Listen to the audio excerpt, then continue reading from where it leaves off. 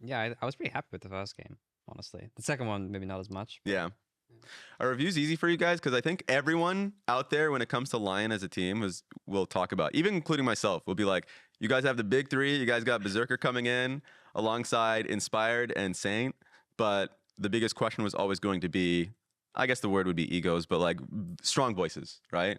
So how has like the process been? Because you haven't had much time to practice in North America, but I'm sure with in Korea you guys did. Yeah, we did scrim for around like maybe 15 days in Korea, which was really good. I think we would definitely play worse if we hadn't had that previous time. Especially, I mean, I would myself, that's for sure. Mm-hmm. But I think this notion that like the personalities clash is not as, it at least doesn't shine light on the fact that they can also help each other really well. I think people that are really, really honest and confrontational, sometimes it just seems to work. Mm-hmm. I think everyone obviously will talk about Inspired and whatnot, but I think Berserker is, from the player that I played with in 2022 very briefly, and as observing him on his time, like on C9 at the time, he's like developed a lot, and he's become more of that player who's willing to bring up issues, who sees the game as more of a whole thing, and he's always one of the first people after a game to bring up something to someone, to ask about something, and it doesn't feel like there's a clash really. Nice. That's good to know. Because I would say that you, Palafox, are, I don't know if you would call yourself critical of yourself and other teammates, but definitely in NRG, that was like the case. Yeah. I mean, normally, I think I am pretty critical about like certain aspects of the game. So like team fighting, or like just if I think a large problem with a lot of teams is just like if somebody is in the wrong spot, like on the enemy team, you have to be not afraid to just like go. Yeah. And I think honestly, it's just a balance of that. Honestly, I've tried to tone it back a little bit this year because, like, personally, I'm not like a confidence player. Like, I'm not super. The confidence does affect me sometimes. Yeah. But usually, I'm just like, if we lose like 10 scrims in a row, I won't feel it. You know, Yeah. it is what it is. Next day will be better. Yeah. So, yeah, just trying to like try to be more considerate of others and how they feel about stuff, and just not push things too hard. That makes sense. Yeah. You guys played against each other, of course. I want to get into that games. Masu, did you watch the game between the both of them? I want to hear from an outsider I opinion. watched most of game 2. I didn't see much of game 1. Ooh, then talk about game 2 a little bit. What was your thought process watching game 2? I mean, it seemed like Lyon was in pretty solid control for most of it. I think the early game they had some mishaps with like diving and going 2 for 1 and stuff like that. And then they started throwing towards the middle of the game, but I think they brought it back pretty well. So it wasn't like a clean game, but it looked like they stayed composed. What was it from your perspective? How composed were you guys throughout all the mishaps? It was fine. I didn't think early game was really a problem. I think until like the second Drake fight, I played really bad that fight. We didn't get punished as hard as we could have, I think, for that fight, but I was completely tunnel visioned on Pantheon, and I pretty much killed myself for no reason, and I didn't block a hook. Was that the one where Inspired flashed over the wall to steal? And then you were like in the middle of everyone. Tunnel vision. Yeah, I could play so much better that fight because Cannon had no flash on ult, and I had flash still. So if I just played a little slower, it could have been so much better. I think Berserker also kind of ran at that fight, but then I could have saved him by killing myself, but I didn't see it in time. So I felt really bad about that. But in terms of like the actual things that kind of affected the game, it was pretty much just Cannon running the show at times. I think we had a lot of miscommunication in game, especially that top fight in Top River. We didn't even realize he was there until it was kind of too late. Yeah. Or like we knew he was coming, but we thought Renekton would come as well. And it was Douglas said, he said, but like we didn't hear or something like this. So obviously these are things that you have to try and iron out in review. Yeah. And try to fix for other times. But it didn't seem like people made massive misplays, you know. Sometimes in competitive, if you just have a miscommunication like this, it can be game losing. But it didn't feel like the flow of the game was bad. Mm-hmm. What about your perspective, Palafox? Well, the early game seemed Omega cooked. You know, a little bit rough on the bot side, and then in jungle, like Pantheon stole Krugs with a Q blind Yeah. over the wall. That's crazy. So I thought the game was going to be kind of cooked. Photon brought it back, got I think a solo kill or two on top, and then like I ganked top. So it's like, you know, we found the inter. It was Dokla. And then I mean the rest of the game was just like, you know, us grouping. I think Saint was also a bit of an inter in that game. So was I, to be completely honest. I killed myself on an important timer. And then just team fights, you know, it happens. Sometimes people like go too far. I think like we got caught out in some like late game fights. It happens. And yeah, I mean, it's just like learning struggles. I think honestly, like the fact that we got into a winning position after that was pretty good, because it kind of was really cooked from early game. I'm not gonna lie, or like it felt that way at least. Yeah, I mean, you said you weren't like a confidence-based player, but speak to me about the confidence of like, because you guys went up against Lyon while having giga visa problems to like the nth degree. Even your general manager is on stage as a coach. like I would imagine outside looking in as a player, it would feel demotivating to be like, should I put in 110% even if we don't have everybody, right? But it felt like both games had strong laning phases. The one game you may have had a Bard terrorize your lane. But also it felt like generally you had, in my view, a good game. What was your view from that? I mean, first game was just hard, maybe a little unplayable. Second game was well, I guess I'll say something about draft, right? Like Secrets. Yeah, I'll say secrets, you know, for No, fun, of course, for fun, of course. you know, maybe shake things up on other teams. Yeah. But I think just in game 2, stylistically, TLAW Jinx cannot die Yeah. if nobody does anything. So TLAW Jinx will run the game. Yeah. As long as like in the last fight, there's a Renekton with no flash that gets a super blast cone on my head. Mhm. That should never happen. But like, we will just run to back. Me and Jinx will carry no matter what.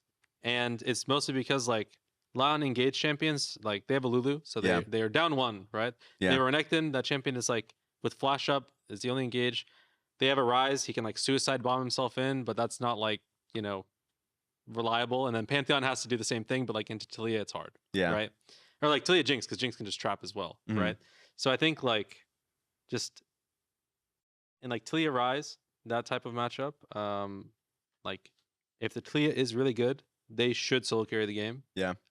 So like, yeah, I don't know. In that game, I think it was kind of like, if I called the right things, I will always carry, like regardless of like names, you know? Yeah. I'm interested, obviously, like week 1 will always be an asterisk based off the amount of practice that you have.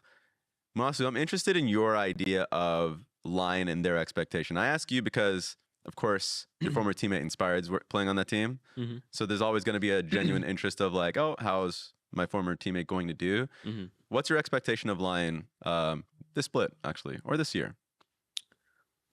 I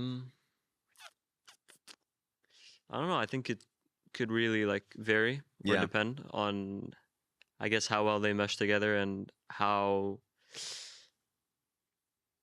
much they can push each other to improve. I mean, like Isle said, I think it's overblown, like the ego narrative where maybe they have 3 players with big voices, so it's gonna like already explode the team. Yeah. I feel like, at least from playing with Inspired, he's reasonable enough to know like when to give feedback and when not to, and then how to give it sometimes. Mm-hmm. And of course, like Inspired is a very good player. I feel like he elevates the level of any team he joins. So starting off, I think for sure they're gonna be good just because they have that like direction and their baseline is so high. Mm-hmm.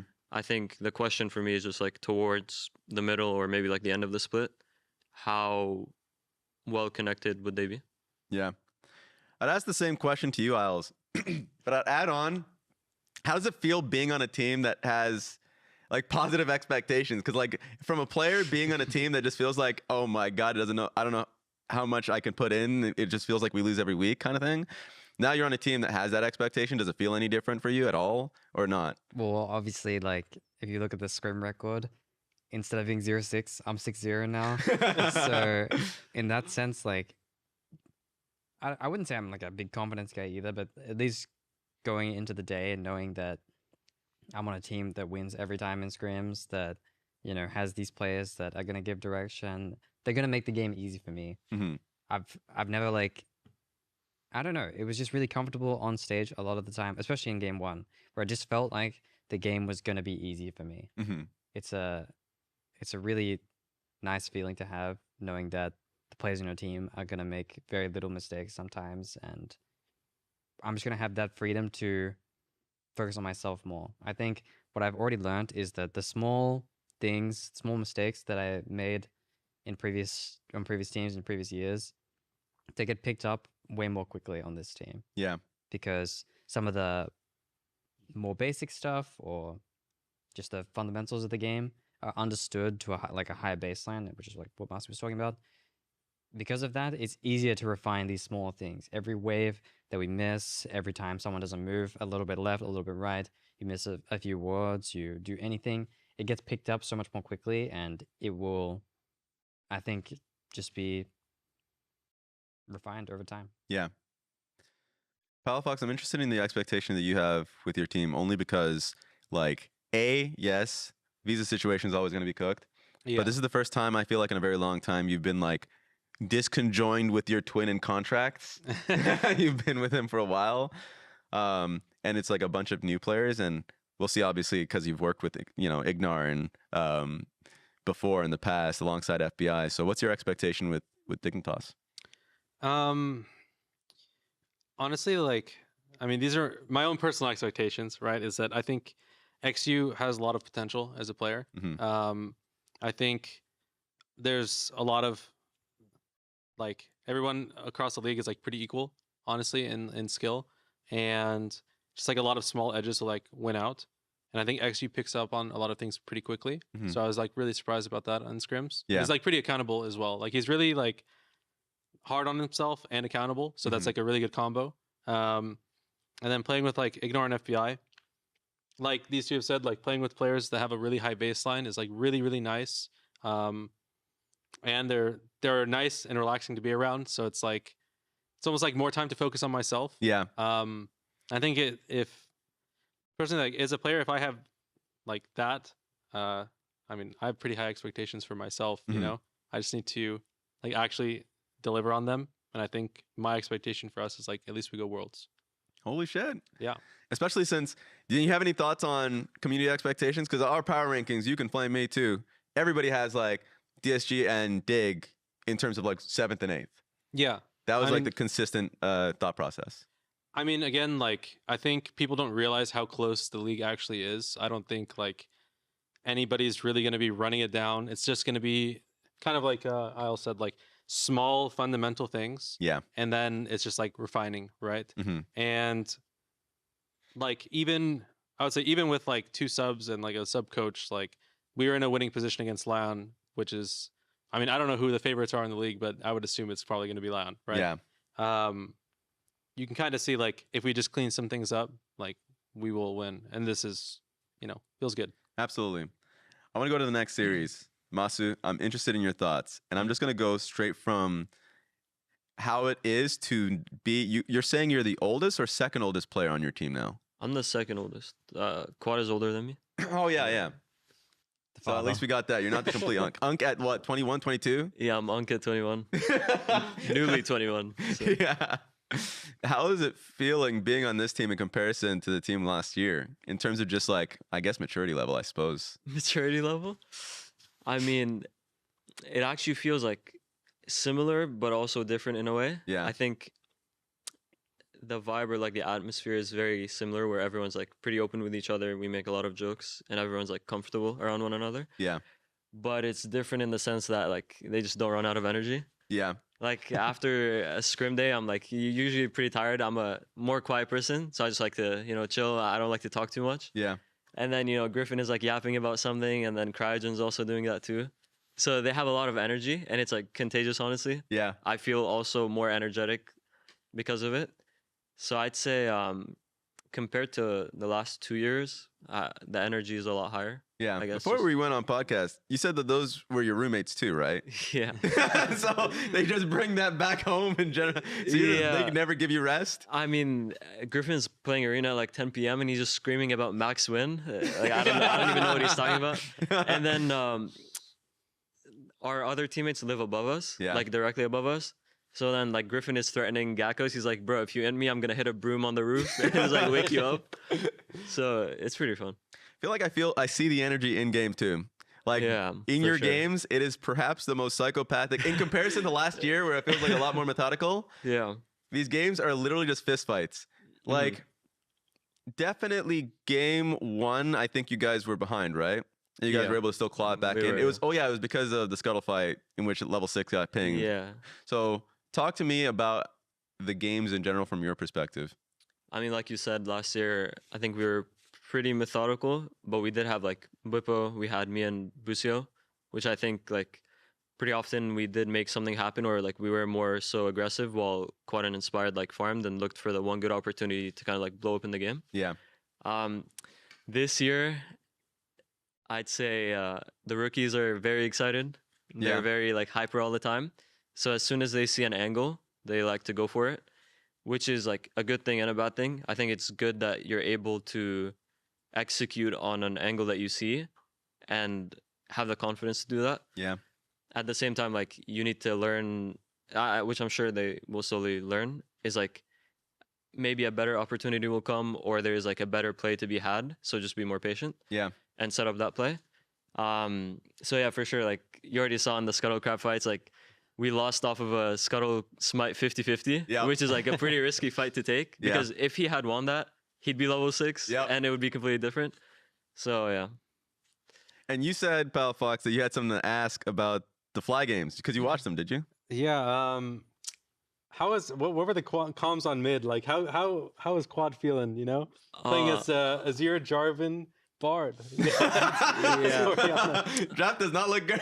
Yeah, it was Malphite Bard. Malphite, Malphite is your Bard. I mean, it does seem like Bard is just the enemy of the mid laners. I think especially that game, Bard got a lot more time to do what he wanted because of some mistakes we did ball lane. I think we gave him like a lot more freedom. So Quad had to suffer because of that. And the comms were like, you know, Bard could come in. But we did say it quite often, so I think Quad had enough and had to show us sometimes. Yeah. Well, one of his deaths was Bard ulted behind him to push him forward, and he was already hugging tower. Yeah, almost. and then Malphite walked up and clicked Q. He just dies. Yeah, I mean, it's a pretty depressing game for a mid laner when the support can run there so often. Yeah. Because like the expectations thing, especially for both of those teams, you and Shopify, is always tough. Especially, I felt like in the draw show, really early, you guys set expectation of like, hey, I don't know if we're gonna win or not a lot. So like maybe split 2, kind of like setting expectations. And then I hear a lot of confidence coming into today. So where do you feel like your expectations are as a team? What should we expect from this young FlyQuest? I think the confidence shows just from like we had pretty decent practice, I would say. We did well in scrims, and I thought we picked up a lot. It's not like just we won or lost scrims, so it's good or bad. But I feel like we actually improved throughout the 2 weeks of scrims. So honestly, I'm pretty confident in my team and myself. So I'd say you can expect top 3 this split. Anywhere between 1 and 3. Yeah. So anywhere there? Top 3, but not 2 or 3. Yeah, exactly. What do you think about? Did you watch the series for both of them? Because obviously you're in. I was watching a little bit of the FlyQuest series, but I don't really remember all the events. I remember the second game was a banger. Yeah. And the first game, I thought Malphite was just completely steamrolling the game. Second crab is the whole game. Yeah. Nowadays. Yeah. So I'm not sure how SR lost. Yeah. They really must be ashamed of that. So. I think Malphite might have ulted nobody a couple times. Yeah. There's like, I think one of the last fights, at this point they were probably already behind. It was like behind the Baron pit, Malphite ulti, no one's there. Like literally no one's there. He ulted on Ori Zanyas, and Ori was already in. Oh no, Bard ult. Sorry, Bard ulted Ori. Oh, he was in stasis, and like Malphite ulted like 1 second early, which is just like now he's just standing there.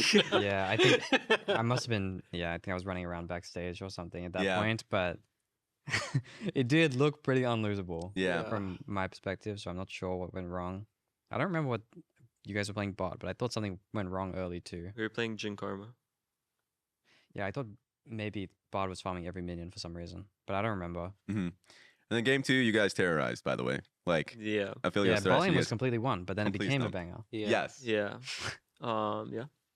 I feel like I mean, it became a banger once we went between their tier 1 and tier 2 at top lane. Yeah. That was a bit crazy. But I feel like, you know, that goes back to I think that's just the energy that the rookies like to bring in. They're very excited to make a play, and it backfires pretty hard sometimes, but I think that's good because you learn that pretty early on and you can like learn what is too much.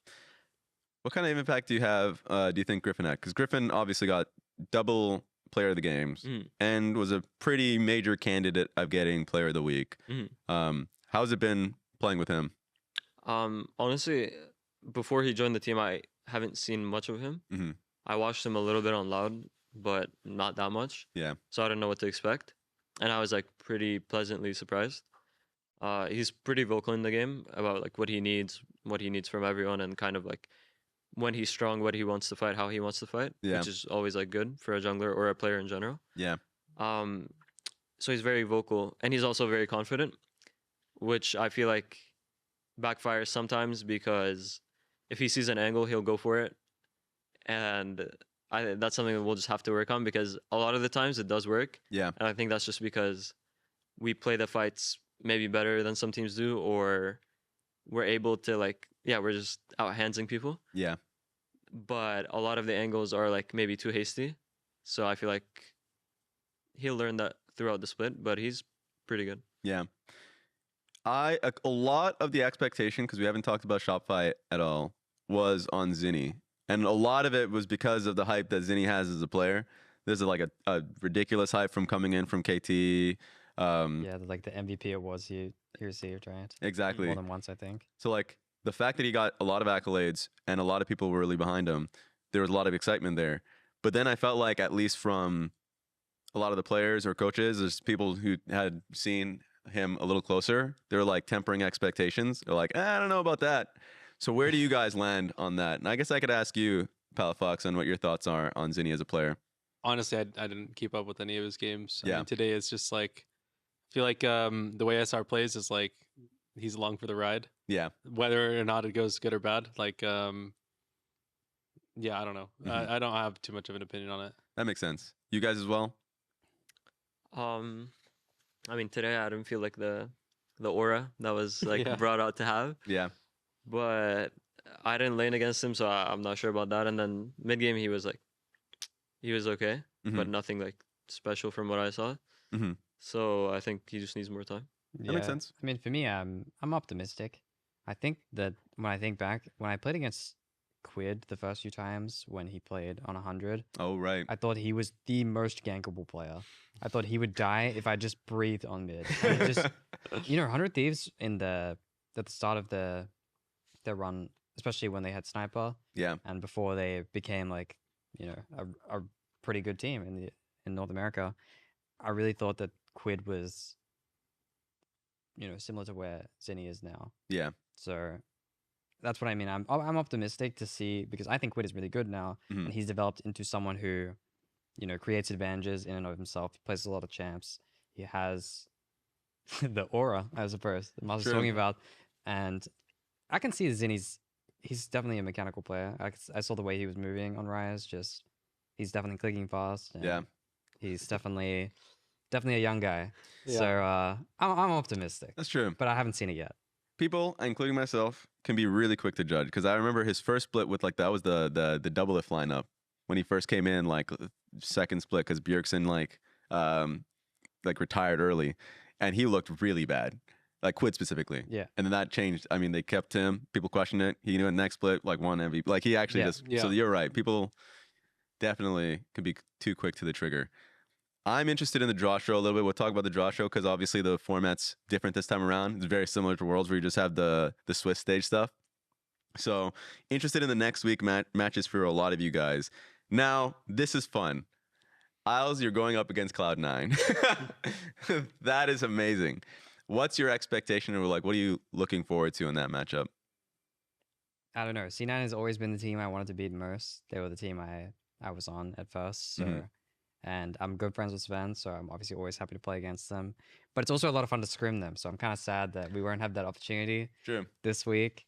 But I was talking to my teammates about the TLC9 matchup, and everyone I spoke to other people too, thought that TL was going to win. Yes. They thought they were going to win 2-0, and it was not even going to be close. That's what I heard. Ooh. That's not what I saw. Yeah. So we scrimmed C9, and it definitely is obvious that some of these players played together last year. They definitely have a lot of this fundamental stuff down. Especially, I think even Vulcan, just my matchup versus him, I think he's definitely has the experience on me, and he definitely sees angles a lot quicker than I do at times. So, but it's a 5v5 game, not a 1v1 game. And I'm still confident in my team. What I've seen so far from my team and our preparation has been awesome, and I'm really excited. Masu, you're going to be going up against DSG. You guys are in the upper bracket. This is what is so funny about Swiss Stage, by the way, is that it's just luck of the draw. So the fact that DSG and you guys have a chance to immediately just go like 2-0. What is your expectation going into these guys? Because obviously we'll talk about it a little bit afterwards. I don't think anyone expected DSG to win versus Sentinels. Maybe I don't know if you guys had a different thought process. I thought it would be close. Yeah, also close. Okay, nice. Then that's us outside looking in. What are your thoughts going up against? Actually, were people underrating DSG? Because you guys obviously had different expectations on that. I think maybe people are overrating Sentinels. Yeah, I think that's more than underrating DSG. Yeah. I think DSG still has some ways to go. But I think people thought that Sentinels would just, I wouldn't say be a top team, but be a very competitive team right from the start. And I think this is not a group of players that have played together before. So it's going to take some time, I imagine. Yeah. So what are your thoughts? Because you're going to be going up specifically against Sajid. You guys are like FlyQuest brothers in that way. Any thoughts going up against him in particular, or just going up against DSG as a team? I mean, I do think DSG is still like a very new team, and I'm right. I think week 2 they're playing with their main jungler. I'm not sure actually. I'm expecting it. Yeah, but you never know. So I don't know which jungler they're gonna play. So I haven't seen them play with their full main roster. Yeah, but I think they have quite a bit to work on in terms of team play, and I think their bot lane, Sajad, I think he's got a lot of potential. I think he's pretty good in team fights, especially. In terms of laning or something like that, I think their 2v2 bot is not that scary. But at the end of the day, it's not like a 2v2 game, so the entire team is going to get involved, and I think you will still have to play clean in order to leverage advantages. Yeah. And so I guess the next one would be Shopify Rebellion going up against TL. I'm interested in your thoughts on that matchup in particular. I think it'll be a scrap. Honestly, I think from what I've seen today, like either team can win depending on the day. Yeah. Like personally, I don't think I think TL got like big individual leads in the C9 game, or at least like Quid as an example, but it feels like what I saw out of 100 Thieves last split, right? Like the team fight magic is kind of what I felt from them. Yeah. It's like Quid was just playing like a little bit off in that series. I think it was just like maybe like a little disconnected, or just like just a little bit out of it. Yeah. But I think if Quid is on and back to his old self, I think TL will take it. Otherwise, like it can be really close. And I guess I'll double down on you just because you are also going up against Sentinels, and you already said like everyone kind of agreed on Sentinels being like kind of overvalued in a case. What's your thoughts going into that team? I mean, just like I'll start with Darkwings because lane, right? Kind of feels like he's a bit unaware. Like he farms a lot. He will be taking waves, and he's pretty greedy, which means that like he's like pretty easily open, like exploitable to like ganks, right? And it feels like I don't have too much of an opinion of like anyone else. I think like the jungle is a little bit rough sometimes. Like maybe he's like trying to do too much. It's kind of what it feels like. But like just strictly like team fighting, I think like jungle is a little bit rough, and I don't think he's like a good engager. So it's like I don't know, if you go and watch those games, like when he's playing Lucian Nami, they're just stomping bot lane, but like little direction, I feel. Yeah. And then in team fights, if you watch like the Rel game that he played, he's like solo ulting his in out with Rel, like using his flash and stuff. It's something that I would expect from like I don't know, just not an LCS player. So yeah. Actually, I guess we can go straight into it. I'll go into that one immediately. It was the DSG versus Sentinels game. I definitely thought Sentinels would win. I think the power rankings overall was, at least I'll say my power rankings, that I had Sentinels as 6, but I thought that they would be a team that would maybe scale over time. Because like you have Huhi and Impact as veterans who probably have like a good vision of the game, and you have Golden Glue, so maybe things could work out in the past. But this was obviously not a good week for them, going up against the DSG and losing. So my thoughts, actually a question I'll ask you, Isles. What do you think is wrong with Sentinels at the moment?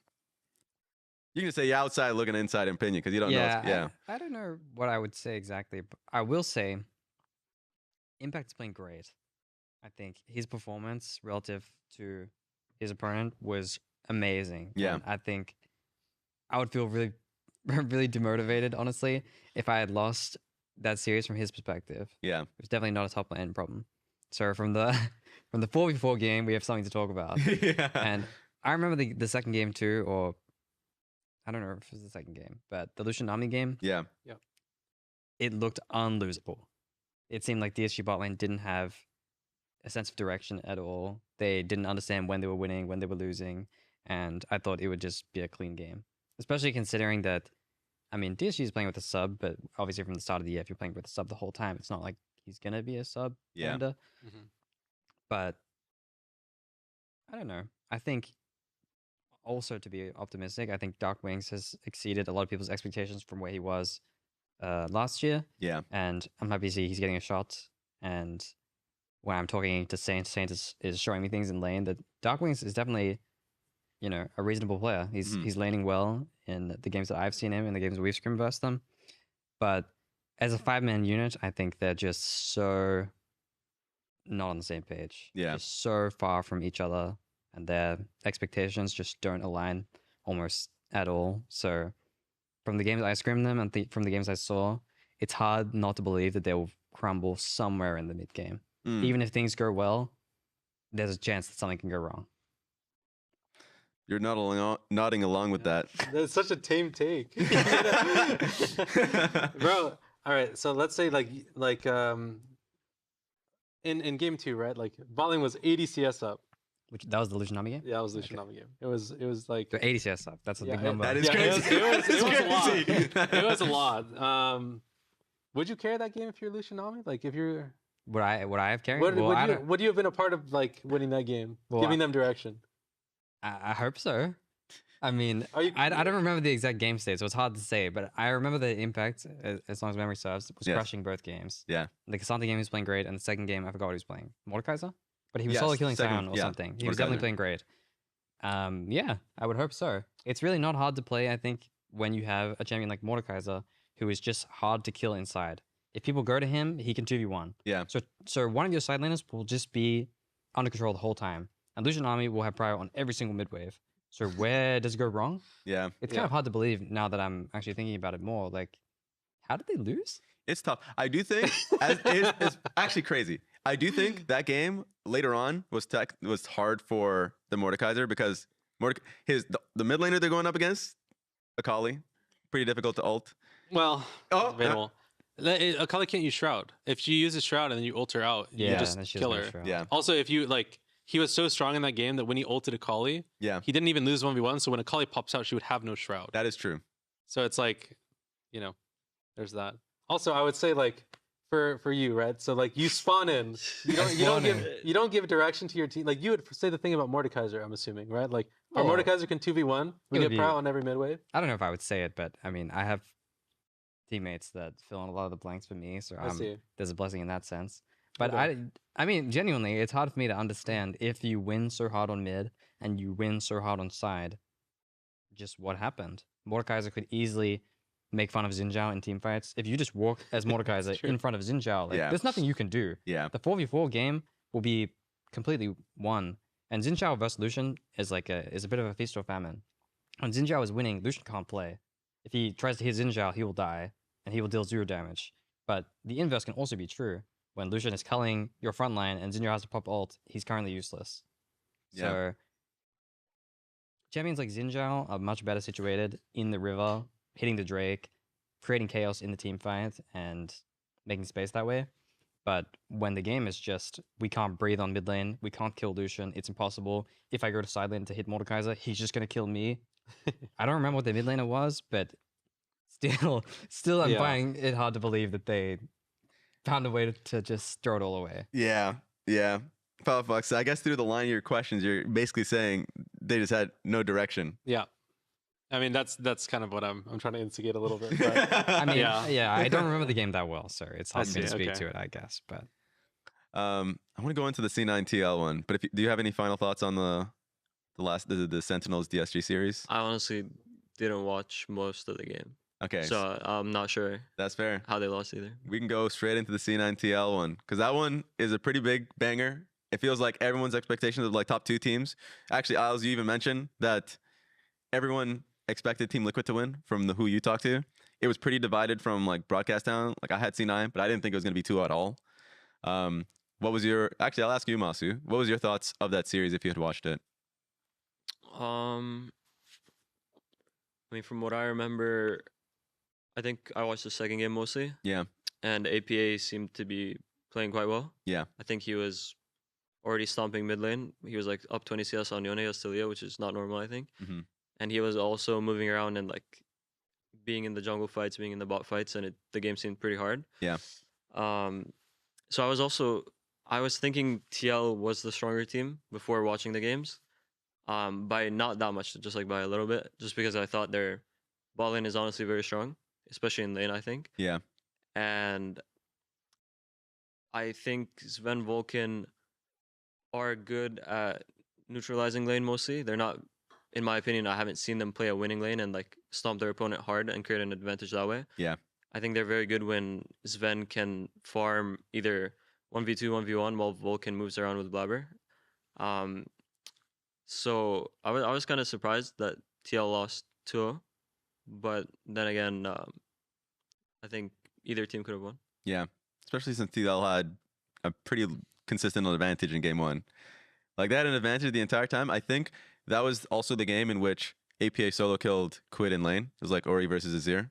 that solo kill is like, bro, he stood still as Azir and auto attacked, and Quid died because he kept trying to run back in. You know, like Azir didn't even click E or like R, anything. He just poked him. You know. Yeah. I think Quid has to accept that one a lot. Yeah. For that to happen. That one, so you just think it's like an aberration that just shouldn't happen? That one looked real weird. Yeah. Like a one-off. Yeah. Most likely. Yeah.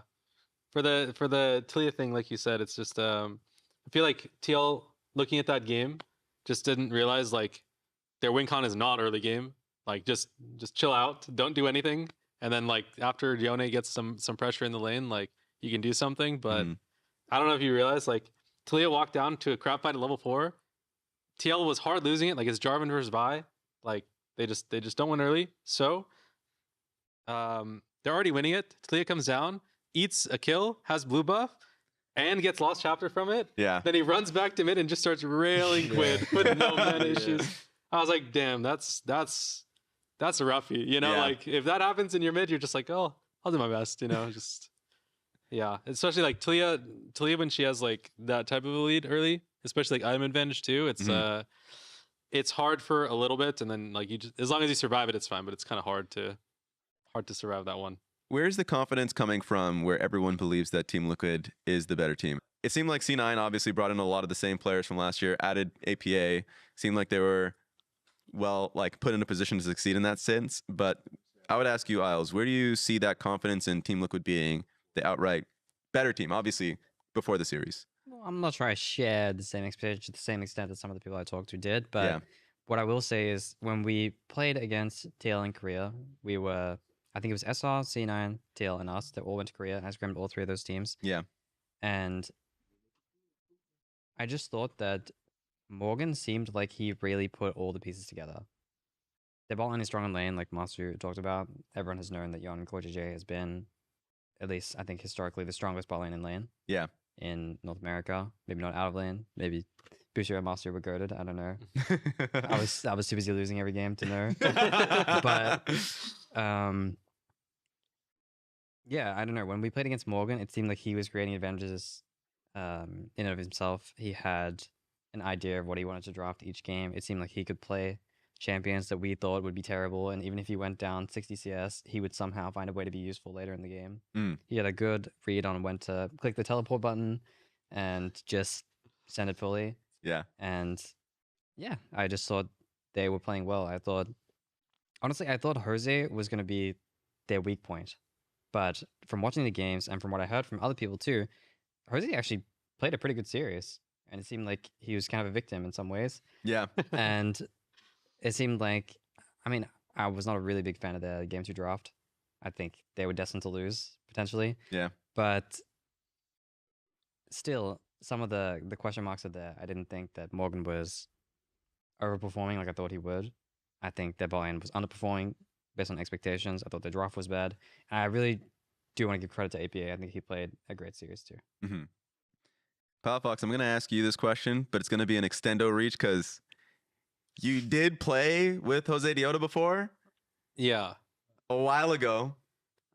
So what's your I mean, he must have changed, obviously, from everyone changes between that time, but what was your feeling with Jose Diota? I mean, I actually had a lot of respect for him as a player when I started playing with him. He grinded the most solo queue I've ever seen any player ever grind. Yeah. I didn't even know it was possible to play like so many games in a week. Yeah. I think like, no joke, like while we were scrimming, like he has like 130 or 140 solo queue games of the week, which I literally didn't know was possible. Is that even possible in North America? I tried 1 week to like catch it. Yeah. I got like 70 or 80. Right. And I was like, dude, I don't know what's going on. You know, Yeah. like It's a low He's sleep cooking the thing. books. he was cooking the books a little bit. But I think he puts in a lot of effort. I think he tries a lot. And honestly, at the time, I think just like our coaching staff really wasn't good at all. Mhm. And he's like, I think he needed a lot of like experience or help in that sense, and like just direction. But we didn't really have that, so I'm glad he got another shot. Like he didn't really get like a fair shot when he first did try. You Mhm. know. So then, how'd you feel about, or what was your expectation of Team Liquid as a team? Could be a little bit of a flip. I mean, I didn't know anything about Morgan too much. Like, you know, I know like the Lord Morgan memes, but Yeah. like it's kind of goes both ways. It felt like.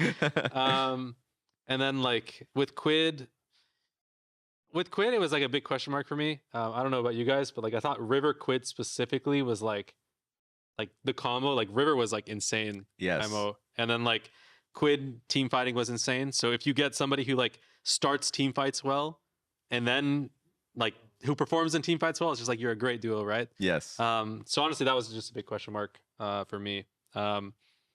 And for bot lane, like I do agree. Like Jan Core, I think are like best bot laners, but it does oftentimes feel like they're trying maybe a little too hard to like stomp bots. Like, there's some like tempo things that I think they miss out on a little bit. And like Core, I think is I don't know. I feel like Core. I don't know how you guys feel. Like you guys play bots, but it feels True. like Core out of lane feels a little bit shakier than in the past. Like it's not just like he's finding like crazy angles. It just feels like pretty normal. Yeah. So I mean, expectations are like they'd be good, but not like guaranteed best. Just picking up off of that one, Mr. Support Player. Oh dear. On Core. How do you feel about, you know, Core as a player, just playing against him or just watching him play? And who do you think is, I guess, the best support / bot lane in the league? You can say yourself, obviously, but if you're going to say yourself and have ego, then say someone else. Honestly, I think Berserker is the best ADC in the league.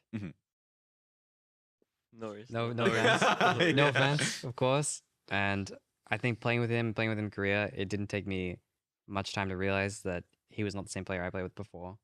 So measured, so understanding of not just the 2v2 elements, but also the jungle elements.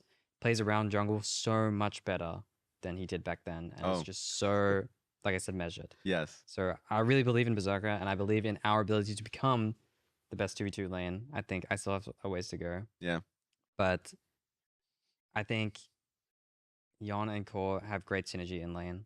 They think really similarly, and they just come to the right conclusions, I think, a lot of the time. But I do think sometimes they play worse on champs they don't play a lot.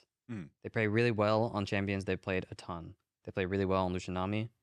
They play... I mean, that's the one that sticks out the most, to be honest. But they're just... I think Core plays really, really well on Alistar. But sometimes when the lane matchup is not like really skewed one side and they're playing a matchup that's not super hard winning in and of itself, it seems like there's something lacking. When I watched their series versus C9 in the second game too, I just didn't think like they would pick this lane and then just go completely dead even, and now you're just Tom Kench versus Rakan, and you're just Jin versus Varus, and Varus is just shooting his disgusting arrow at you from off your screen. It's just like it's like nothing happened, you know. And I'm not sure if that's because Core is washed out of lane or something like that. I'm not trying to imply that at all. Yeah. But something, I think from previous years, I haven't played against Core that much in the past. I did play Core at 2020 in Worlds, and I thought he was the GOAT. Yes. I couldn't breathe at any stage of the game. But League has changed a lot. Yeah. And one person's ability to impact the game, I think, is a little lower than it was in the past. People are more solid now. And sometimes people play against supports really well. Sometimes they don't. Sometimes they shine, and sometimes they don't. Yeah. And some players are flashier than others. People say Booster is one of the best players in the West now, like maybe of all time. And he had a more flashy style. Sometimes he was very measured, but sometimes he was really flashy. So I think people remember these things more fondly. True. I think Chorus had a wealth of experience. He's definitely a fantastic player. I think he's the toughest support for me to play against when he knows what he's doing. Yeah. I think when he plays champs like Alistar and when he plays champs like Lucianami, when they realize they're strong, they're great at tricking you out. Yeah. And for that reason, they're, I think, the best bot lane in terms of laning phase. But out of lane, I think it becomes, closer. I think Vulcan is really, really great at understanding the 5v5 game. Okay. So from just the supports perspective, those are the two that I find the toughest to play against. I think Vulcan is better at understanding the team fight play and sometimes the tempo play a little bit better. He's better at placing wards sometimes, that type of thing. It sounds a bit cheesy. He's better at placing wards. Yep. But sometimes, I don't know, Vulcan is great with tempo and that type of thing. Yeah. So he is. I think he's really great. I think Core is really great in lane. But those are the only two, to be completely honest, that really stand out to me. Mm-hmm. Now I want to rebuttal from Masu before you go into the meta discussion. Because obviously, you were part of that bot lane with Busio. And then now you're moving in with Cryogen. And I don't know if you had much time to really practice and get an idea of how you guys stack up with the rest of the league. But where do you feel like? Because game 2 is insane. But I'm obviously, you're not going to expect that every time. So what's your expectation, especially working with Cryogen that hasn't had that experience yet?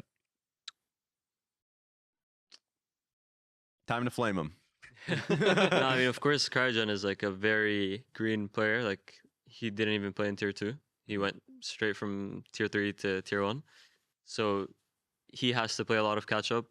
And for support, which is a role that is like every role is impactful in the game, but the support has to hold a lot of information. And that includes laning plus the entire game overall.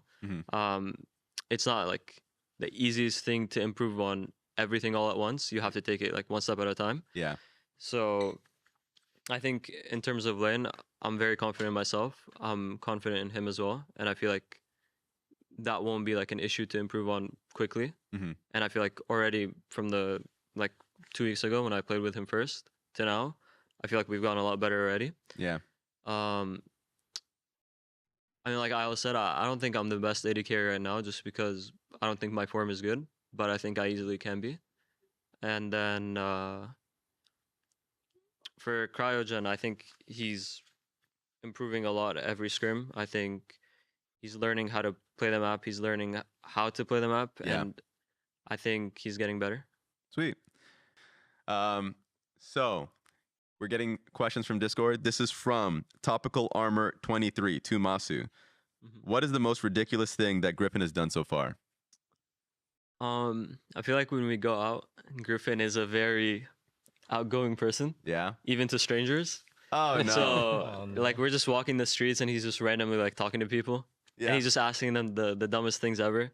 So like one time we were at a restaurant and we were eating, and then we were about to leave, and the person at the front was like calling a table's name, and she said like Jin or something, and then he just like perks up and he's like screaming at her. He's like, Jin from League of Legends. And then she's just like staring at him. And then she's got no clue what's going on. And he's like, you know a faker? I have a picture with him. So, yeah, he's very funny. But he's unhinged. He's unhinged. Last question is from Faridman. It's to all three. What differentiates between a good debut and not so good debut? What makes a debutant, young or import, to be seen as having a... Okay, so just generally, what makes a good and bad debut in general? I'll actually start with you because you came in through the FlyQuest team that shall not be named, and you felt like the coaching staff. You just talked about that story, actually. A good debut and a bad debut. Well, I'll use APA as an example, right? Yeah. He joined a team with, was it Impact, Piosik, Jan and Core. Piosik coming off winning Worlds. I think just having teammates with a high ceiling, or a high floor. Yeah. Just allows you to focus on your own game. And if you're joining a team with like a low floor and everybody's trying to put out fires and like you don't really know where to focus your effort, Yeah. it becomes really hard. Yeah. Yeah. I think though, if you play with teammates that are, or if you're like all really bad, sometimes it's even if you play worse than you could, sometimes it doesn't look as bad. So when you're talking about debut, a lot of it for me is like how people see you. Yeah. So when you play with really good players and you lose, it can also be, it's like a double-edged sword, right? If you play with really good players and you lose, everyone can view you as the problem. Yeah. In the same way. But if you play on a really bad team and you do one thing that's good, maybe it's a good debut. So it does depend, but it's true that when you play with really good teammates, even if you play just average, then it's easy to look good. Yeah. Same with you, Masu?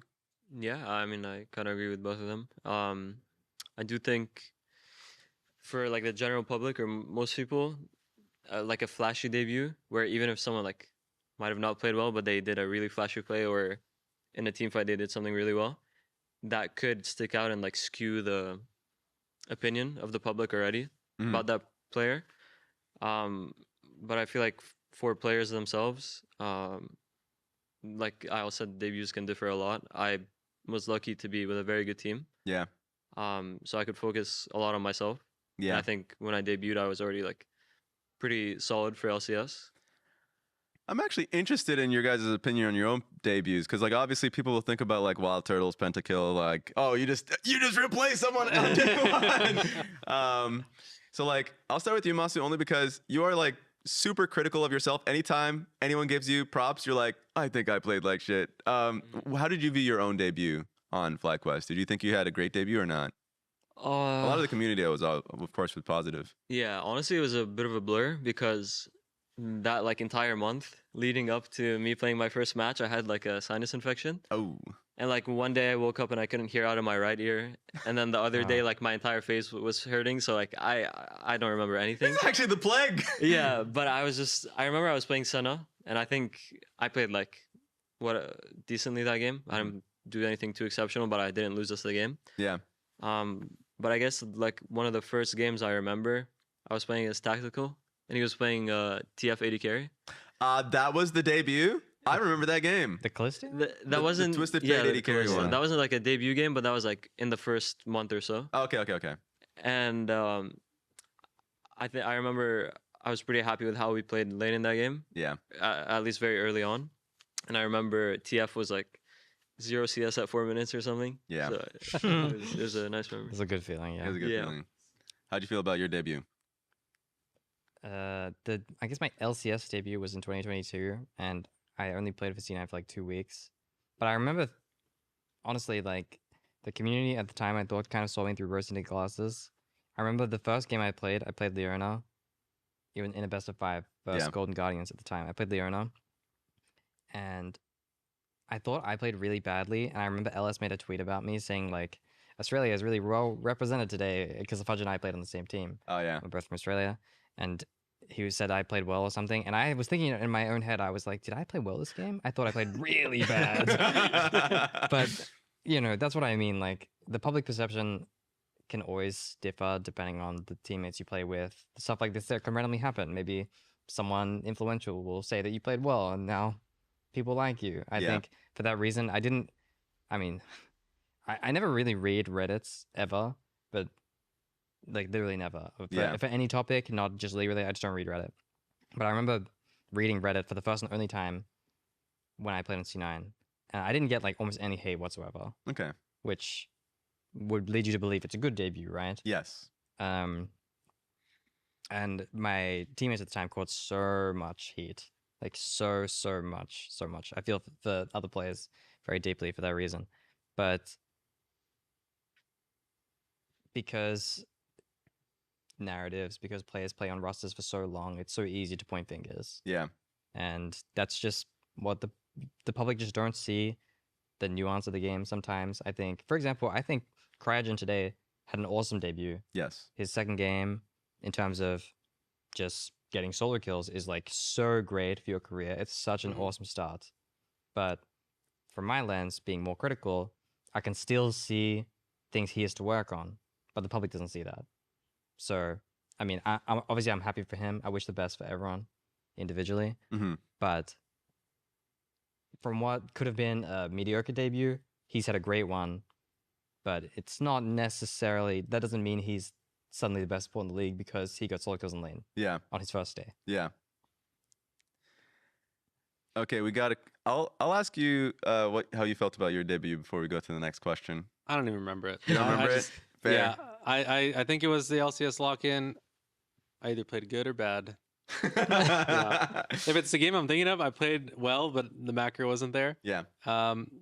And then if it's not, then I have no idea what the debut did. Hey, honestly, we'll stick with a good memory. Yeah. But we're going to go back to you on this next question coming in from Mass Mischief.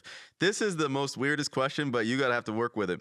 All right. If you were going to run it down a single game, what is the champion that you would choose, and what champ do you think would actually help you win despite running it down? This is like a puzzle piece. I actually have no idea.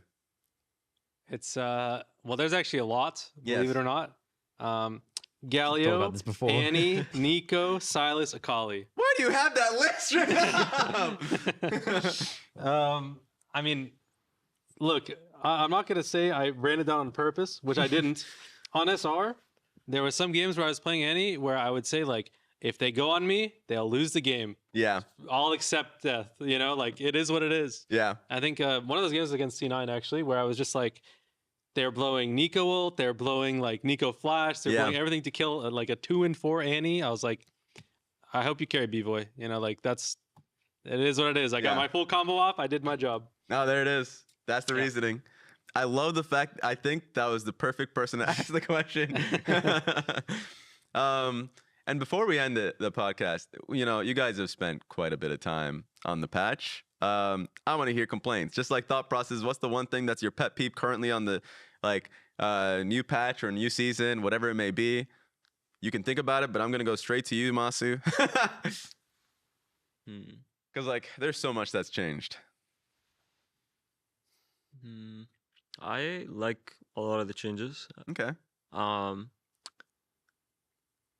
It does feel pretty bad to hit Drake as a bot laner now because I'm doing like 60 damage on auto early on, so it's quite a lot of time that I have to invest into that. Yeah. So it feels a lot harder. And then top laners, like they just finished their quest and they're level 19.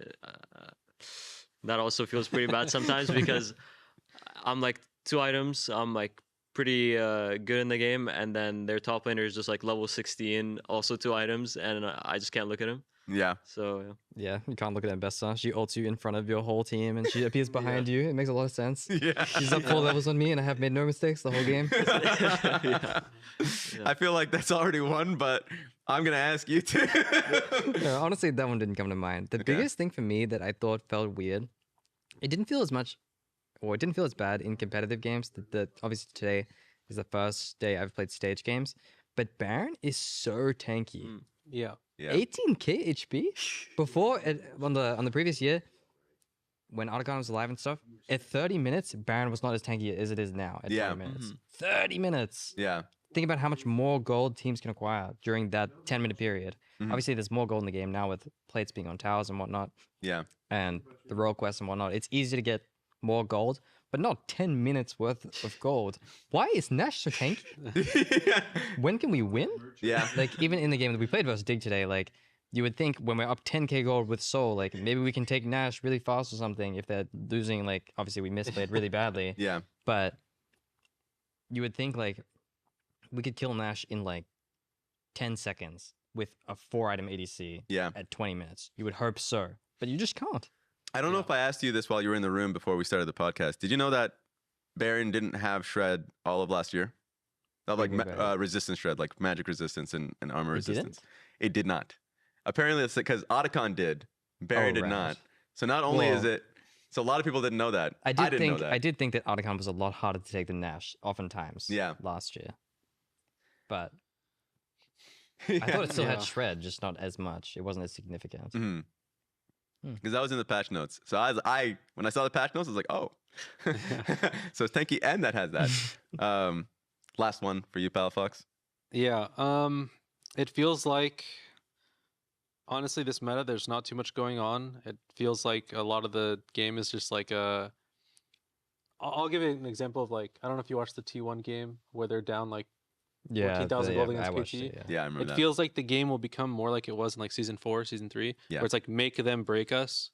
Baron gives 500 gold. It gives nothing. Yeah, that's true. You can honestly trade Baron for a dragon, any dragon, like soul point, not even soul, and it might be worth it. Like, honestly, it just doesn't feel like the game can be progressed so fast if the enemy team doesn't give it to you. Yeah.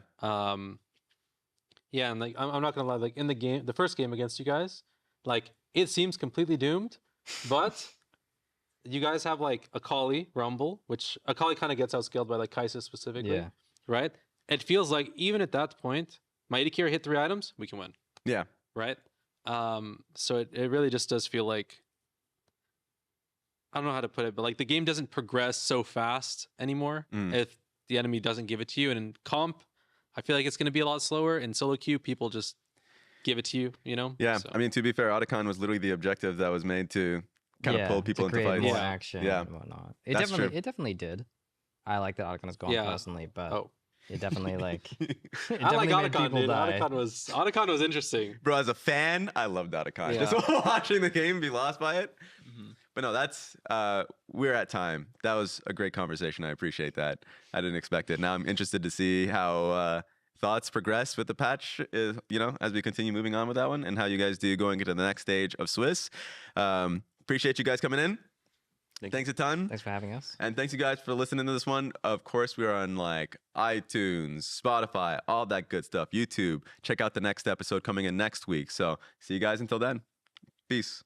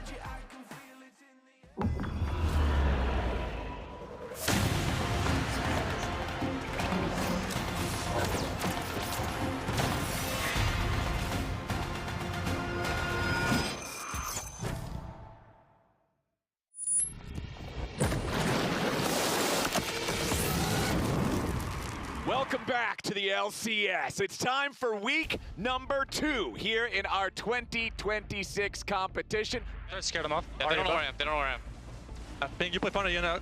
Alright, guys, ready? We're all flash. No zone, no zone, no zone. Coming. Cover the wall, cover the wall.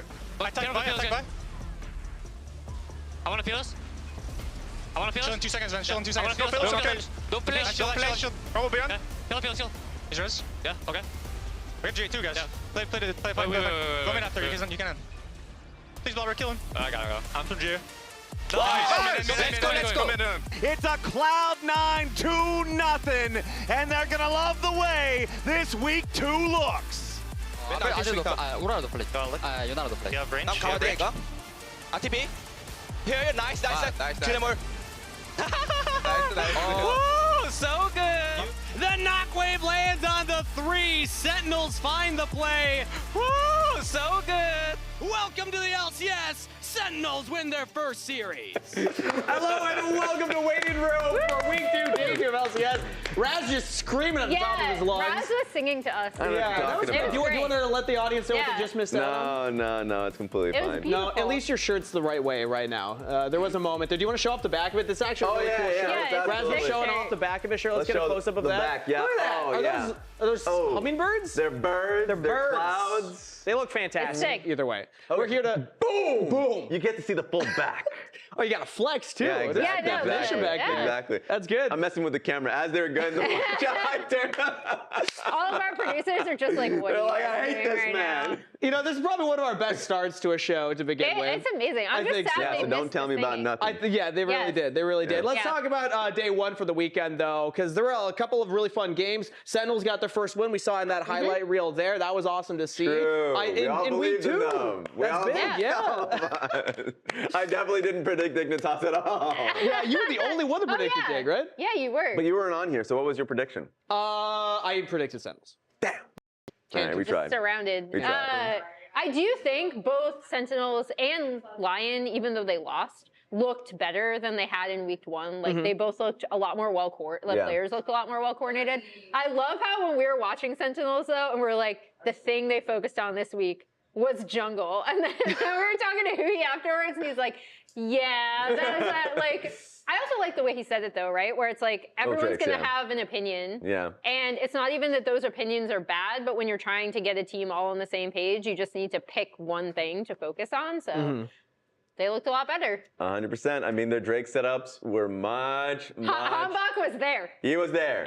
He was there. And the Nocturne Orion ultis, like, even though they weren't 100%. Yep.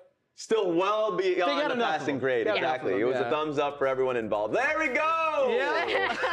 Darkness. The last thing that Dignitas sees. The lights turned off a lot, and you could tell that Dig was scared whenever that happened. But also just props to Sentinels for pulling off a tough combo because Nocturne Orion not always the easiest. But there's a lot of jungle propaganda going on right now. A public statement.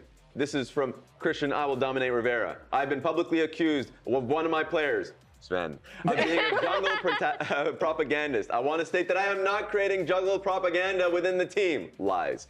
It is not my fault that jungle is simply the most important role and everything must revolve around it. So that's up for you guys out there. This is going to be an ongoing thing with that second scuttle. I think this is Dom really siding with Blabber, really, at the end of the day. As we know, he's the one trying to throw for those 6-minute scuttle crabs. Look, Blabber already was a crab enthusiast. Yep. Yeah. Now the game is encouraging all of us to be crab enthusiasts. I mean, even in the like APA during his Player of the Week interview was talking about how their entire reviews revolve around the crab, how the most important objective for C9 right now is the crab. So it's the crabs. But at least for me, the most important thing right now at this moment, the bracket. Let's show the bracket. Let's update everybody on what the Swiss bracket looks like right now. Because a reminder, we have Swiss Stage 4 Split 1. We're currently in this second week, and we already have a couple of teams kind of seeded. So C9 still undefeated 2-0. Let's go. Yeah, I mean, well, if you're already 2-0, you're in playoffs. But that wasn't even a question. That wasn't even a question if C9 was going to make it.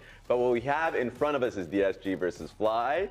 Team Liquid versus Shopify. Something no one expected was, of course, Shopify to be in this, going up against Team Liquid. That's a tough run. Yeah. Also, it's Team Liquid Alienware. True. Just you know, let's get with the times. Get it right. TLAW. Which is a objectively cool nickname, I think. Well, they're currently the law in the lower bracket. Yeah. In the 0-1 right now. Yeah. But ahead of this weekend, we asked fans to submit overreactions about the LCS so far. So to kick off the show, let's take a look at some of those overreactions that you at home submitted to us. So overreaction number 1, I believe this one's from Jackson. Okay. We'll see it on screen in a second here. I'm Jackson, and my LCS overreaction is going to be that Lyon has the worst mid-jungle duo, and that will be definitively proven by the end of the year. I think individually, Saint and Inspired might be fine, but when you put them together, Saint being a Giga Tilter and Inspired being the most likely jungler to inspire Tilt with how blunt he is, I think it is going to be a recipe for disaster, and that will be proven by the end of the year. This guy's intense, by the way. That was in front of my face. He'd be like, "I gotta tell you one thing." He's opinionated. I will say, I'm glad that he then, because like initially you're like, "Whoa," and then he qualifies it with, they might be individually good players, but as a mid-jungle duo, I still think I can't agree with this take simply because of the caliber of players. They're so good. But like, this is a hot I'm at least glad that he did break it down where he was like, they're still individually good, but together, collectively, he thinks they're going to be worse. I just don't think collectively they're going to be the worst. The worst. Yeah, I think they're such good players that that's really tough. Yeah. I'm not happy that he broke it down at all.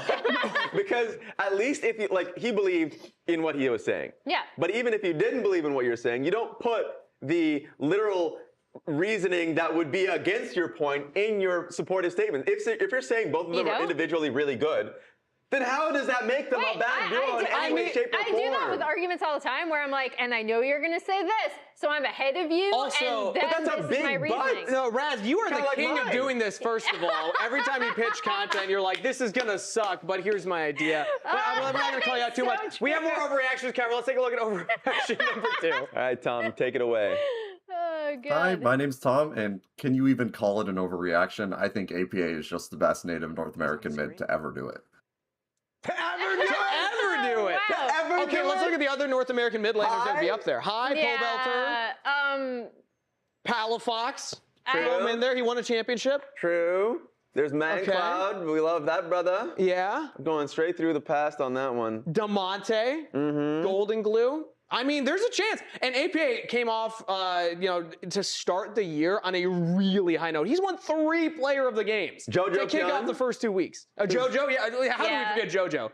I'm giving it to Europe. I'm giving it to high, actually. Yeah. I'm an unk at this point. It's really, we're all unks, I think, which is going to be our kind of problem with asking us about this. Yeah. I don't think it's impossible that this could be the case in the future, which is maybe also what he's saying, right? We're like projecting it He's so early down in the career, line. yeah.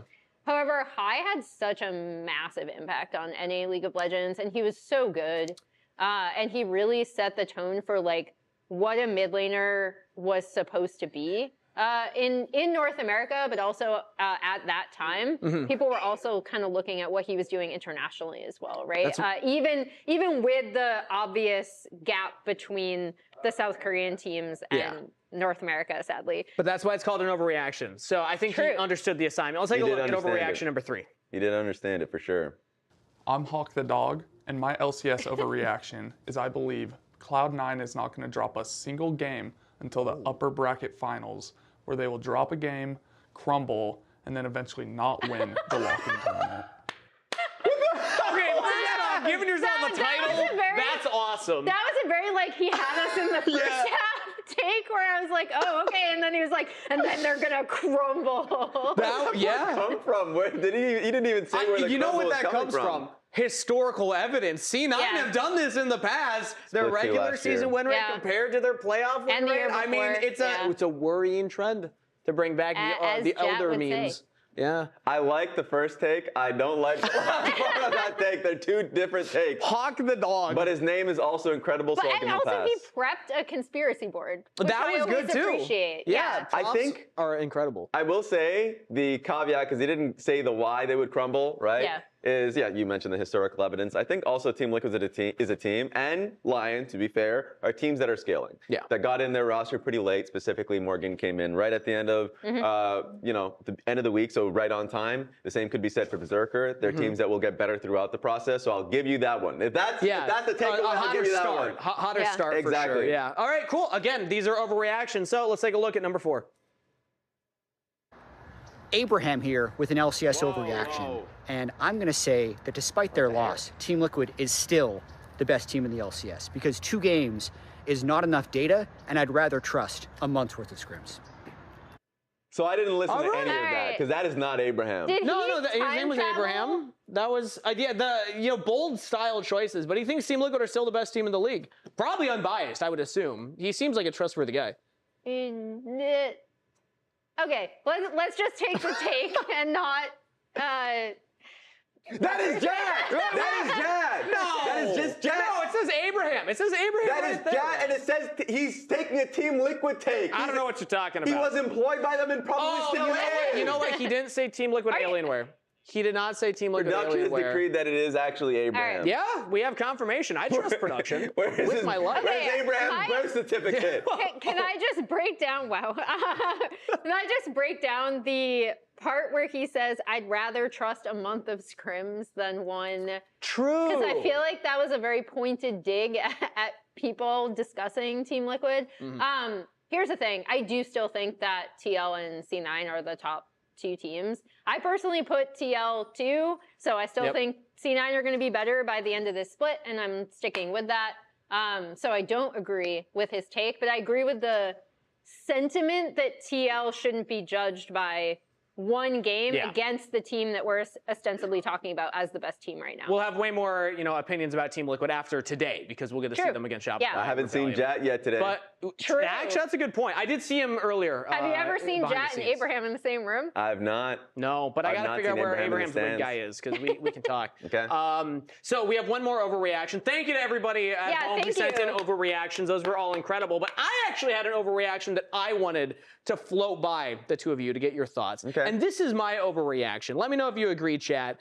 I think that right now this is the best ever debut, and it's going to be the best year for rookie performers in North America. I think that this generation that's come in, Griffin, Cryogen, Sajed, even Kizno had a good debut. I know Kryra's going to replace him. We haven't even seen Kryra. This is going to be a remembered year. It's like this was the year that NA was saved and rookie talent came in and turned the ship around, baby. My lawyer, take it away. Already we're starting with the, I have to ask you what saved means for NA, but we'll put that aside. We're going to win worlds, baby. Go ahead, my lawyer. So the best year on record for developing NA players is a take, considering I have a lot of issues with the kind of chipping away at how amateur and NACL and all those teams have been run. I think it's kind of sad the state that we're in right now. This is not to take away from the individual players who are debuting, though, because I feel like the take on screen right now that I'm reading is not what just came out of your mouth. Okay, so this is maybe reflective of the initial take I gave, but I'm looking at this as from LCS level developing players. Because I agree that when you look at the tier 2 system and how the next generation coming afterwards, that's a different take. Yeah. What I'm focused on is the players that are in LCS right now. This is going to be remembered as an incredible year for development. What word do you want to use? Developing NA players or rookie NA players? Developing NA players. Because I know players like Griffin had a split. Darkwings had a split last year. Because you're going to have Brazilians in your DMs at the moment if you try and say that he's a rookie player, aren't you not? Developing players is a strategic word choice. All right. Because I still, and you know what, I'll publicly say, I take issue with the fact that we can't have players like Griffin in Rookie of the Year contention. Yeah. We can't have players like Darkwings in Rookie of the Year contention. They played one split last year. That's not a rookie year. That's half a year that they played. A third of a year, essentially. then you end up with, as Raz already knows, if you watch the LPL, I'm pretty sure Peanut won Rookie of the Split 1 year because it was his first year in the LPL, and that is just ridiculous. Fair enough. Well, all this is to also... But I like the take. Talk about the developing players because we have a really exciting matchup. I will say, just as a point, how are we going to talk about successful rookie talent if Zamudo can't even make it past the visa process? Okay. You know what? We're rooting for Zamudo, but right now we're talking about Masu and Sajed because this is going to be a bot lane matchup that we have today. These are two of the players that I'm really excited about. Masu is continuing his development. He's been around for a bit now, but Sajed in his debut really impressed, and they shared an interesting timeline together because Masu developed in the NACL on FlyQuest Challengers, got called up within a year. Shout out to the Wi-Fi wizard. He went from like solo queue Canadian Wi-Fi to LCS within a calendar year. Yeah. But then Sajed's the one that actually FlyQuest scouted next to be their academy bot laner, and both of them won MVP of NACL, so it's cool to see them have kind of similar trajectories, right? Yeah, I'm interested in seeing it. I mean, we have both of them right now here for an interview with Kobe. No, it's okay. They're just telling Griffin to be quiet because he is the loudest man in any room. But I am here with two most valuable prospects, Sajed and Masu here. You guys played under the same organization for like a year together. Did you have a lot of like in-houses, and was there anything that you particularly learned from Masu maybe? Yeah, we scrimmed the main team a couple times. I remember right before finals, like both teams made finals, so we didn't have any teams to scrim, so we scrimmed each other, and it was like a really demoralizing week because we came to the conclusion that like no champ is blindable, and yeah, I mean I think we went like 3-20 in that week of scrims. But yeah, no. Do you remember this? I'm sorry to say I don't, but I do remember like towards finals we didn't have teams to scrim and they didn't either, so we used to do in houses for sure, and they were actually pretty decent practice, especially their ball in was pretty decent, so it was good practice, but I think it was like 2 years ago, so I don't remember much. What would you say was their like scariest, the scariest part about playing against their lane? I mean, for Sajed specifically, I think his laning is decent. It's not like very oppressive. It's not too passive. But I do think his team fighting is very good. I think he knows how to position himself well relative to both comps and just like the positioning in the fight, and he knows how to deal damage. Okay. So he's That's good. he's pretty good at his role. You got any new stuff you're gonna show him in lane and take some lane advantages? I don't know if he was talking about like back then or now. I mean, like we started back then, but in lane, you know, I mean, yeah, he's not wrong, but I'm just gonna do my job, you know. Well, how about this? What does your support do better than his support? You guys can talk some trash for your duos. I think he probably does everything better, you know. Oh, clean. What about Cryogen? I mean, he's probably right now. I'm joking. I think I'm joking.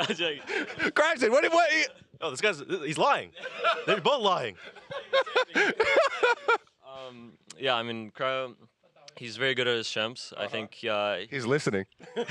He knows what he needs to do in the game with his champion relative to the other champs, whether it's like playing Bard or playing Alistar and knowing how to use the spells and like when to use them.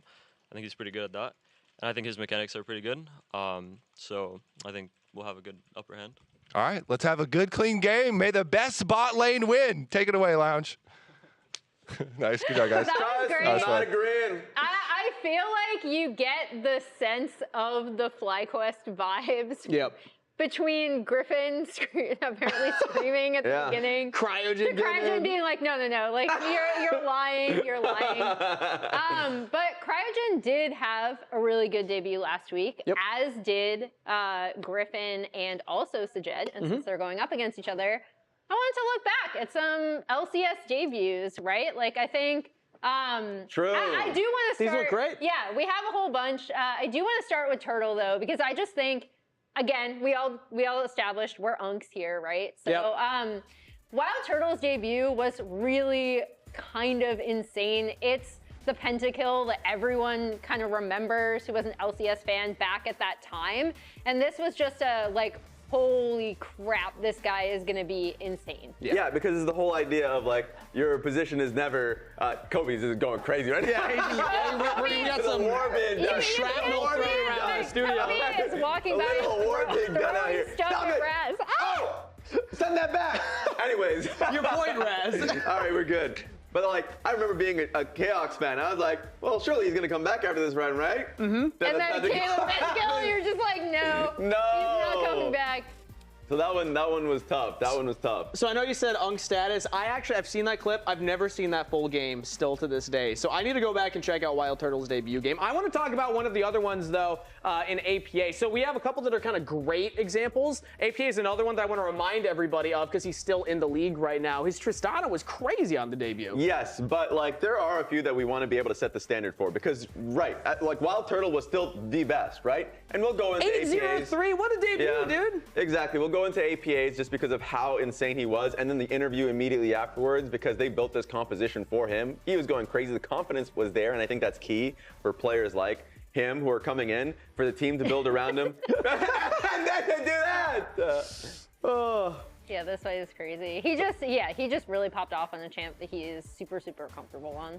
But the reason why I want to set the standard is because, yes, like APA and Wild Turtles was great. Wild Turtles is the peak. And then you go into the good category, like the solid category. And Bjergsen is something that is an interesting one because obviously he came in from Copenhagen Wolves when he was in the European side of things, came over, and he was playing Mr. Gragonia. Greg is versus who? Look at him! Look at him! Yeah, he was a little cringe. We're all cringe back then. We were all cringe back then. 2014, I'm still what a cringe concept. now. I'm glad you brought this up as like a solid debut because Bjergsen actually wins this lane, right? And he himself does really well. I remember He's how up hyped 20. this is, but Hai is playing Teemo and C9 basically just stalled out until those Teemo shrooms just kept hurting more and more and more. And they were just a little bit more well coordinated in this, but Bjergsen had a really solid individual debut. Yes, he did. Yes, and that brings us to the last example. So we have three categories: great, solid, and rough. Unfortunately, we did have a rough debut in recent memory with Danny's debut, and so we'll take a look at that one, and then we're going to take a look at the debuts from this past weekend and kind of put them in different brackets. So this was Danny's initial debut. We remember him for the highlights and how much he popped off, but in that opening game, it wasn't the kind of most impressive. And this is when chat should come in and be like, wait a minute. Like, because this is a good example of people not remembering your debut because of your debut year. Because of how the memory of was like the overarching aspect. Because like, hey, you may have a bad game, but then you go into the Tristana, an official pentakill, and then you go in and have an amazing series, like next series overall with the team that you have. Like, sure, no one's gonna remember that, and that's a good thing. Yes. Because overall, your year is what overshadowed the first series and first game. I also think you can see tiny bits of what did end up making Danny a great AD carry, right? Like his willingness to go in, his repositioning. This is all stuff he learned how to, hone over the years that he was in LCS. Became one of our best AD carries in the league. And so I think like even in our debut where like maybe individually he didn't perform as well, you can still see hallmarks of what would become his play later. So if someone has a rough debut, that's not like a death sentence. No, right? Like, and by no means.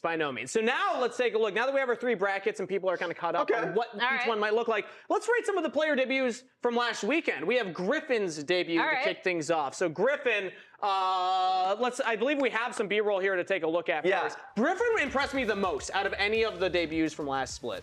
He did, because I felt like his Volibear performance and his Wukong performance was top tier. There were mistakes that were made. All right, I know you're looking at me. The scuttle crab flip. There were mistakes that were made. But this play, moments like this are what make me excited for a player's debut. Yeah, and I think that was the biggest compliment I can give Griffin is just, if he makes a mistake, he shrugs it off. And that's such an important thing to have as a pro player. There are veteran players who still have trouble with that. That's a great thing to bring, and he had a great debut. I'm slapping him right here.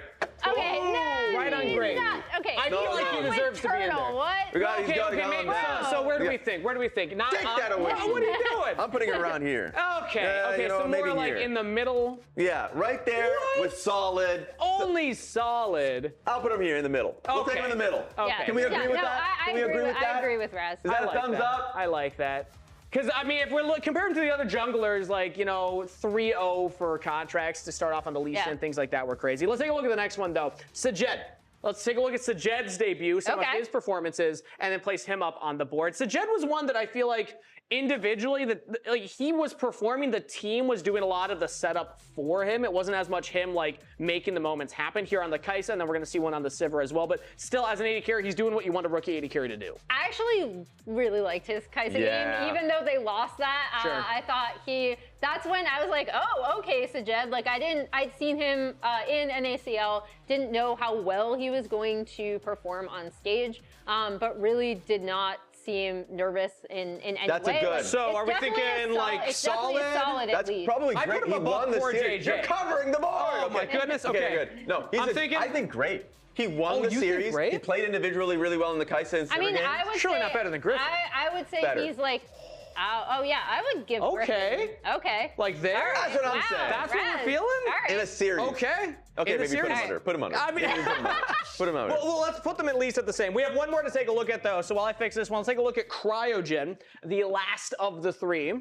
Yeah. Because Cryogen had some lethal hooks, man. Yeah, and spoilers, you're going to be seeing this later as I do Telestrator to break down how they use this Aphelios Thresh combo. But I loved it. Going into this game, I was fully expecting Seos and B-Boy to be the lane that ended up taking over these games, especially with their pre-existing synergy. But Cryogen and Masu looked like they were completely in step with each other. It was really great to see, especially in that second game with the Aphelios Thresh. I don't know what Raz is doing right now. Raz is reorganizing. So Raz, you're already up there. Just throw him up there. Where do you put Cryogen? Where do you think? You just moved everyone to the left. Yeah, no, this is an unbiased list. And I'm changing the definition of this. This is a solid debut year, okay? These are hard to get off, by the way. Yeah. You're so I'm putting it right here. Okay, all right. Well, changing the metric. For him, it's a debut year. I don't care. I don't care.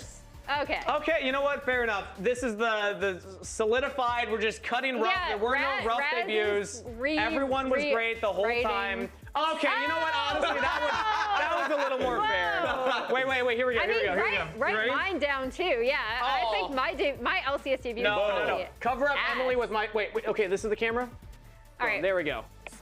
Okay, we got to move on. All right, let's go to the next one. Talk about what we're excited for about both of these teams. And hey, guess what? That bot lane Telestrator I was talking about is right now because I'm super excited about the FlyQuest bot lane. We had Busio going over to Carmine Core in the LEC. We're like, okay, they're bringing in Cryogen. How well is he going to perform? I want to break down some 2v2 plays from the bot lane that they had. They're going to be targeting Seos here. Ignore the fact that he says SRB boy. He is Nico, just as a reminder. And you're going to be watching for when they hit this level 2, right? Because they're pressuring really, really hard. They get the sums out. They push them up in the lane. And then as soon as they hit those levels, it's going to be happening in a few seconds. Cryogen is already zoning them off the wave. Immediately they hit level 2. It's going to be a hook into Flay, and Seos is dead. And this was just such a great start. It's exactly what you want to see out of your Aphelios Thresh lane. This is also just a great combination of the Gravitum and hook. We see it there. We're going to see it again, and we're going to pause to circle. Again, the guns that Masu has are very important. You want to be able to get that root out of the Gravitum to set up for a perfect Thresh hook. It happens again, and they double kill this bot lane right here as they're pressuring the turret. So as soon as they see any sort of window to hit that root, perfect. Beautiful. I loved seeing this, and then Masu is going to go up and clean up this kill right here. This is what I'm most excited about coming out of this FlyQuest team. Again, when Busia left, you're like, okay, how's this going to work out? Masu and Cryogen look great in week 1. 100%. Raz, what are you excited about? I mean, I just feel like their overall hands. Yeah. I think their general mechanics, specifically, we haven't mentioned Gakkos as much because so much of the focus was on bot lane and quad and what he brought. Same can be said of the jungle. The wall Gakkos in the top side, I feel like he is a great mechanically skilled player. And a lot of the time you look at his carry players and be like, oh, are you playing like the Aurelia games? Are you hard forcing carry matchups? No, in solo queue, like a lot of his tank matchups are great.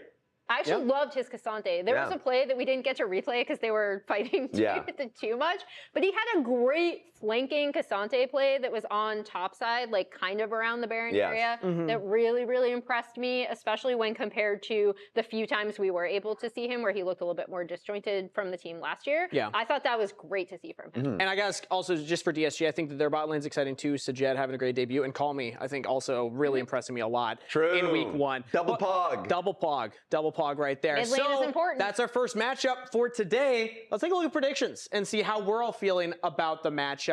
Do we have a game for DSG? A reminder for me, DSG, they still have a sub. It's still I did give them a game. I think the rough thing is DSG do have a sub, so I think if it ends up being as chaotic as last week, FlyQuest will 2-0. The reason why I gave them a game, though, is because I just see a world where it happens. I don't think any team is flawless, right? We already talked about some of the mistakes that FlyQuest did make in their games last week, where it was then on Shopify to kind of have these, Contracts was going in like way ahead of his team at times. They looked really uncoordinated. I can see a world where DSG does come out with more practice and does take a game. I still think it's very FlyQuest favored, but I just think no team is like incredibly dominant right now that they can't drop a game. And a young roster like FlyQuest, they might get overexcited. There's a lot of variables that can happen when a roster's getting together. For me, though, the reason I'm not giving a game to DSG is that I heard from the team they've only been scrimming with Kryra. That is their long-term goal. They still are practicing with the player that will be on next week. Kizno, he performed well in week 1, and he's doing the best he can. Scouts out there, keep your eyes on Kizno because maybe we'll see more of him. But because they haven't been practicing as much with Kizno, I think that that's fair. They're focused on the long term. But Raz, see that? What time is it? What time is it? What time is it? Emily, what time is it? It's all you. My watch doesn't have a battery in it. I don't have a watch. Start the game! Start the show! Why are you on us?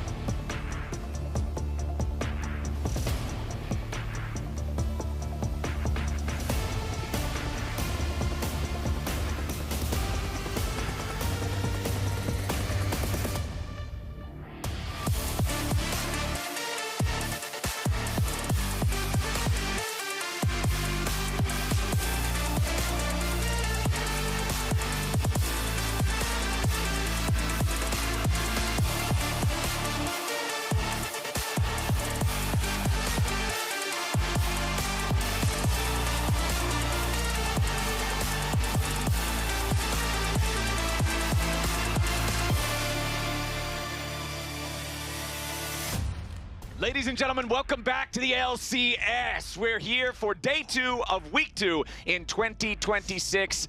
And it's time, my friend, to figure out where our teams, who might be in for some very, very scary prospects if they lose today, are going to end up. First up, we got FlyQuest going up against Disguised.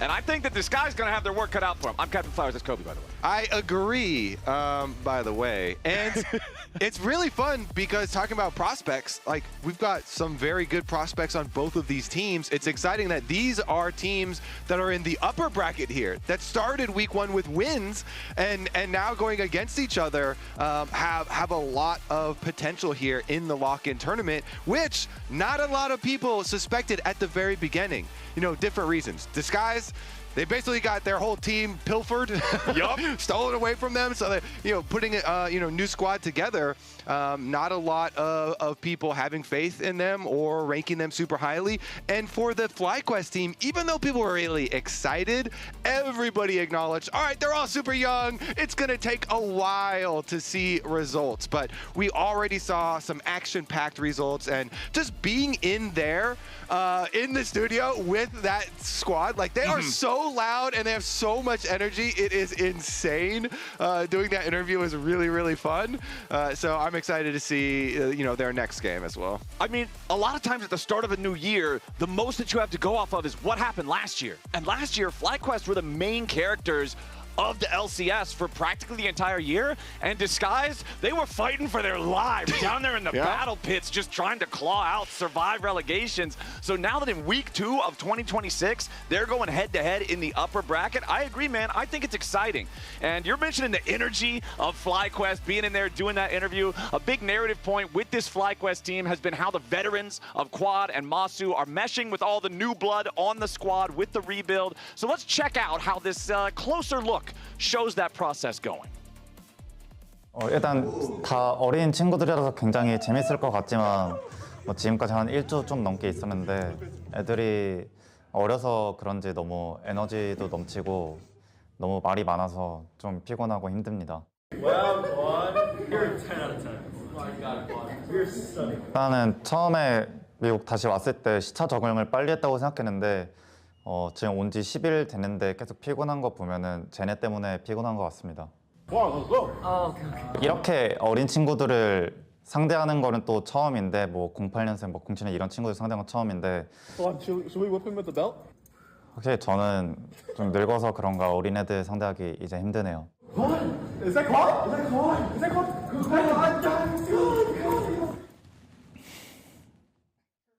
Born in 08 or 07. That's about half as old as I am. The Zoomers are zooming. That's half a Captain Flowers right there. Yeah, it's either just the captain or just the flowers. It's not both. Put two of them together, you get one Skarner main. Yeah, stand on one guy stands on the other one's shoulders, and somehow you can manage to lock in an old purple scorpion. But Quad definitely seems to have his work cut out for him, dealing with all of the young whippersnapper energy. It's really funny too, because you don't really think about these two guys as being like the veterans or anything, right? Both Masu and Quad are also kind of soft-spoken, so it's going to be interesting to see the development of this squad. Meanwhile, on the other side, talking to Sajed, Masu was like, yeah, he's pretty good at team fighting, but not scared of his lane phase at all. Sajed was basically like, well, yeah, he's not wrong. He's not wrong. So we'll see this game, because Masu was popping off in week 1. He had some extremely good games. Him and Cryogen were kind of running bottom lane, and they absolutely destroyed later in the game too. So that's one of the things that definitely want to keep my eye on here for this series. How they're going to draft around bottom lane to see if they can get to Sajed's strength there with the team fighting, and if they're going to get run over too early. Okay, so in the selections for this first game, FlyQuest chose last pick and Disguise chose blue side. So very standard draft in terms of the order of things, in line with what we've seen for so many years up until this point, as it will be Jace and Varus banned out by Disguise. FlyQuest targeting some junglers, looking at Kisno over there, banning away the Jarvan, banning away the Pantheon. Disguise now also going to ban a jungler themselves, getting rid of Nocturne. So you know what that means, Flowers? What's that mean? We got all the picks up here. We've got the Azir Orianna trade. We've got Rumble for top lane and Bessa for top lane. A lot of primo picks up and available. And whenever you have a team with Castle, this has always been true on all the iterations, previous DSG and multiple teams that were like losing teams. Castle has always liked being on a champion, like Aatrox or Ambessa, one of these ones, where you can carry for top lane. Rumble here, huge for team fighting, one of the ones that we mentioned. So they think it's first pick worthy, and they're fine trading Orianna Azir. Seemingly, maybe they even have a little surprise cooked up. But I'm not predicting any sort of surprise. Call Me did have a really good Akali game. So Akali is another option if you're feeling more spicy and you don't. Not this game, it's not. That was the third ban there from FlyQuest, so I agree with you. That's respect for his really good Akali game. So they're not going to get that level of spice. But there you go. You get the Orianna. We're assuming the Azir will be on the other side. And then what's your other answer here? I would probably prowess something for Griffin. I mean, Griffin talking right now.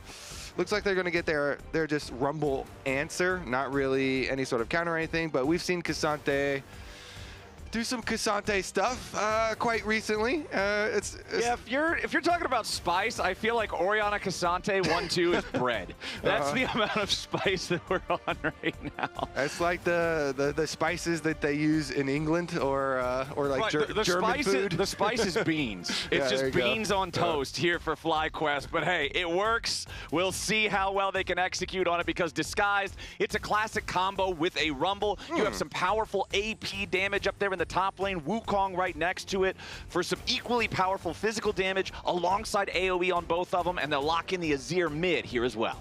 There you go. Okay, they shifted through some of the other options, but at the end of the day, Flowers, it is always Orianna versus Azir. Unless they're already, unless it's a fearless game and they've already been played. So yeah, then they're out. Then we can't use them anymore. But hey, there you go. We got Kobe's pick. My boy. Okay, so all of my hopes this whole season were resting on Griffin because he had already previously played Volibear in the South, and Volibear right now is in one of like the peak forms of this champion. With Dusk and Dawn in the current iteration and Volibear in the current iteration before we get the next patch. Gotta put that on the list. This champion is one of the best users of this item. Double stacking your lethal tempo and your passive for Volibear is so effective, and it just gives the perfect stats for him. Loves HP, attack speed, AP, cooldown reduction, all types of stuff. It's just really good rush item. And so I'm really happy to see that we do have some players that are willing to use this before Volibear does get nerfed. And it seems like the nerfs to this champ on the next patch are going to be fairly substantial. So I don't know for how long we're going to see Volibear. Are you already writing another letter to Freak? No, I'm good because I already diversified last time they turbo nerfed Volibear. I had fun being a one trick for like a year and a half or so. But last time they nerfed him, I was like, okay, I think I'm done with that. So, all right, gotta branch out a little. I branched out a little. It's all good. I'm not resting all my hopes because I know Freak could just headshot me at any moment. Okay, you got to be aware. Freak is conditioning you to be a more well-rounded player as we do have our second half of the draft rolling in now with Lucian, Nico, Bard, and Nautilus banned out in the second phase. It's a lot of focus on support. Karma will be the lock here for FlyQuest as Corki is the AD carry for Sajed on Disguised, and they will lock the Nami in next to it. Okay, honestly, very standard stuff on the side of DSG. Of course, Volibear jungle is not standard at all. Fairly few teams doing it, but it is very successful in solo queue. So I see so much of it. Watching like high challenger ladder games, it's in like every matchup. Yeah, it's it's not something that's super out of the ordinary. I personally love when you have a Karma on your team. Yes, Ezreal Karma, you know, it's good lane, good poke down there, but it also really emphasizes Volibear. That speed up from Karma is so effective because one of the ways they've been nerfing Volibear over the past year or so, they took extra move speed out of his Q. And last time around, Griffin actually maxed W first. A lot of people, it's like, there's different levels of how many points you put into Q before you max W. Okay. Some people are full 5-pointers and they're like, I need all the speed. I need my Q. I need my Q full 5-pointer. Some people are like me, I go like 3 points and then I go into it. I believe in the last game, Griffin just maxed W first with just 1 point, and then you're extra slow. But if you have a Karma on your team, then you're not slow. There you and you're go. Scary. Okay. So I like that. Now, the big thing that I'm looking at here for FlyQuest compared to Disguise, you look at Disguise, there is so much wombo combo potential here with Wukong, with Rumble, a Nami ult coming through, Azir ult on top of it. Everything here feels like it can be layered together super effectively. Over on the side of FlyQuest, though, I'm kind of going to need to see the bear ball delivery system, just Volibear dunks, Orianna alley-oops. I feel like they're going to have to look for better setup for their fights. Yeah. What are we thinking here? I mean, Volibear, his jump is not super fast, so Honestly, it might be better for like Cassante delivery or to just use flashes to deliver. Okay. We've been seeing in EU, you know, they're running Mundo as a delivery, and then Mundo just flashes forward on them. Flashing them. So you can flash a shockwave in there pretty quickly for an engage. But Volibear always has the go-to, of course, of you precast your E far, and then you Q, and you're just running at them, and then you flash your Q. To get one person with that engage, but for the Orianna on the back of it, then you can get multiple people. All right, as we're waiting for our minions to collide here in the lanes, let's go ahead and listen in on Griffin's pep talk to his teammates during Champ Select. Yeah, let's not be complacent against these teams, okay? They're not that bad, even though they look bad. Play a normal game. Yeah. They're not as bad as we think they are, even though we think they're bad, and we have to make sure we don't int. Honestly, I respect it. Honestly, I love cocky jokes. You know, he's like, yeah, these guys are terrible, you know, but they're not that bad. It's like, don't full send it. Don't full send it. Even if you think they're bad, play like they're good. That is funny. Okay. I respect it from Griffin. I love this guy's attitude. He hasn't been in the league for very long at all, but like every time you see him, he's super high spirits. He seems super confident. I'm excited to see what he does on the Volibear here. Yeah, I went in there to interview Masu, and then Griffin is like yelling at me the whole time. You know, he brings a lot. Anyways, we'll track him. We'll track the Volibear. Both junglers are heading down to the bottom lane, which is a very, very good strategy in the current meta. See if they can get any sort of extra pressure down around there. You know, Masu and Sajed, like we talked about, they were kind of in agreement that it's probably going to be Masu and Cryogen with some early pressure. And of course, if you're running Ezreal Karma and you hit your skill, should have the early if you hit your skill shots, you're going to have some early pressure. And the idea, you can push them in and then poke them while they're trying to CS under tower. Yeah, Ezreal Karma, very deadly from range there. A question to pose to all y'all DSG fans that might be out there. Obviously, the season has started better than 2025 did, with this squad being able to grab a win in week 1. But can they fight their way to the top half of the standings? Can they truly defy expectations? That top we will 4. have to see. That's pretty high, Flowers. Yeah, it's definitely above at least 4. But right now, it's true. Because they're 1-0. They're doing it. They're making it happen. So right now, it is true. So how high will they finish, though? Okay, already we got some believers. We got some believers, and they're actually growing. The believers are growing. Honestly, that's more believers than I was expecting, considering Disguised's placement in the standings for the majority of 2025. Right? Like, you remember the end of 2025 where the team finally got it together more. They were able to defend their spot. They didn't fall in the relegation tournament. But throughout a lot of the year, especially early on, there were so many struggles for the team. So seeing 40% of viewers believe in Disguised for top half is honestly pretty reassuring for them. Yeah, definitely is. We got Papa Smithy in the chat. He's always very complimentary. He likes talking about both Sajed and Masu, of course. They were both under the FlyQuest organization. I'm sure Papa Smithy doesn't want them doing well at the cost of FlyQuest doing poorly, yeah, right? Yeah, it's like, oh, we want them both to do well, but one of them to do a little bit better. But if I have to pick, I'm picking our guy, right? Like, I would love for everybody to be able to hold hands and be happy, but... He's like, I hope Sajed can lose gracefully, you know, and still look good individually. Maybe he'll get like a pentakill, but then they still... Yeah. I hope Sajed gets to work on his losing gracefully and Masu gets to work on winning humbly. As far as what we did see from this DSG team, though, that gave a lot of people confidence was, honestly, Call Me here, that is on screen at the moment in mid lane. He had some very impressive games, I thought, and definitely bringing a lot more carry potential and playmaking potential as we see Griffin going for the invade on the Raptors here. Volibear definitely can bully Wukong early on, and so trying to use that pressure. And I like how observers split the cam here because it shows the invade from Griffin is at a time when Masu and Cryogen are also crashing the wave into the tier 1 turret bottom. So Sajed and Lions don't want to have to rotate over to a chicken pit to take some like Colonel Sanders fight for this little tiny camp because they don't want to leave all those minions underneath the turret. So I like the timing here from FlyQuest. Yeah, and they got pushing mid lane too. Orianna crashing a wave in mid lane, so You've got mid push, you got bot push. Great time to try something. I believe Kizno got plenty of value out of the Raptors still, and he's going for the Orianna play. Okay, Quad could be in a little bit of danger here. Kizno saves the Nimbus strike to try to chase him after Quad gets away there with the Shockwave, but Quad still alive, does not have to spend the flash. Worth noting, he did already take his first recall, both mid laners did, so he doesn't have a TP, and he is at 300 HP and almost no mana, so Quad's not in great shape despite staying alive and not spending the summoner spell. Both mid laners now going to take the chance to recall. Okay, so Griffin over here on Volibear as well after finishing up his own side.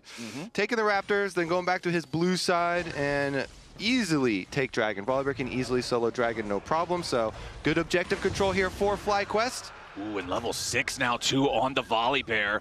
Griffin knows that there's that control ward in the Tri-Brush. The FlyQuest ward disabled by it, so he just runs in, immediately smashes that disguised control ward. Make it a little scarier down here for Sajed and Lions, who are just stuck underneath the tier 1 turret. Anyway, Kizno's going to go ahead and make his invade towards that red buff. Bubble misses from Lions. Not going to interrupt the recall there for Masu. If that one was placed just slightly closer, it would have hit, but it was a blind fire from the Nami, so it does not connect. Means Masu's tempo isn't interrupted. And speaking of getting interrupted, Kizno wants to finish this red before Griffin can show up and try to contest him for it, and sure enough, he will get that goal. So Griffin loses out on the second spawn of his red, just has to go to Krugs instead. Yeah, all right, Kizno doing a pretty good job. I went back to check the smite too, because it was pretty close, but Kizno also landed the smite on his own Raptors, so his defense of the Raptors was pretty good there too. Nicely done. And now with Flash on Wukong, with level 6 on Wukong Flowers, you've got your work cut out for you.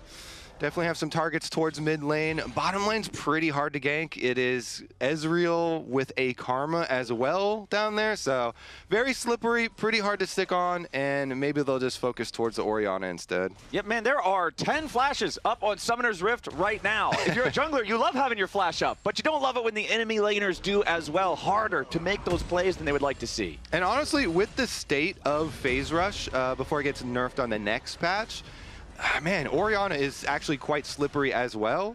So with Flash and with Phase Rush, even with an Azir on your team, it can be hard to pull off that play. That's why it was unfortunate for DSG that they didn't get Quad to actually burn his Flash the last time they went and visited and used the Azir ultimate, and Quad did a nice job just using his ult to be able to Phase Rush proc and walk away. Exactly. That was a perfect example of what Phase Rush does. Just ult the guy and walk out of it. Call me trying to go for the Emperor's Divide yet again, but once more, not going to find success. Lions now in a little bit of danger. Masu going very far forward, and it's first blood of the 2v2.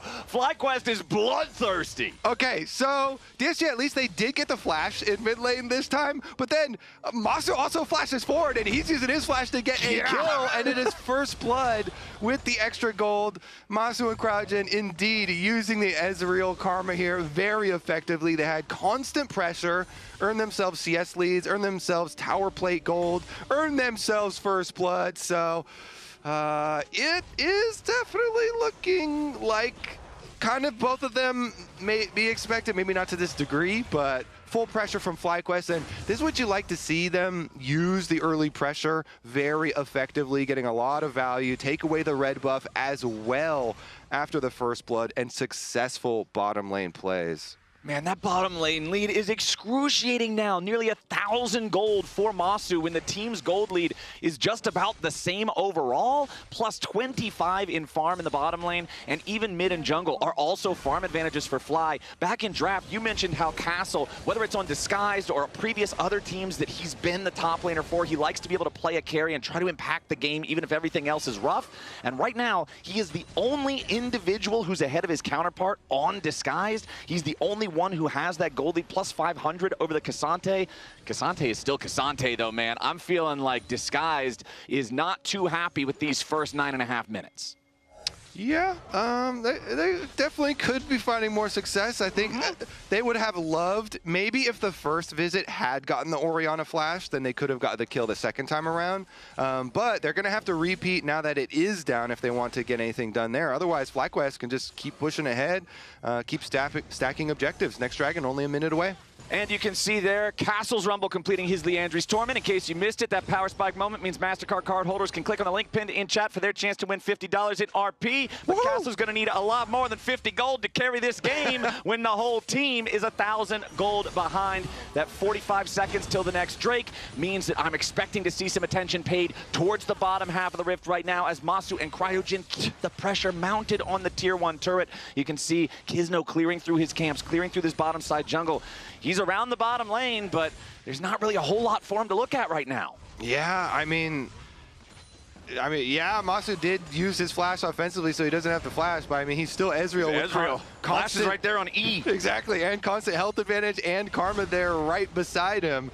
So not a lot you can really hope to accomplish when they don't have any sort of angle to go for. So this bottom lane pressure means so much too. It's going to be an early quest here for Masu. Yeah. Getting turret plates really progresses you very quickly, plus the kill, plus the lead that they have. So FlyQuest just going to continue to stack these dragons. Griffin will start it out. Here we go, DSG.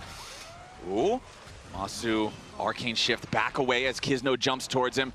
And everything that I've been saying about Castle being the 1 point of power for Disguised, there is no teleport available on this Rumble. He can't try to make it down there to attend the Dragon fight. That means that Disguised recognizes there's no real way for them to try to contest this. Griffin used the Stormbringer as soon as the Dragon spawned to aggro the thing. He knew that they should be wasting no time securing this objective. So that's another one there for FlyQuest. Yeah, it is just the best feeling in the world when you've got a bot lane winning that hard, because Dragons is just so valuable to stack right now. It is the primary line to winning in League of Legends at the moment. Stack a bunch of dragons unless you have like some crazy scaling for your team fights later. So winning bottom lane is great. To stack the dragons, you give away the grubs. Don't really care about that. Yeah, whatever. Go for it. You know, we have more turret plate money anyway because we're already pushing so heavily. And look at this, Flowers. 3 quests already completed for FlyQuest because these dragons are contributing nicely to the jungle one as well. Griffin, just slightly ahead there, getting his a little bit early. Quite nice on that one. And Masu already rotated into the mid lane here with the Karma. Azir also has weakness to poke. So this duo lane effectively annoying for anybody to deal with. We'll see if they're able to land much on Call Me. Right now, Call Me's doing fine with just pushing the wave and everything. Yeah. He's got his Nashers, so at least he can deal with the minions very quickly, and Masu and Cryogen aren't able to overextend or get too much poke behind the minions to land on him. And Calmy's done a good job making sure he doesn't fall behind as well. He is now the 2nd member of Disguise to have an individual advantage over his counterpart here in the mid lane with that Nashor's like you're talking about. Has the 3 cookies. Just drank the last sip of the potion that he was using to deal with that poke in the mid lane. As Griffin wants to fight for vision here. Tries to go in, only lands the stun on the Wukong clone. So not a whole lot of effect there from FlyQuest, but they will defend their control ward for now. Kizno's going to step back up, clear that one out of the way, and Griffin goes right back to his farming. 1.5 minutes on the clock until the Rift Herald spawns. I expect that to be our next point of contention, and particularly for Disguised, this is the objective that it's very easy for Castle to be there for. He's got his quest completed, he's got his Leandries, he's level 11, the Rumble will be very strong. This might be the opportunity for Disguised to go for a fight. Yeah, let's see if they decide to pull the trigger. They do have Wukong ultimate ready to go. He's got his flash, so lots of plays can be made. You've got Azir, you've got Wukong and Nami here, so lots of CC possibilities, but can they actually force it to land? Masu's flash is back up, and so it's really hard to get to him, and he's got his Trinity Force spike going for himself, so plenty of damage there. And so then you're like, well, is Quad going to put himself in a position that makes it easy for us to engage on? Looks like they're just going to keep Call Me split pushing down here. That's nice for Azir. Get some extra money off a bottom lane before the objective spawns. Yeah, Masu's so scary on this Ezreal, man. He's an entire level ahead of Sajed. The Trinity Force you already mentioned. The tier is most of the way stacked too, so Muramana Power Spike is not going to be super far away. And last time the camera panned to him, he still had the double buffs too. So this Ezreal is just beyond scary. Okay, the red has worn off, still has blue. Blue Ezreal is such a pain, just never-ending Mystic shots flying at you if you're trying to posture for positioning around those objectives. 5 seconds until the Rift Herald spawns. Griffin has his sweeper active, will move forward, clear out some of that vision, and FlyQuest has already made clear, already made evident they want this objective. Once more, it'll be the bear in there, starting it off with the Stormbringer, as that makes it so much easier for Cryogen and Masu to keep the pressure on, make anybody from Disguise scared to step up, as Sajed wants to be aggressive in Masu's face, but Masu is just completely undeterred. Yeah, let's see. It looks like Kisno positioning like he wants to go for it too. Okay, Kisno tries to jump in. Cryogen's got the tether. They are going to do a ton of damage here to the Wukong, and Kisno's dead before anything else can even happen. Herald secured by Griffin as Castle tries to get away. Quad moving up there to reinforce his jungler. Kisno just too far forward there and immediately gets punished. Cryogen's tether seals his fate. Yeah, how many times have you said, like, ooh, the highlight of this play is the Karma tether? Because Cryogen was never scared, right? Wukong's jumping at his AD carry, and he's like, oh, perfect. He immediately started walking forward because he knows, if I can get the tether on him, it will reveal, it will lock him in place. See, immediately walking forward, and he heals for the extra move speed too. And so the tether lands so that he's locked up, and then Quad easily follows up with the shockwave. Really nicely done. They used the heal speed, they used the Orianna speed right there. There was no hesitation. I love that here from FlyQuest. It's one of the things that we highlighted with this team, with these young players. They are always ready to fight. They are not scared at all. I mean, you even heard in the comms at the beginning of the game, Griffin was like trying to calm them down before the game even started. And he's like, hold on, you know, everybody remain in control here. Don't go too crazy. Yeah. But very surgical, honestly, from them, showing no fear as they showed in week number 1. So nice stuff again from FlyQuest, controlling the objectives. Karma Tether is part lie detector. Anytime a champion tries to go invisible or bamboozle you, as long as the tether is there ahead of time, you are going to be feeling pretty good, but Griffin's feeling bad. Immediately just exploded. He tried to call the Uber with the Rift Herald, but he couldn't get home safely. And now FlyQuest has already lost their jungler. The fight might go further from here. All out from Gakgos means Masu's grabbing the kill on Castle. This guy's still sticking around. Kisno could be in some danger here as Masu is once more empowered by the Karma shielding. The Herald in mid. They're going to take down the tier 1 turret. Masu's got to be a little bit careful here, down to half HP. 3-1 game for FlyQuest, 2,000 gold ahead. Herald walking forward, trying to grab the second charge here. Will it hit? Kaboom! Yes, it does. Sajed will finish it off after it has already accomplished its mission, and FlyQuest with their jungler just now respawning, making his way back out onto the Rift. Will not start the Dragon up just yet, but Kobe, I have to be thinking Griffin's eyes are on that next neutral. Yeah, his eyes were previously on a gray screen, and so after reviving, now he can turn them straight to the dragon. Good job there, Gakgos, and they're able to get the counter kill, so all good. Back to that dragon stacking. Just a very slight delay in number 3. It's still going to be a fairly early one here. Kisno is back, though. Kisno could try and go for a steal over the top. Looks like they're going to walk around the outside instead. Okay, the Drake is already secured. Gakgos here soaking most of the aggro from Disguised early on. Castle has gone behind enemy lines, and he did not want to be there. True Shot Barrage hits Kami and Kisno. Gakko still looking for a little bit more. Griffin goes through the Hex Gate. The Volley Bear jumps straight into Disguise as Kisno and Kami both barely get away. FlyQuest really wants these kills. It's less than 100 HP on either one of them. Griffin is still chasing. Kisno's got plenty of speed for now. Doesn't look like Griffin will be able to catch, but he is looking for it. No. As soon as he walks into the turret, he realizes the chase will go no further. Disguised very happy to not lose jungler and mid laner there as well after Castle just sends himself straight into the waiting maw of FlyQuest. Now Call Me back down here trying to protect the tier 1 turret. Again, just trying to absorb all the pressure from this FlyQuest bot lane duo that's been having such a good game. Yeah, that was not a good Hexgate, Flowers. No. The castle has fallen. That Hex technology is dangerous technology. They did warn us about that in Arcane. Yeah, exactly. It's very Even if it's dangerous. not made of Scorpion Souls anymore, it's still bad. Yeah, it's very dangerous. So obviously after that play is made, then it's a tough spot for DSG because they're going to be down their top laner. So, I mean, Castle is going over. it is, I mean, that's always going to be a really dangerous play. But again, you know, Griffin's like, okay, great, I'll flash over. And so he immediately flashes the wall to get the kill. Cool part here is they use the shockwave on the Cassante. So they give it a Gatkos, and then he can kind of do his quick little engage there with the double dashes and get his little initiation into the shockwave. And they're having fun. FlyQuest coaching staff over here watching the kids have fun playing as well. I feel like ThinkCard's grin had to be with the Hex Gate. It had to be like, yeah, that's not a Hex Gate we should have took. So, pretty cool, we'll take it. Yep, you love that if you're on the FlyQuest side. These guys are now 3,000 gold ahead. They're on Dragon Soul Point. They're going to pick up this tier 1 turret in the top lane. That's going to bring them up to 3 turrets total, 2 in mid, 1 in top. Still got to deal with that one down there in bottom lane, but Gatkos is on it right now. And Kobe, we've got less than 3 minutes until it'll be the Dragon Soul spawns.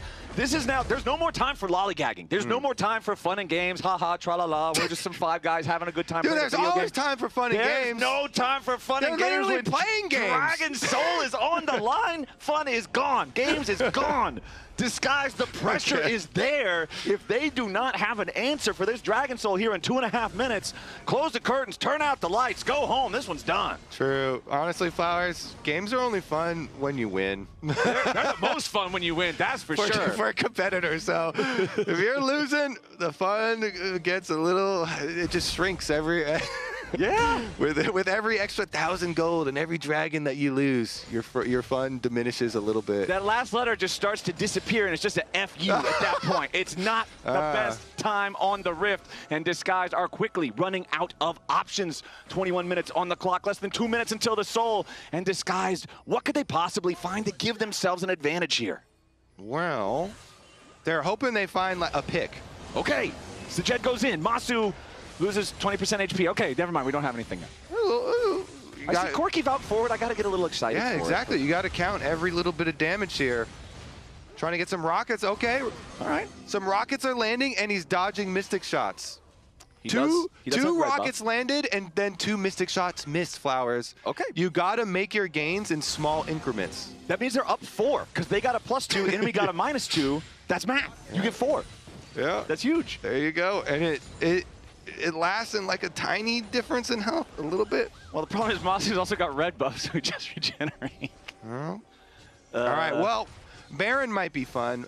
They only have 1 more minute to wait for Dragon Soul.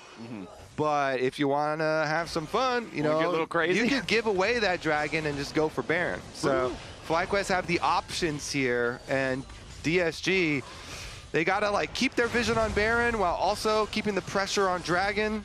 And they can start with mid lane pressure, and that's a nice 2 plates. Yeah, Sajed knocks the crust off of the turret, grabs the first plate for crust. Free. Yeah, I mean, I don't remember what the actual name for it is. I just call it the crust. So the turret's not crusty anymore. It's knocked over, but You're just cleaning it off, huh? Yeah, exactly. So you're just doing a little... when you're autoing one of these turrets that has the crystals built up, you're basically like a window cleaner, and you're getting paid for cleaning the turret. Just keeping it nice and shiny. Exactly. Keeping Summoner's Rift up to code as Gatkos takes down the tier 1 turret in the bottom lane at the same time. Still 3,000 gold lead for FlyQuest. Kizno's got to be a little careful here. That Shockwave missing because of the flash committed from Kizno there for the escape. So that's flash down for the Wukong. Still has his ulti. Quad, no Shockwave here on the Orianna. FlyQuest moving back towards the mid lane now as Disguised again try to put in the work on the tier 1 turret as Kizno goes in, makes the engage onto Masu, but now he's in a little bit of danger. CC'd heavily, but not quite dead just yet. Tidal Wave won't hit any targets, splits FlyQuest up. But now with both the Cyclone and the Tidal Wave out of the picture. Castle around bottom? That's a lot of tools Disguise don't have. Castle drops the equalizer. Masu goes back over the wall, stays alive for now. Call Me dies, trying to finish off one of the kills. Kizno's down to 400 HP, tries to retreat back towards Castle. The True Shot Barrage over the top takes him low, and Griffin takes him down. Double kill, back to the Volley Bear as Castle's on the run and Griffin's on the hunt. Disguised has already lost 4 men. The Bears got a triple, Kobe. This animal is wild here in the bottom side river fight, and FlyQuest are going to get the soul for their reward. So, you ran a poll at the beginning of the game, Flowers. Yes. That poll was, can DSG get top 4? Yes. And the numbers were pretty close. The percentages were pretty close. Yeah, like a 40-60 What do you split. say we run not the same poll, but a different take on it, and we run the poll, do you think FlyQuest will get top 4? I think that number's going to be high. poll would be 100% yes? I don't think it's going to be 100 because you always got you got trolls. There's always some people in Twitch chat that are ready to play the gamba. That are ready to roll the bones. I say we run it. All right. Twitch chat. Do you think, yes or no, do you think FlyQuest will get top 4? I want to see how close to 100% we could get. It's going to be pretty high. 90s maybe, you think? I think 90s is believable. I think 90s. I feel like 80s for certain. 90s very believable. Because they are crushing it. Their week 1 was really, they were crushing it as well. Was really fun to watch. And honestly, definitely do see some high peaks for this team. Some good potential. All right, FlyQuest, you're 6,000 gold ahead. You've got a Hex Soul. It's only 25 minutes on the clock. Score is 8-1 in kills. The only death the entire game so far for FlyQuest has been 1 death on Griffin. Damage dealt in the last team fight. Masu's Ezreal has just been on point the whole game long. Well, guess what, Flowers? When you imagine the most scary Ezreal of all time, does that Ezreal have a Hex Dragon Soul? Yes. Yes, he does. He also has 2 tiers. Yeah. Because that was like one of the Ezreal terror builds from years past. Yeah. And now it's possible again. Yeah. So you can see he's got himself his snowball item with the Endless Hunger. Yeah. He's got his Trinity Force and Muramana. And the next tier is already over 200 stacks. Nice, nice. All right, well, ain't nothing gonna slow FlyQuest down, Baron. Start that right up. Arcane Shift in.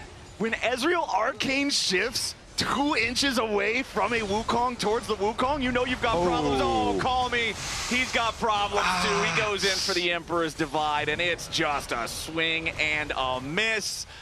He's out of there. Call me. 45 seconds on that death timer. Call me an ambulance. Yeah, that's what it's going to be. Call me an ambulance, and do call it for me, not for them. Yeah, he is in the hospital right now. He is recovering as Cryogen is trying to lock up Kisno's Wukong. Gakkos just beats him down. 10-1 game now for FlyQuest. Disguised. I don't really see any way back into this one. That top lane turret is looking crusty, and Gakkos has his broom ready. Come on, man. That's going to be your thing now, too. I'm going to have to get used to that. I got to say something. I mean...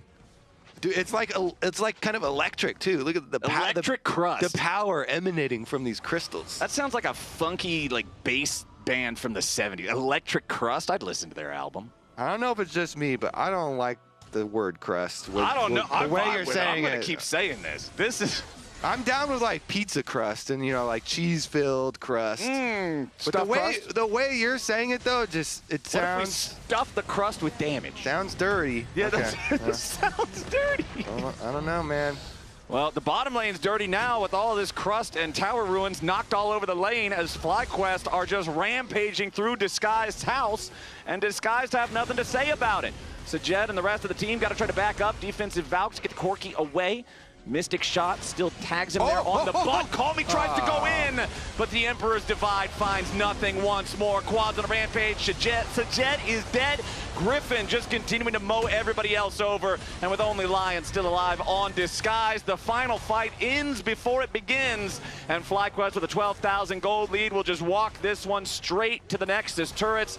It was dominance from the laning phase all the way to the Nexus. Masu just jumps in there to complete the ace, grab the last kill on Lions. It's a 15-1 game. It didn't even take 30 minutes to play all the way, and in this upper bracket week 2 matchup, FlyQuest is just looking unstoppable in game 1.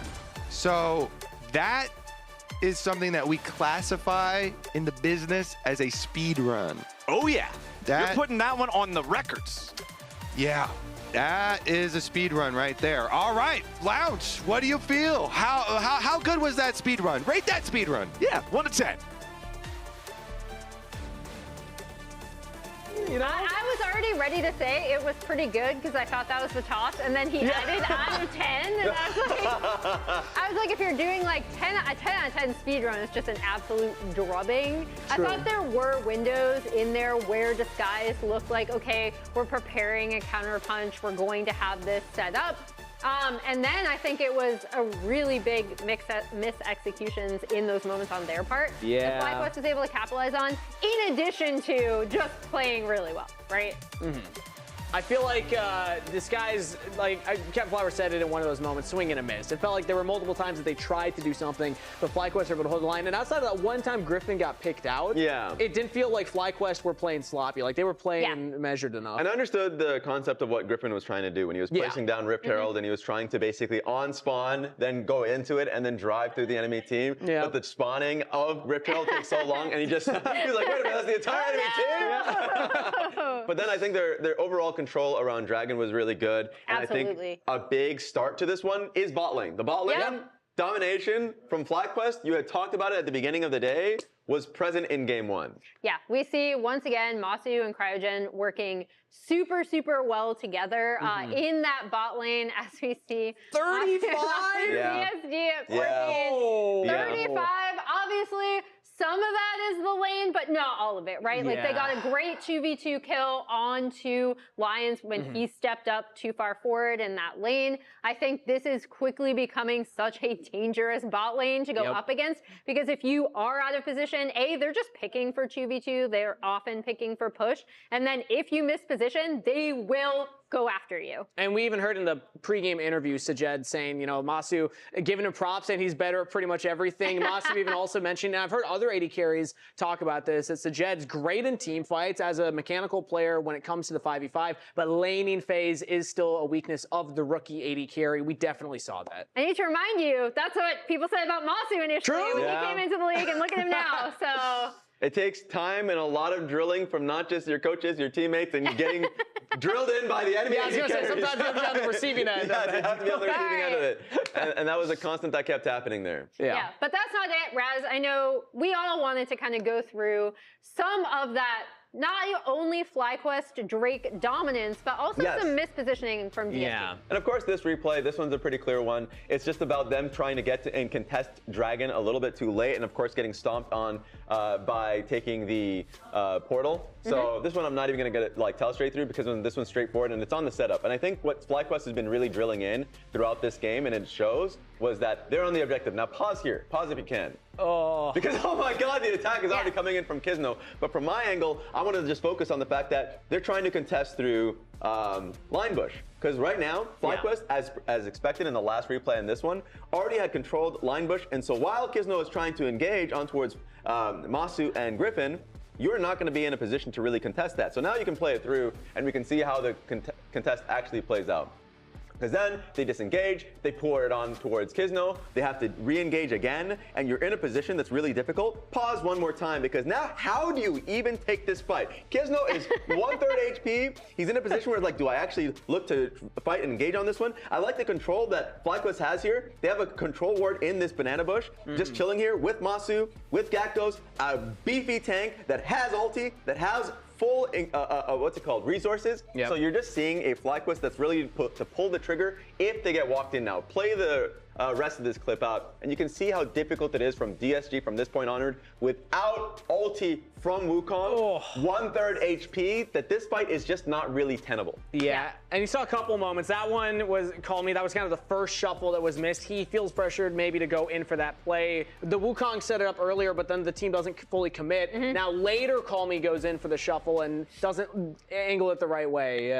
And the player of the game for this one, it's Masu! Yeah! We talked about how strong that bot lane has been. 5-0-7. That's some Ezreal damage coming out. I feel like whenever we see Ezreal, it's 1K or more. But honestly, I do still want to point out, when Masu first came in, we were talking about him like we talk about Sajed now. Now he's just such a complete AD carry. This is the most lopsided That's crazy. Look at that right there. I have seen of any that we've run thus far. Yeah, a straight domination in bot lane, and it carried on for the rest of the game. Never seen it at 75%. Now 73%. Seems like the fans at home agree. But we're headed to break before game 2. Let's take a look at the top moments from last weekend's clash.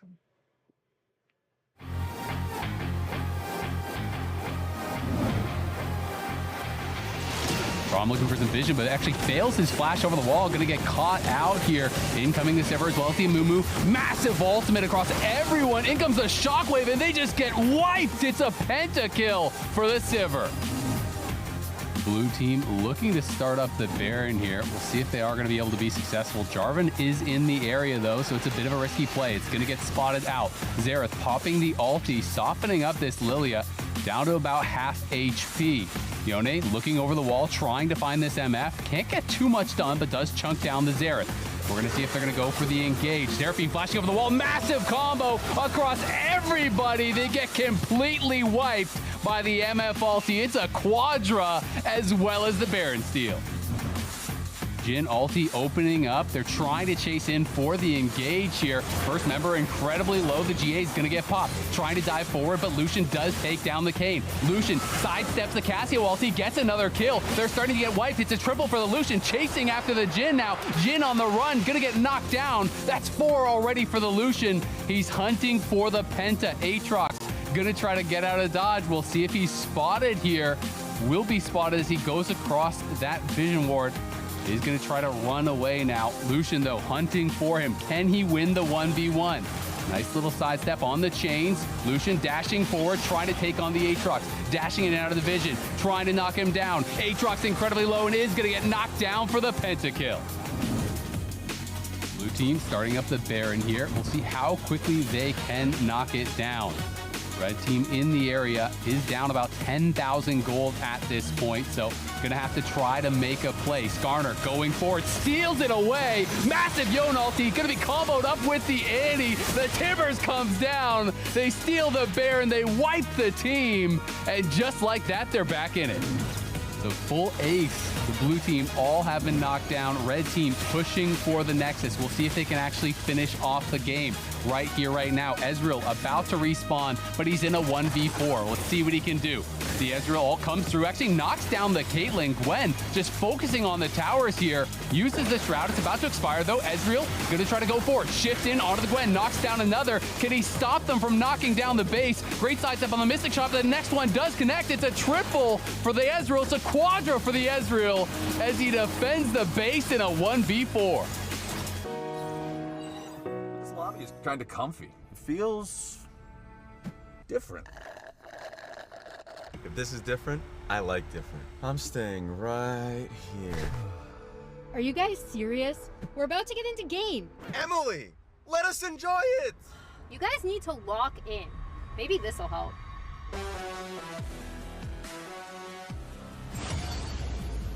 Oh no, not already.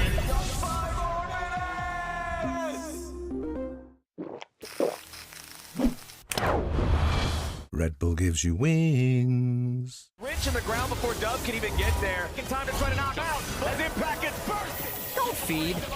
Knocks him down. Get fed. Scan the QR code for deals only on Uber Eats.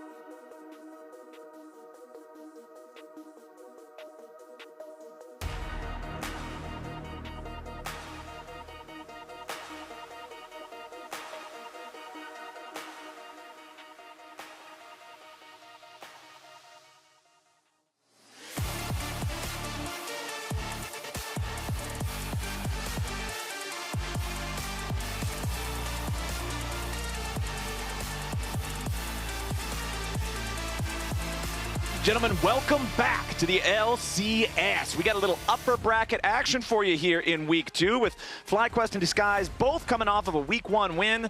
But man, game number 1 was FlyQuest start to finish. They won the laning phase, they won the fights, they won all the objectives. Disguise looked totally out of sorts and unprepared to answer what in particular it seemed like Masu and Cryogen were bringing to the table.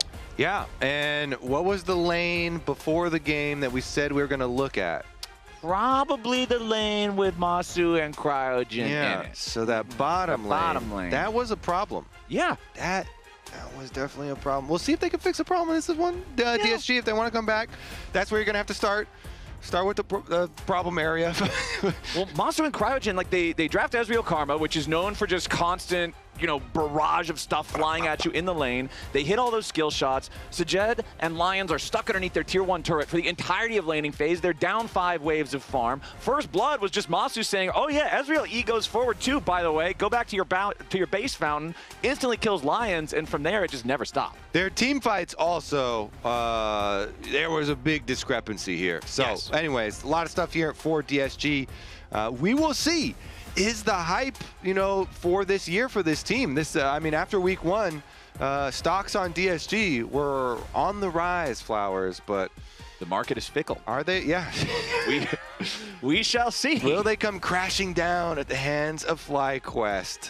Okay, second game in this best of 3. Disguised have chosen to go for last pick. FlyQuest has opted to play on the red side. Disguised banning out the Varus, the Jace, and the Ambessa. Varus and Jace, remember, were their bans from the first game as well. Over on the other side, FlyQuest going to continue banning out the Pantheon and the Jarvan, and Renekton will also be banned with it. First pick goes to FlyQuest, even though they're on the red side, and that first pick will be TLAW.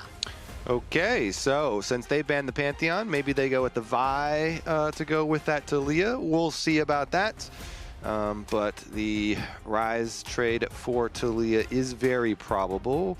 DSG, what kind of like split pushing could they build? Maybe they can go for split pushing since their team fights. Their team fights, honestly, they weren't looking great, Flowers. So maybe just everybody split. Well, they take away the Vi from FlyQuest, so you can't combo with the TLAW here. That's a start. Okay, so you can split push and then have Vi ultimate to maybe pick people off. They're cooking up something here. Ooh, so when Skarner was first reworked, you were hugely on board. You got to go play test it, you know, early and stuff and gave feedback and everything. Griffin was one of the players that started playing it and spamming it almost exclusively. Yeah, he knows how to play it instantly after. He plays it a lot more than most people do. Yeah, instantly he was playing it afterwards. And he really does like the kind of bruisery build. You know, going Sterix really early and stuff like that. So I was hoping maybe we'll see him do it because he put a lot of hours into new Skarner. So we'll see if he still does go for it. But Masu on that Jhin, extremely good performance from him on Jhin in week number 1. Very fast Jhin from him. And it's looking like they've got a lot of pick potential themselves here with TLAW and Jhin. Plenty of playmaking ability. Okay, confidence too. To lock in this Alistar this early. Yeah, on the bottom side, you've got like Poppy, Braum, a lot of stuff here up and available for Lion. And at least for Disguised, this time around, you know that they shouldn't be able to bully you in lane as much as they did last time. Alistar is notoriously just not a bully laner at all compared to something like Ezreal or Karma. So Disguised are going to go ahead, pick the Bard up for themselves. Up against Jhin, I feel like Bard is one of those pretty common counter picks because you just see the curtain call lines open up. You fire the Tempered Fate right where he is. He doesn't get any value out of his ulti. Also, it goes with the theme that we started talking about with Rise, where you want to like split push and put pressure on side lanes. So you have Bard ults to blow people's flashes, and you've got Rise split pushing, hopefully, and then Vi can go kill the people that don't have flashes. That Bard has already ulted and burned their flashes off. So a lot of side lane opportunities for DSG. I like this. After game 1, not being able to win the team fights, say, all right, fine, we'll make some picks, some side lane plays, and call it a day. All right, second half of the draft coming in now as Yunara banned out by FlyQuest, wanting to remove that option there for Sajed, as Xin Zhao will be banned out by Disguised. They know that their opponents still need to show their jungler. They've already got the Vi, so they want to get rid of that matchup. What else does Fly want to do here? Do we continue targeting the AD carry pools, as the Mundo is banned out by Disguised, so they do not want to have that unkillable meatball up there in the top side, potentially in the jungle as well. What is our last ban? The Gwen for FlyQuest. Okay, Gwen, interesting. So they're it makes me think like tank top lane for Gakgos this game maybe. Because you don't want Gwen snipping you. Oh, also it does mean, you know, because Gwen could be annoying for Skarner as well, since Skarner is a health stacker. So maybe we do end up getting it from Griffin. Maybe. Okay, Disguised. Got a couple, plenty of options, honestly, for AD carries here, even if the pool is pretty heavily targeted by bans. Honestly, not even that crazy targeted by the bans, just the Yunara and that Varus from the first round there. So Kaisa will be locked in for Sajed. Yeah, it fully fits this idea that we have with the splitting the map, you know, or spreading out the map for them, so they can follow up on the pick plays with Kaisa instantly, Killer Instinct, and not have to hopefully do too many 5-on-5s where, you know, they can get some kills and turn those into objectives. And so here's our tank that we're expecting from Gakgos because of the Gwen ban. Just good old Sion up there in the top lane, and we get the Griffin reveal. Jungle last pick, ain't no way we get a competitive Briar. I highly doubt it. It's a champion that you can't control, and that feels pretty counterintuitive to pro play. But Kiana. This one, I'm much more convinced by the Kiana. We'll get that one here for Griffin. I was already about to go into a spiel about Endless Hunger and Briar and snowballing, and it's pretty fun, but it's hard to do, and I think it's probably tenfold more difficult to do in pro. I'm sure it's great fun in solo queue, right? But in this type of environment, there's a lot more difficulty on that. Final pick of the draft here for Disguised is Rek'Sai in the jungle for Kizno. How are we feeling about Rek'Sai right now, my friend? Let's go Rek'Ai top lane for. Rek'Ai top lane. Sorry about that. Yeah, I misspeak. My bad. Unless they want to do a last-minute swap and do some bossy tech. Ooh, lethality Vi.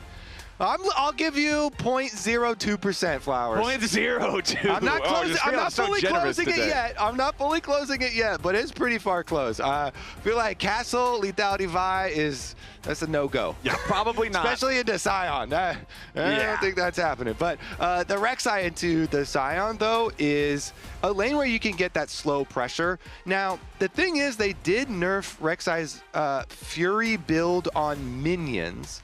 Because they wanted to nerf top lane Rek'Ai while keeping jungle Rek'Ai unnerfed. Thank you so much. I love that, by the way. Bless. So we'll keep track, you know, how hard did that actually make it to build Fury and regen on Rek'Ai? I feel like it's still going to be fine. Yeah. And you should still have pressure. And we'll see if it does result in the turret plates that it used to result in this matchup. If Castle's going to be able to push them in, you know, get pressure, have plenty of tunnels for escapes, so you're not really a good gank target, and just, you know, regen up and try and get your lead out of minion pushing and tower plates pressure instead. Yeah, Castle, remember, was the 1 point of strength in the laning phase for Disguised in game number 1 when the rest of the team was behind. It was Castle building an individual lead. We'll see if that Rek'Ai can evolve into the sort of raid boss that Disguised is going to need if they want to fight back against a FlyQuest that beat them, what was it, 14-1, 15-1 by the end of the first game that we had here. It was certainly a rough one there in game number 1 for Disguised, and Sajed was trying to hype up Kizno after that single kill game. Yeah, the only kill on our team is now. What's the score? What's the score? Yeah, what was the score? I actually don't know. 1 to 15. Wow. 115? It's not bad. Damn, you're a beast, Kizno. Yeah, thanks, man. The carry we need, Flowers. Exactly. That's good mental. That's PMA right there. Positive mental attitude. Absolute beast. 100% of DSG kills in the last game. Dude, nerf jungle or what? Like, jungle's OP. Nobody else can even get one. That is crazy. Sajed also flashed the FlyQuest emo at the beginning of this game, though. Did you see that? I thought that was nice and wholesome. Yeah. A little shout out to his time on FlyQuest. And of course, when Masu got promoted, Sajed is the one who came in and filled, I won't say replaced, because, you know, Masu was going up. It was a promotion. Right, yeah. So he came in and filled the spot. And so, yeah, they got a decent amount of time, you know, playing versus and kind of on the same organization. So we'll see. Definitely get some good respect there, especially after game number 1. Little bit of exchange here is going to mean that the barriers are evened up. Crouchen takes a decent amount of damage afterwards, but don't underestimate Alistar's sustain either. So it is currently +1 summoner spell for DSG's bottom lane with the extra heal. It must just be so nice to be able to breathe again without Ezreal Karma constantly just pelleting you with these skill shots over and over and over again. As Cryogen going to go ahead, take his first recall here. Masu making sure the entirety of that stacked up wave crashes into the tier 1 turret. I thought you were going for pelted, but pelleted also kind of works, you know? I really wanted to do pelted, but my brain wouldn't summon it, so I just made something up. That works too. Yeah, Just grab a handful of pellets. Yeah, just bang, bang, bang. Got a bunch of ammo. Throwing like bird seed at him. I'm glad it worked. I'm glad it worked because I was just making crap up. Count it. When you talk for a living, sometimes you got to make some crap up. There you go. As long as it's believable, as long as it sounds half decent, you're in the business. Get some bucket of buckshot. Yeah, there you go. Good bucket shot. Throwing it at him. Kizno secures the top side. Scuttlecraft up here with his Vi. Griffin had already secured the bottom lane crab slightly earlier, so Griffin will be back out onto the rift just a little bit quicker. Does have his pickaxe in inventory from that first recall. You can see he picked up an extra health potion as well. Gakos is down to 400 HP up here in the top lane. We'll see if Griffin can do anything to affect this lane state. He is going to move into a tri-brush that is already warded up. Castle trying to get his distance here. Will go into his underground form. See those little blips in the fog. Knows that Griffin is standing around nearby. Yes, Gakos does manage to hit Castle with the minion from Roar of the Slayer, but that's not going to do a whole lot. Yep, and delays a little bit. Griffin moving over to Krugs, which doesn't really matter because your second clear is really quick, and so he can just smite Krugs and get over to Raptors as soon as they spawn anyway. So not too big repercussions for any of the time spent up there, or just like, you know, looking. Maybe he didn't have it warded or something. There would be an angle, but no such angle exists. So both junglers right back into their second clears. And we'll just get back to business as usual. Normal laning, Flowers. Does it feel nice? Just these quests have been doing their jobs. Everybody in normal lanes and junglers. Even with these Fey lights, I still feel like, you know, I feel very good about the role overall, honestly. And by the way, they did have some stuff in the patch notes about walking back some of the early yellow trinket timers. That buff, I immediately, like, that was, it makes it really easy to keep up plenty of vision with the cooldowns on the yellow trinkets being reduced early. Yeah. But they are walking that one back a little bit, so there might even be more room to play with before ganks early on for jungles in the future. I do love me some League of Legends without lane swaps, my friend. It just feels, it just feels right. It feels like this is what Mark Merrill originally envisioned all the way back in the day in 2008 or whatever. Like, this is what it's all about right here. As FlyQuest, despite the fact that it's not as dominant as it was in the first game, they still have control over the bot lane here. Very slight lead in terms of farm after Sajed picks up what I would assume is most of this wave. It'll still be about a one-wave lead for Masu. Quad walks into the brush here. Call Me immediately finds a lot of damage onto the FlyQuest mid laner. Griffin trying to cover for him. Quad with a flash away. Stays alive with 10 HP. Quad dancing on the edge of death with that one, but stays alive. Woo, he almost fell off the edge there too. That was he was teetering. We could get a health point count right there. That must have been single digits. And then the flash just at the end. If you wait a second, that's level 6 for Griffin. Yep, yoinks the crab. Thank you very much. because his mid laner had almost 0 HP, it's not going to mean he gets to use that level 6 advantage to instantly ult and go for a duel, but is nice to grab the crab all the same. And also is nice for Quad to be able to live. Yeah, generally you like being able to live in League of Legends, as Call Me going down bottom lane here with a Realm Warp. Cryogen immediately ready with the Pulverize into the headbutt, disengaging, now flashes out, so Sajed, Call Me, and Lions cannot catch up any further. So it does cost summoner spells here in the bottom lane. The flash from the Alistar, the barrier from the Jhin, but Call Me's attempt does not result in any kills here for Disguise. Nearly 7 minutes on the clock and still no first blood. Yeah, props to both sides here. I think that's a good time to look for a play here from Call Me because they had chunked out mid lane. He had a couple extra seconds. I personally, by the way, think that the biggest change for the new season is home guards. You should be abusing permanent home guards. And so especially champions like Ryze, where you can just run, go base, run immediately down one of the other lanes, Realm Warp in, and you can make that play so quickly. And then get back to yours in time, no problem as well. You should be abusing that home guard speed, but also pretty well. Wait.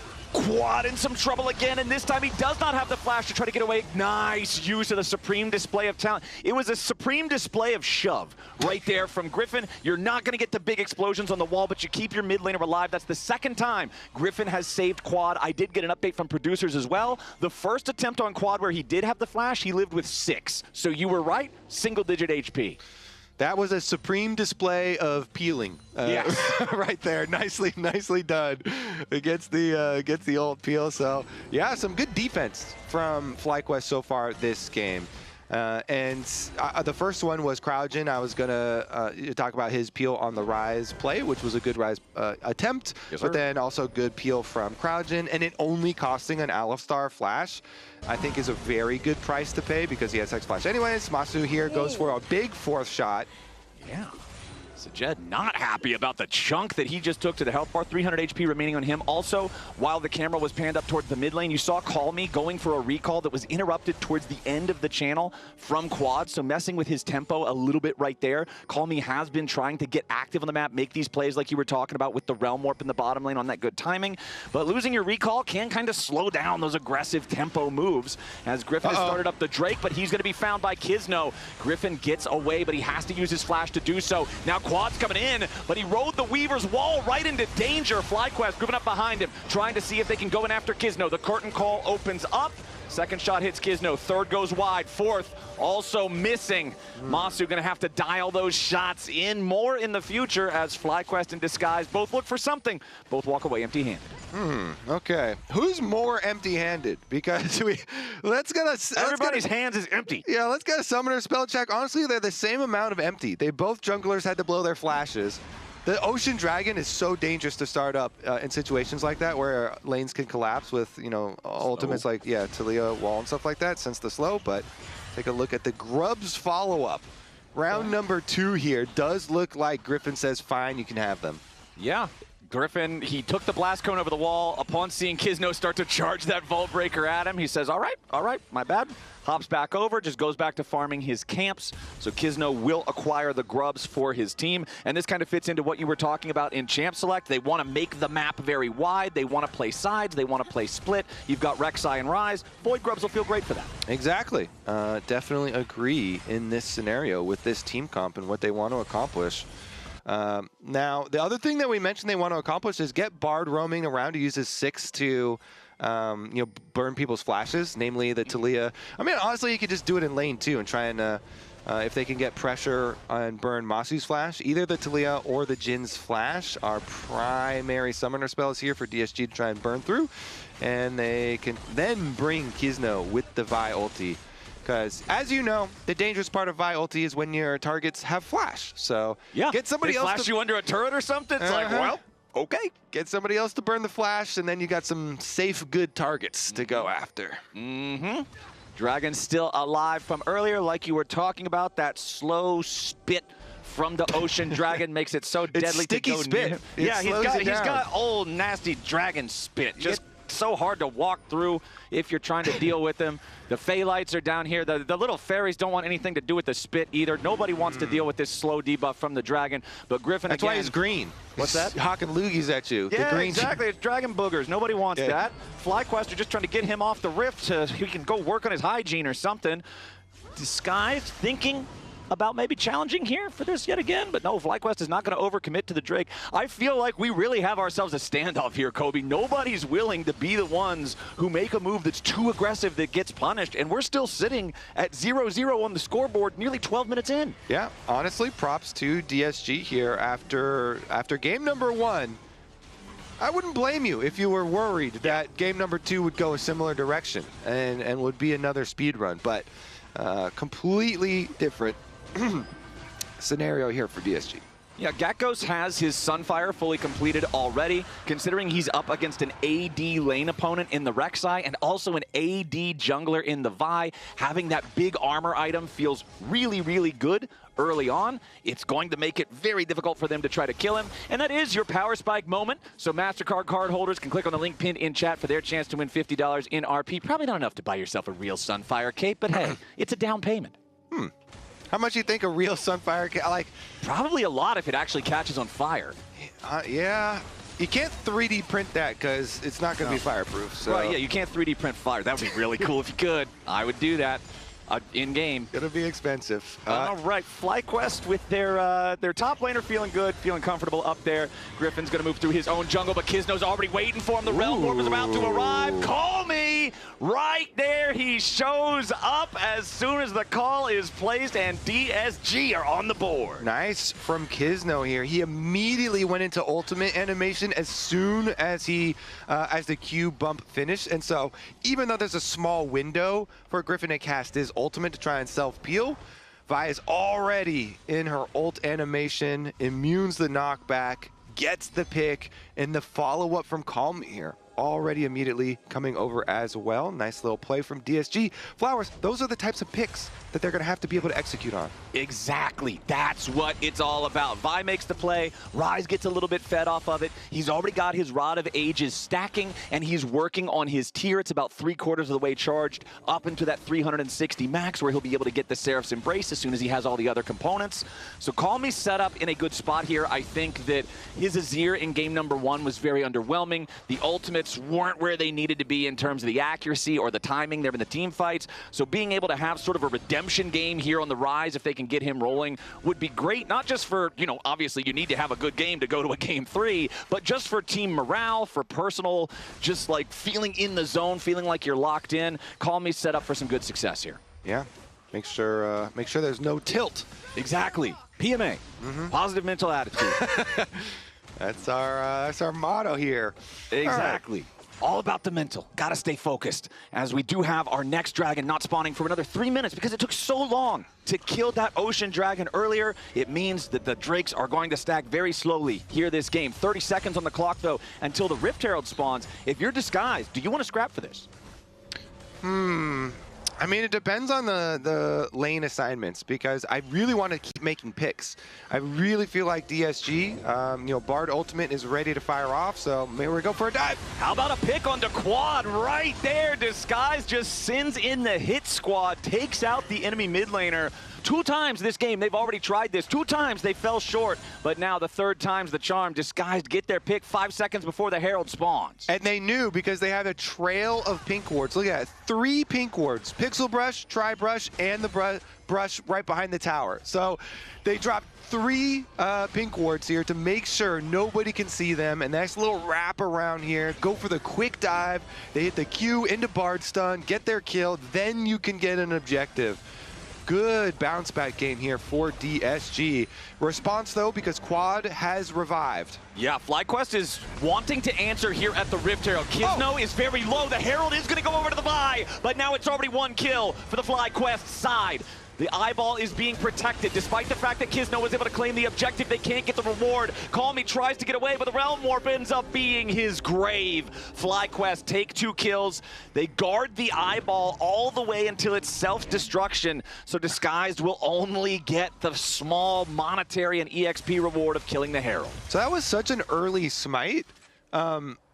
from Griffin. Maybe they had wanted to like combo Force Shot and Smite, but the Force Shot had just been used. So yeah, so Masu has Force Shot right here, so he pops it, and then they Smite, and then it's like, oh, okay, well, I'll just, you know, queue back in to be able to get the Herald. But Flowers, was that a 5-head bait?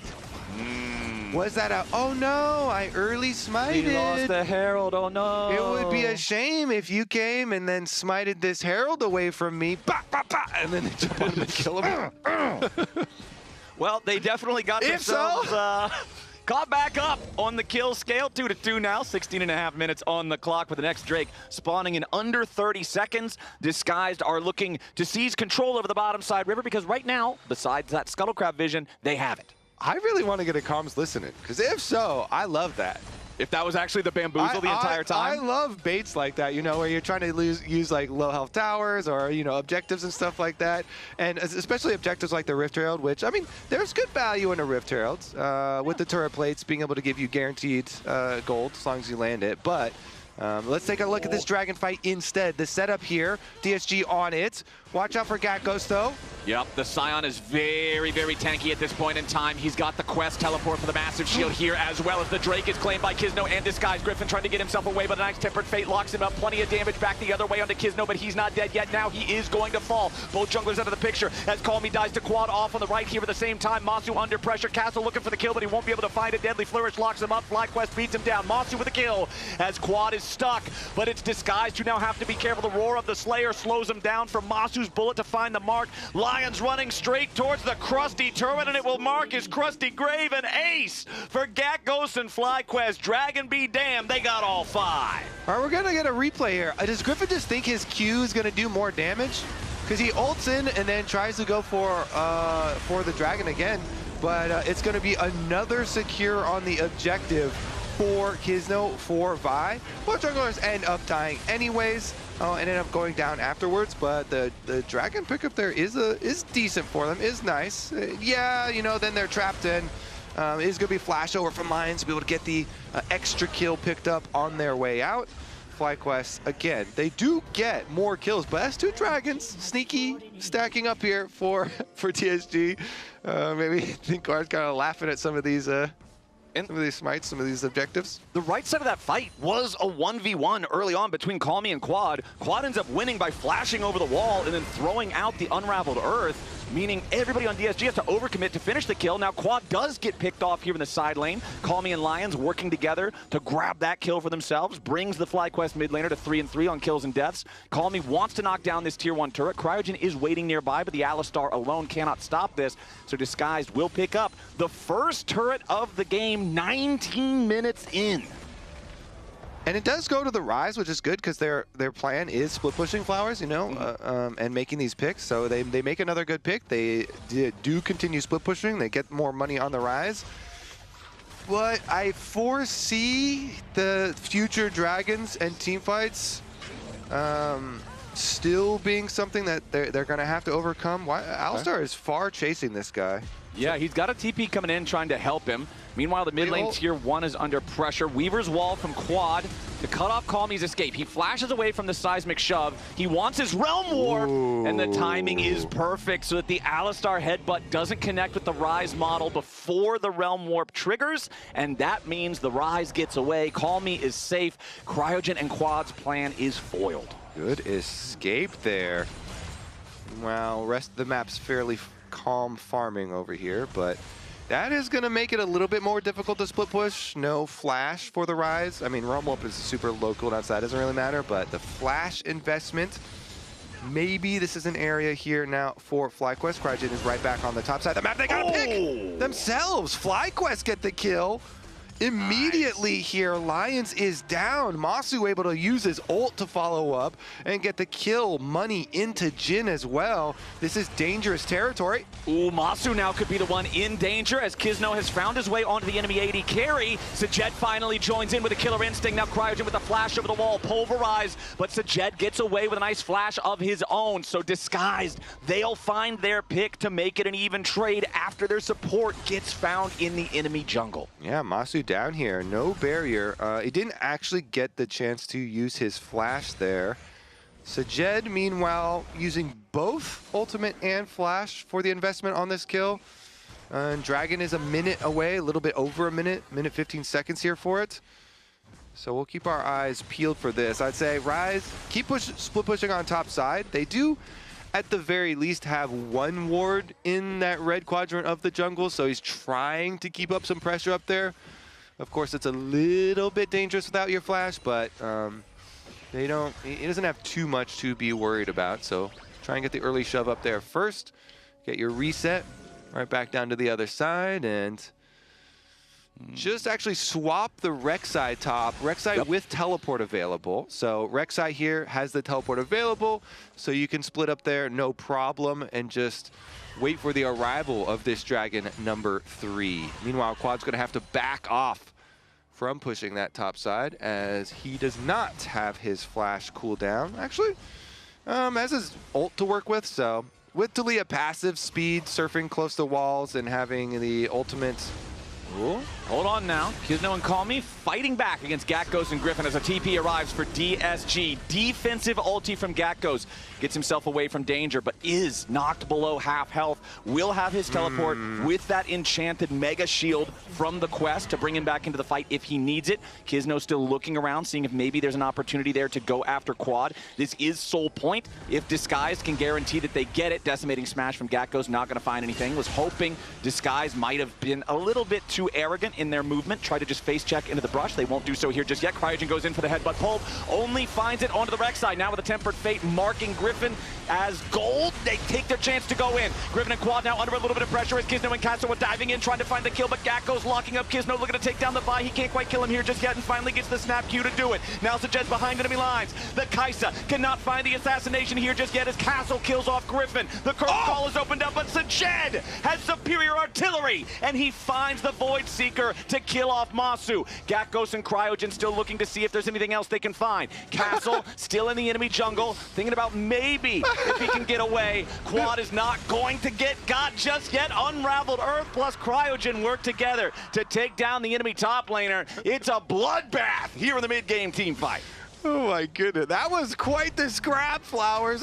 You gotta keep your eyeballs on like 3 separate areas of the map to keep track of this team fight. Okay, so bottom side, they go for the engage. Bard ult only hits the Kiana here. On the top side, you're gonna see Kizno and Castle try and go for the kill onto Quad again. They followed up with a knockup, but Griffin got his ult off for Peel. Meanwhile, on the other side, on the left side, Masu had to flash away from Sajed, and Sajed tries to go for the kill on him here, but he's able to survive anyway for the side of Masu, and then they blast go now. It's kind of a wraparound, Flowers, and you're getting the kill here. Opens up the Jhin ult. You're stuck in place, and he knows where you are, so it's an easy snipe there. Sajed gets the W. Then we get Hex Gates while at the same time as Magical Journey the other way, and people just porting all over the place, and you got the crisscross. Wait it. We're not done yet. Quad and Cryogen going in looking for Sajed this time. A Tempered Fate's going to buy the Disguised AD carry only a moment longer as Griffin and all of FlyQuest collapsed to guarantee the kill. While we were in the replay, FlyQuest also secured that 3rd Drake, so Disguised is not on Soul Point. Their stack has been stopped. Kizno is currently in a very compromised position. If he gets caught here, this is potentially Baron for FlyQuest. That is a massive blunder from Kizno getting caught at this point in the game. It's 20 seconds on Sajed. It's 35 on Kizno, and FlyQuest are going to start up the Baron. Quad just trying to keep Call Me away. Lions looking for any opportunity to slow this down enough to force FlyQuest off. Castle moving around from the side here, but not really finding a whole lot of anything just yet. FlyQuest do seem a little bit uncoordinated. Gatgos now arriving back into the fight. Baron's down to half HP, but FlyQuest are so low, particularly Griffin, that they don't want to risk sticking around any longer, so Disguised will successfully prevent the Baron. So I want to go over that from Kizno, because given the situation where Sajed just got picked off and you have no AD carry, there is some threat here. So he's probably thinking, I need to get, into a sneaky spot back here behind Baron. Thank you, Observers, actually, for showing this ward, because this is what I want to highlight, and that's the area Kizno was walking into. You have to get used to, though, in the current patch with this new, Phaelite spots, that is a extremely common spot for opponents to have warded. That spot that was up by Krugs, and you see there's a control ward there, and that's the control ward that did see Kizno and led to the jungler getting picked off after the Kai'Sa, and so it's just something you have to get used to, where like there's some really common warding spots now that you kind of have to count on when you're going for these like, oh, you know, I got to play a little risky right now, and I got to like threaten Baron steals or something like that. Important to note, we also saw a Tempered Fate fly out towards Cryogen, a Realm Warp that was going to arrive directly on top of it. So Cryogen had to flash away defensively on the Alistar. We know how powerful Flash, Headbutt, Pulverize combos are for just snap starting a fight. So that's an important tool that FlyQuest will not have. Even if there's not another fight until 2.5 minutes from now for the next Drake, Cryogen's Flash should still not be prepared for that fight, or if anything, just then coming up off of the cooldown. So I want to see if Disguise can find any sort of a punish for this. There is Bandle Pipes, plus the Zeeks for Cryogen. The Alistar is honestly feeling pretty strong. Yeah, and then if they're able to ward up the brush like around Dragon Pit, then it makes it hard for the Alistar to like get in a good spot for a Hex Flash or anything. So if you don't have your real flash, it definitely is going to take away a lot of threat there. And if DSG can split push effectively, and then they can utilize that to try and get Vision set up in their favor. So one thing that I'm also seeing here for the next fight, Seeker's Arm Guard unbroken on Sajed's Kai'Sa. We've been seeing him absolutely unafraid with his killer instincts, and this is going to make him even more fearless if that is possible. He will be flying into the back line. They will be trying to get those assassinations onto Quad or onto Masu, and it's also that much harder for somebody like Griffin to achieve his goal of bursting down the Kai'Sa if he finds the angle. But now it's Calmy who ends up getting caught here in the side, just chain CC'd straight to death, and Griffin takes the kill. Yeah, Griffin on 3 items here punishes the split push right over the wall. Nicely set up.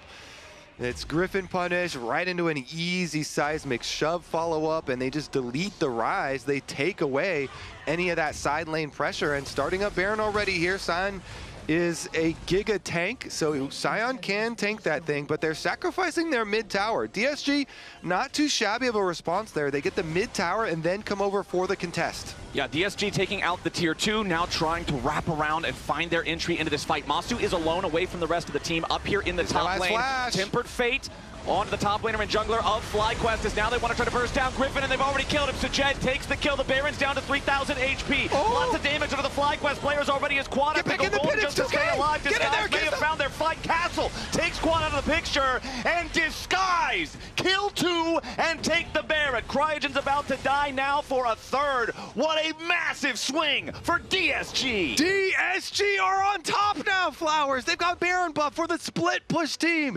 They're going to destroy the map. Oh my goodness, they dissect them. Baron is burning them low right now, shredding everybody. Bard ult sets it up, so you get instant knock-up from the Rek'Sai into the Vi follow. And even though they try and peel there and seismic shove, and you've got like Jin bullets are flying over the top, that's not, you know, that's not real threat, Flowers. No. And so they effectively are able to keep the Baron leashed while winning the fight. And just move back over to Baron, finish that thing off, because they immediately deleted enemy jungle. Really nicely focused here.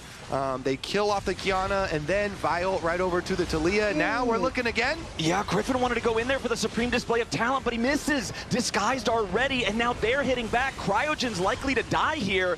Deadly Flourish flies out, not really going to find a whole lot to try to protect the support. Tempered Fate locks up Gak, goes the tier 2 turret down here in the bottom lane, just barely standing. One auto attack honestly should just be able to finish the thing off. Really huge moves coming out from Disguise. They are not slowing down just yet. That Baron fight, Masu being isolated up there in the top lane by himself where he couldn't approach. Meanwhile, Sajed is in the pit firing at Cathian Reigns at everything around him. The difference in the way that the 80 carries were allowed to play was massive. And now Disguise with their 5v4 for the next 10 seconds are knocking in the front door of the FlyQuest base. The tier 3 turret in mid lane is down. Restart that hype train for DSG. Flowers. The train is back on track after a slight detour from game number 1, getting blasted. We don't talk about that. Yeah, but it shows good mental, Flowers. The good mental here. They were not perturbed by game number 1. Immediately back on track here in this game. That Baron defense from them nicely focused, you know, surgical removal there of the targets. Delete the jungler, then immediately vial over to the TLAW, and they got a lot off of it. Huge gold swing off of that play, and it's Dragon Soul that will be arriving in just about 3.5 minutes here for DSG. Well, it's not just the Dragon Soul spawning in 3.5 minutes, my friend. It's the next Baron spawn as well, and this always creates very interesting situations. You brought it up in game number 1 when the shoe was on the other foot for FlyQuest being at Soul Point, where it's just like, if you're the Soul Point team, you can say, all right, you'll get the Dragon, I guess. We'll just take Baron, right? And that's not an even trade when they're not getting a Soul for that Drake. We'll see how Disguise wants to play it. Kisno forced to flash away from a seismic shove that would have certainly been his death as FlyQuest scrambled to defend their base. Now, Disguise wants to make a multi-pronged attack with the remaining little bit of time they have on their Red Bull Baron. It's up to a plus 5,000 gold Baron power play. You talked about the swing being huge, and that is the evidence right there. All right, let's see if they can finish the job then, because swings are fun, Flowers. It's all, you're happy when you're out there and there's not a lot of defense, but FlyQuest, they still have the possibility of going for a big team fight at either the Dragon Soul or the Baron. I mean, you basically, you want to keep the vision on Baron and then have the pressure towards the Dragon. And Dragons, the last Dragon is fairly tanky now. They buffed up the tankiness of the Dragons by way of the debuff when every Dragon that you take makes the consecutive ones that much more reduced damage taken. Yeah, beefier. And so it's not like going to be an instant take for mine. It's still pretty fast. It's a Dragon, it's not Baron. But it does give the possibilities here for FlyQuest to, use like Scion ult into Kiana ult and still have the capabilities of winning a team fight. So while DSG, the hype train has been restarted, they are definitely not out of danger yet. FlyQuest still definitely have the capabilities to win a team fight in order to win the game. The biggest 2 individual advantages in this game right now. Castle's Rek'Sai up 2,000 gold. Sajed's Kaisa also up 2,000 gold. Fully completed Zhonya's Hourglasses on both the carries for Disguise to be able to get them out of being the primary target for the FlyQuest burst, alongside the fact that this is now Mythic difficulty rise. Kobe, he has his Actualizer alongside 2 GG tier mana items. He's got the Seraphs, he's got the Rod of Ages. The Actualizer turns this guy into a monster if he's able to Gatling off some spells during that short activity window. It means that FlyQuest has got to all be on the same page when they make these engagements. They can't be having haphazard fights like the one around Baron where they just got bursted down, where Masu wasn't able to contribute. Disguised is really challenging FlyQuest in this one. Yeah, game number 1, it sucked. 15-1, whatever. Game number 2 is a whole different game, and FlyQuest is this close to losing it. Yeah, I mean, we got the comms listening after that game number 1.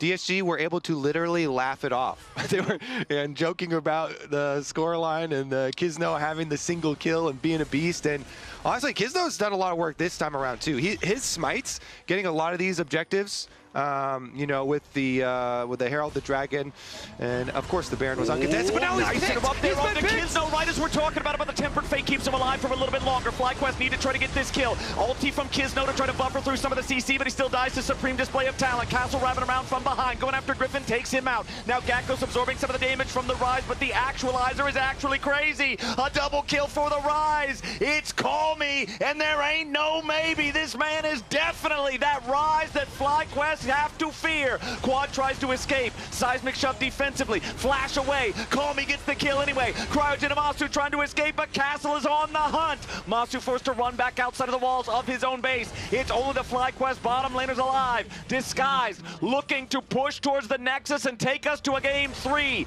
Disguised, forcing Masu completely out of any sort of defensive position. Cryogen wants to try to do something here, but Castle's already killed Masu. It's Cryogen against all of Disguised, and now not even he stands alone. And Ace goes over to Call Me, and Disguised are going to answer FlyQuest in game 2. We're going to a game 3. Woo! DSG giving us a series in exciting fashion there at the end. Call Me really pumping, and he flashes in to secure the extra kill that ensures they can actually go for the win. Beautiful stuff here. Lounge, now how are we feeling? I am feeling great about my predictions. You know who's You not guys feeling made good? fun of me. You did say 2-1. You know I who's did. not feeling good? Team Liquid's Boost just walked on by. He walked on by because he was ready to play going into this one, thinking it was a 2-game series. Like, another game. I mean, if you only watched game 1, you would have thought, yeah, it's going to be a quick 2-0. But DSG, props to them. They brought it back. And it was like, again, the story of the bot lane continuing. Sajed having a really solid performance. Lions as well. Sajed, give us Shout a out thumbs up. Sajed Give us a right there. thumbs Good stuff. Walking by. Yeah, I mean, this was really different off the gate from DSG. I actually really liked some of the early plays they were looking at. Specifically, I do want to revisit that first blood because we talked about, okay, you know, this team, they've still primarily been practicing with Kryra. What's going to happen? Kizno subbing in again this week. How coordinated are they? Yeah. I think their 5v5 fights still need some work. I really like this quick play, right? Like, Kizno is right there, calls for Call Me with the ult. Really good pick onto Griffin, and then this followed up not too far in advance of that, so they end up setting up and going for that bot lane dive as well. And I really liked these early proactive plays from DSG. I thought they understood how to get themselves online a lot more quickly. Yes. We know that if you get that Rise into a good position, he can. They call it the actualizer purchase, but like late game Rise is just can actually 1v9, so getting him into a good position early is great. And I really liked to see that bounce back from DSG immediately in this game. And the beauty of a game 3, a lot of times, especially with these two teams, is that it's always going to be a back and forth. Yeah. You're going to see mistakes being made, and you're going to see them being able to come back and like drag it back in. And for me, I thought we got to see a really good play from FlyQuest initially that like kind of started the Baron run. Yeah. And if we can just throw it up there, I wanted to basically start it out paused, and I wanted to blow up the minimap and just talk about essentially, look at the minimap at the moment. Look at the wave being pushed in from DSG. And essentially, like, DSG pushed out mid. I wanted them to be able to then clear out topside and support the Rise. The Rise is pushing far past River, and he's looking to basically continue the split. That's what I wanted to see, especially since just before this play, FlyQuest had clear out all the the wards. Yeah, they have all 3 waves pushing right now. Yep. Too. Exactly. So like play the play out, and you'll basically see what is FlyQuest recognizing, even though the wave is pushing through into their turret mid lane.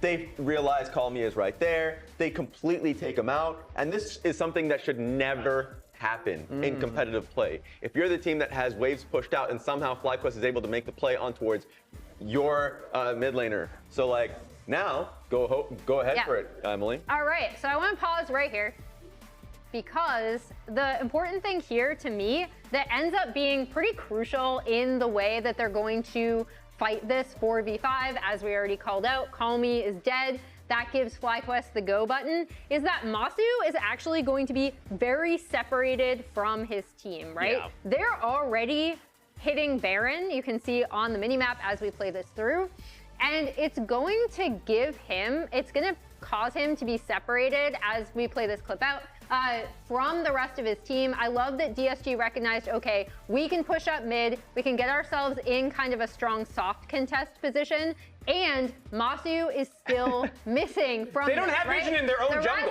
They don't see us. The rest of his 4 teammates are already hitting this, right? So Masu's not there, pause here.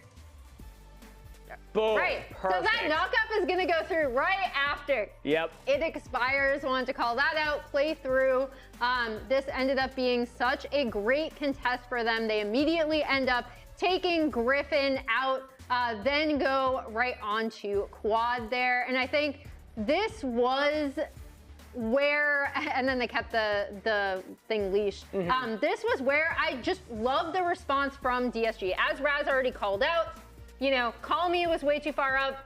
He gets caught out by the rest of FlyQuest. Yeah. And this was such a great response. Push mid, keep Masu separated.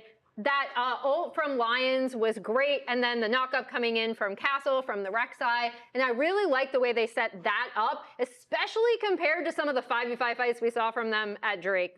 Some of those were still really rough. And specifically on that Baron play, like Rek'Sai and Vi, they didn't know where they were. And that was pretty important just because the fact that Bard ulti came through and Cryogen, I think, was kind of in a poor position because he was like zoning out the Bard instead of just being on top of the Bard ulti that was there and maybe looking to protect anyone that was coming in to take out. And so they were just able to 100-0 Griffin off that play and take Baron. Yeah, you never know what the comms sound like in moments like that, but if you just make a pick on the top side and then you run straight to Baron, I mean, we saw that they didn't have the vision line in their own side. Like you highlighted, the Vi and the Rek'Sai were on the other side of the map. They were on their own jungle side from FlyQuest perspective. So losing vision of them means that Masu had to go all the way around. Typically when I hear like a Jhin separated from the team, I'm like, well, he can still ult in. He still has a W. He has ways to get in there, but he was all the way up in top lane when that Baron was going on. So shout out to DSG for making this series interesting. Let's take a look at our player of the game for game number 2. Unsurprisingly. It's Sajed. Yeah.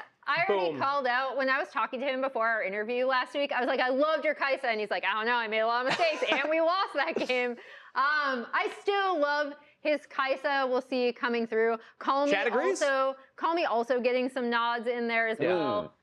His late game rise did not end up making difference. And again, I did like the small plays he had with Kisno early as well. Yeah, getting picked in that one moment in a funny way did set up the game-winning play for DSG. Yeah. Because even though they didn't have rise, it put FlyQuest in a awkward position around the Baron that DSG were able to capitalize on. But Sajed was doing insane damage on the Kai'Sa. Shout out Sajed. Shout out for you and chat for agreeing with us again right there. One of these teams will end up, and the week rather, with a guaranteed spot in playoffs. So we'll see who right after this break.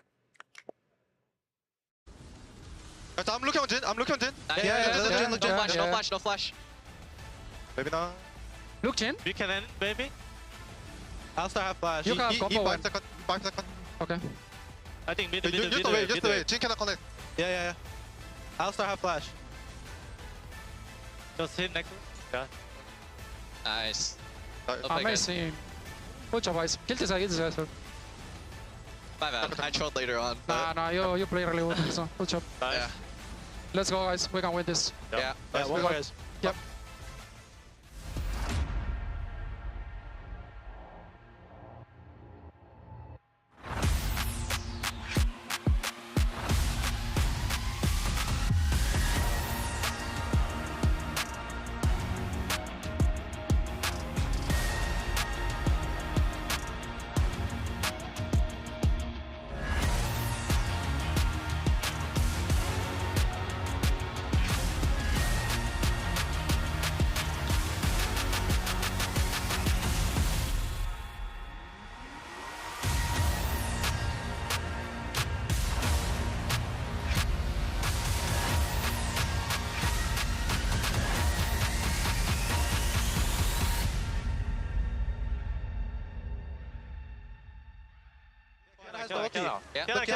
Kiana. I want Kiana. Kiana. Nice. Can we do the Baron? Look to there. Look to there. Tell the first and then Baron. Just play with Zach, Chad. Hey, Go Baron now. Go Baron now. Can we look? Wait, Alice. I can go behind as well. Let's play. I have Q and 2. Ball, it's a ball. Yeah, I can hold. Just basic go top bot. What a massive swing for DSG! DSG are on top now, Flowers! They've got Baron buff for the split push team!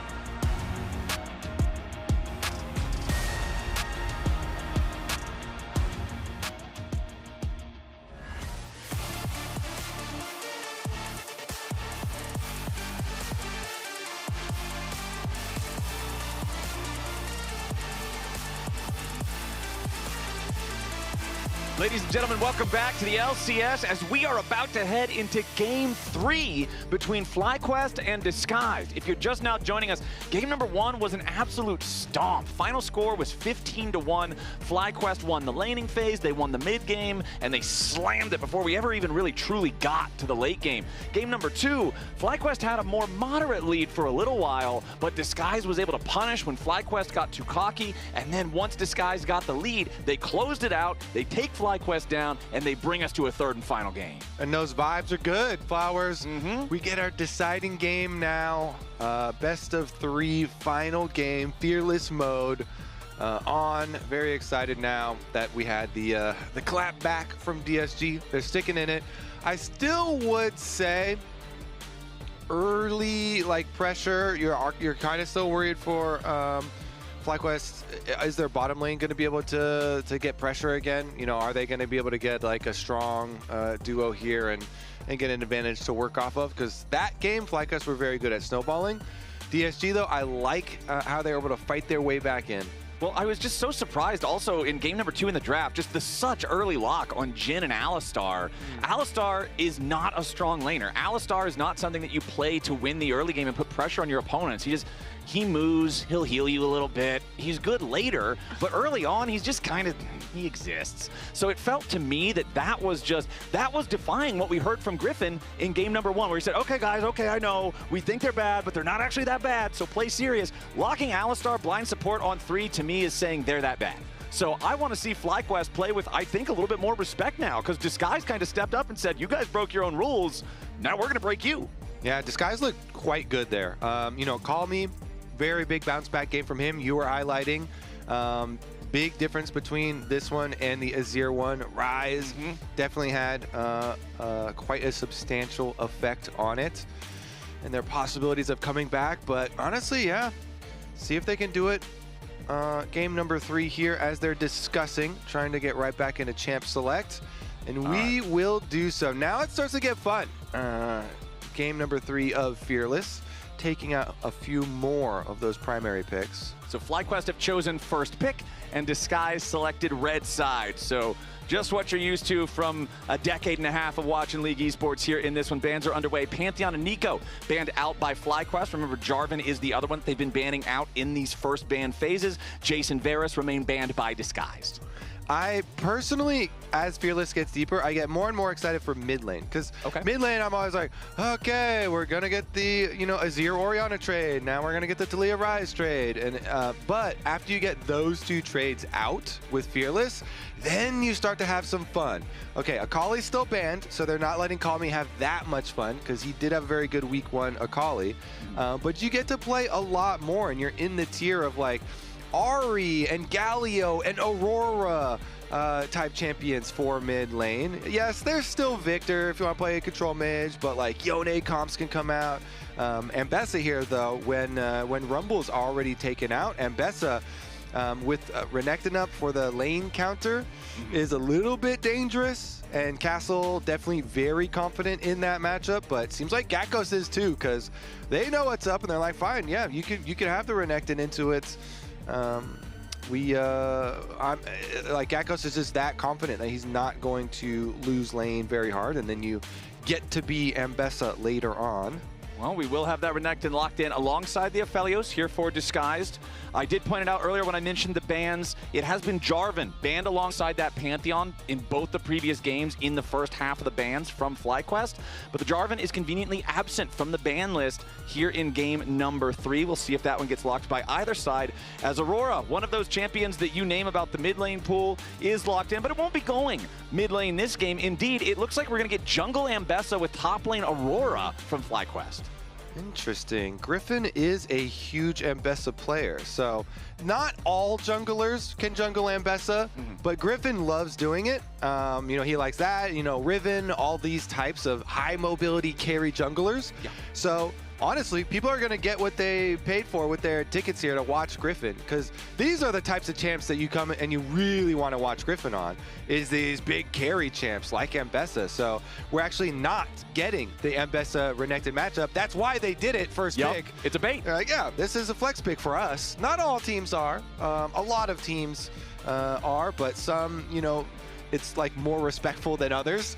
Yeah, exactly. And I'd say Griffin is one of the junglers that has 100% like full confidence in these types of champs. So very excited to see. Anyways, you already mentioned as well, it's combined with Aurora. I think Aurora and Syndra are very good solo laners to combine this carry champ with, because they both have very good setup. You know, the Aurora slow, it's not hard CC, but like it is very good CC. That and the ulti. So there's definitely a lot of positions where you can set up there, and Syndra obviously has very, very good long stuns. So I really like the opener here from FlyQuest. Plus, it's even that less specific synergy of just, okay, I've got two powerful AP solo laners, and I've got a high damage AD jungler. Even without individual names on those champions, that combo always feels pretty powerful together. It's very hard to itemize against that and survive the ganks if they're set up properly. Second half of the bans coming around, though. There is Jarvan banned out by FlyQuest just a little later on in this one. Meanwhile, Disguised is going to focus on the bottom lane, since that's what FlyQuest have yet to draft. They'll remove the Lucian for the early power and the mid-game control, and also get rid of that Lulu that can just make everything so damn hard to kill. Yeah, annoying Lulu for expected hyper carry on the other side, I guess. You know, Lulu does also enable melee carry champs to some degree. And Bessa can get far away from you sometimes when she ults and gets kind of deep in team fights and is moving around. But that ulti from Lulu is always very helpful there, and trying to help out the melee carries too. So let's take a look. How are they going to round this one out with the mid lane on the side of DSG? Currently hovering over some jungles though for Kizno, some options, but kind of expecting them to go mid since Syndra's already showing. Yeah, there we go. Okay, so they do follow it up with the Yone. That was one of the fun ones that we mentioned earlier. So we do get some kill pressure style lanes where Nautilus, I think Nautilus might be one of the most important players in this whole game. Okay. Because Nautilus ultimate is extremely good versus what FlyQuest are showing, and it's gonna have to be like, can you get a timing window where Nautilus gets to roam mid to go set up the Yone, and then can Nautilus go like, you know, shut down the jungle invade where they're going with the Ambessa and use the point and click on the Ambessa. So like the Nautilus ult is a very, very high priority ability here, either, you know, ganking for mid lane or trying to fight jungle. And we'll see if Lions is up to the task. He's going to have to play into that rel. I liked Lions' Bard in the previous game. I think he had some good Tempered Fates, bought a lot of time. The binding in the Baron play that ultimately ended up being the throw, setting up for that Tempered Fate was great.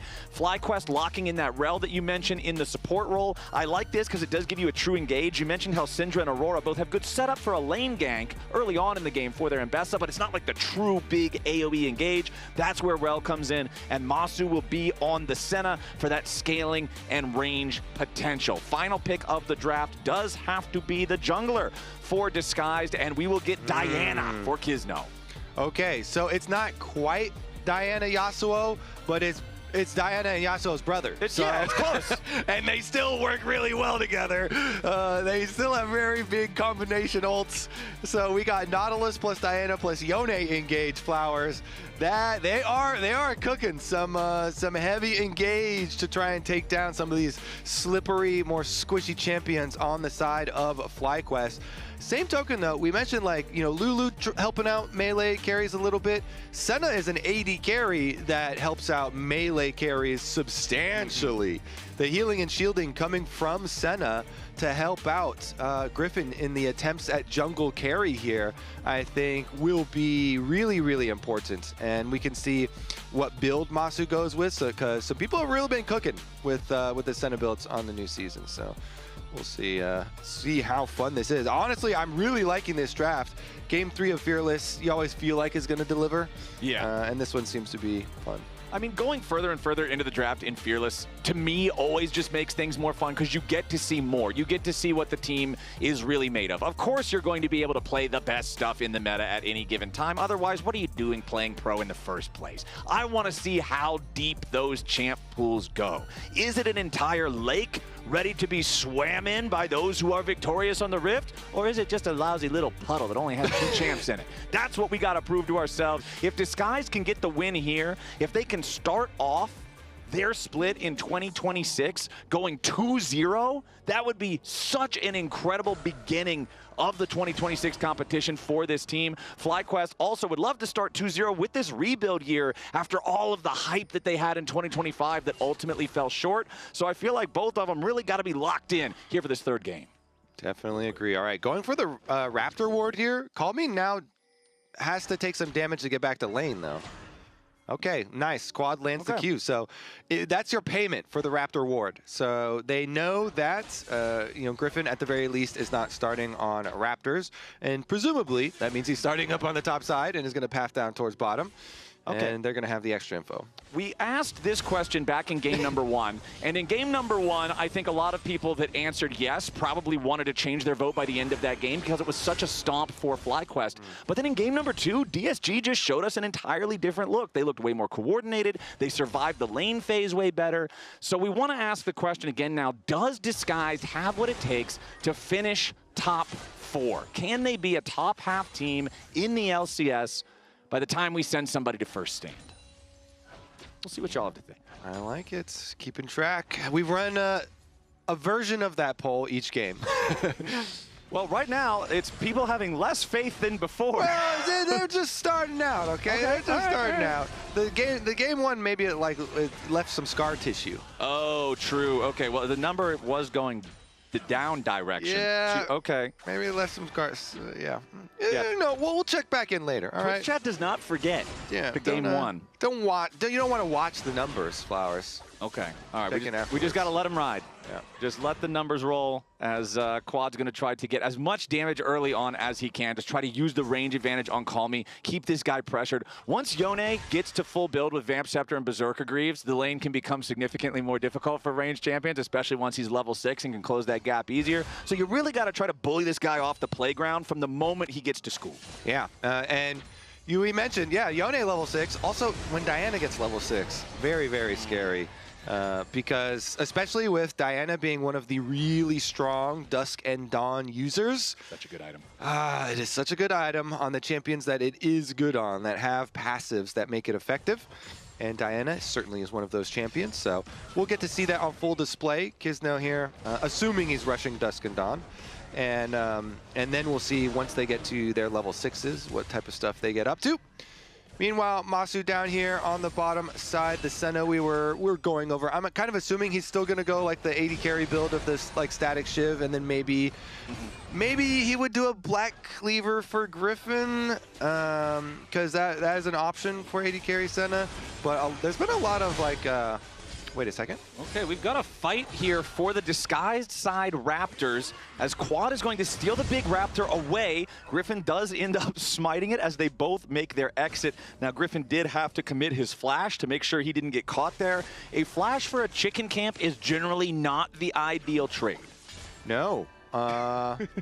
I concur, Flowers. From jungler to jungler, we agree on this. At least you didn't lose the chicken and then have to flash out. So yeah, that's disaster. Yeah, and it's just the... Okay, wait a second. Nautilus ganking mid. That was another thing we were looking for in this game. Not going to result in anything, but I like the idea. He was looking. As we were saying, if you can burn that Syndra flash. Unfortunately, Syndra also running Ghost. So Ghost, very effective at dealing with Nautilus ganks. Yeah. As long as the Yone hasn't landed an ult on you already, simple Ghost is going to go a long way there for him. All right, Kisno is now returning the favor. He wants to contest Griffin's chickens. He goes in, but now he's got to be a bit careful about the counterattack from FlyQuest. A little bit of damage there from Quad with the Dark Sphere. As Kisno's down to 200 HP, he just walks this one back away. Doesn't have to use his flash. Okay. But also didn't get the chicken. Right. So which one would you rather be? Well, I still have my flash. But we'll see. We'll see if it actually ends up resulting in anything. But definitely a very fun early moments here between mid jungles. and checking camps. And one thing that's also different from the previous couple of games is because of the nature of the matchup, Aurora versus anything melee, Gakgos is off to a very early lead in the laning phase over Castle just because he's Aurora into Renekton. In the previous couple of games, it's been Castle usually that's feeling perfectly fine in these topside matchups. He's either even or slightly ahead, but against Aurora, you practically have to go down early. As Lions, not going to take a little bit of damage, but he's not afraid. They're going to keep pushing forward now as Sajed gets some damage onto Cryogen too, so both supports take a chunk. Nobody's really that pressured. They do both pop their heals in that extended trade, though. Yeah, and then Cryogen knows that he's going to have sustain with the Senna on his side. Took some splash damage there from the blue gun, though, as Griffin was walking by for the crab. All right, this is it. Crab number 3. All right, Griffin's going after it, but a nice use of the dredge line to grab Cryogen from Lions as the 2v2 in the bottom lane breaks out, but a ton of damage back on a Call Me. He's taken low, tries to use the Q3 to get away, and Kizno kills off Griffin for the first blood. Call Me still alive. He backs away once more. He doesn't have the Fate Seal because he already used it, but Disguised will happily take the first blood. Flowers, this moment's going to go down in history. The team that won the smite on the 3rd crab for the level 6 lost the skirmish. Yeah, that's kind of crazy. That's crazy. And this week, I feel like we had multiple interviews with like Blabber and Dom talking to, wait a second. Q3 from Call Me. It forces Quad to take a sidestep so Kizno can show up and try to chase him down. Quad with the flash over the wall. Stays alive. Barely gets away from that one. Really good escape from Quad there. Yeah, he does have to use his flash, but so do the enemies, both of them. All right, so he gets level 6, and then Call Me was able to juke the ulti from the Ambessa. So it's, yeah, he got to the level 6, but it didn't end up mattering because Call Me juked it, and then Call Me there had a beautiful Q through both of them to gain distance and live. So huge honors to Call Me in the outplay of this skirmish. And yeah, that one stings for Griffin because he got to his level 6 and he was able to level it up, but then it basically has very little value. You still get the stats and everything for level 6, which is nice. Right, but the juke there from Call Me and then the Q through both of them afterwards as well. Super nicely played by him, and Kizno gets to be Diana auto-attacking and just slapping him there. So now he got up to his level 6, and it resulted in a couple of flashes from them. Remember, it was 2 for 1, so Quad was able to evade that Diana gank.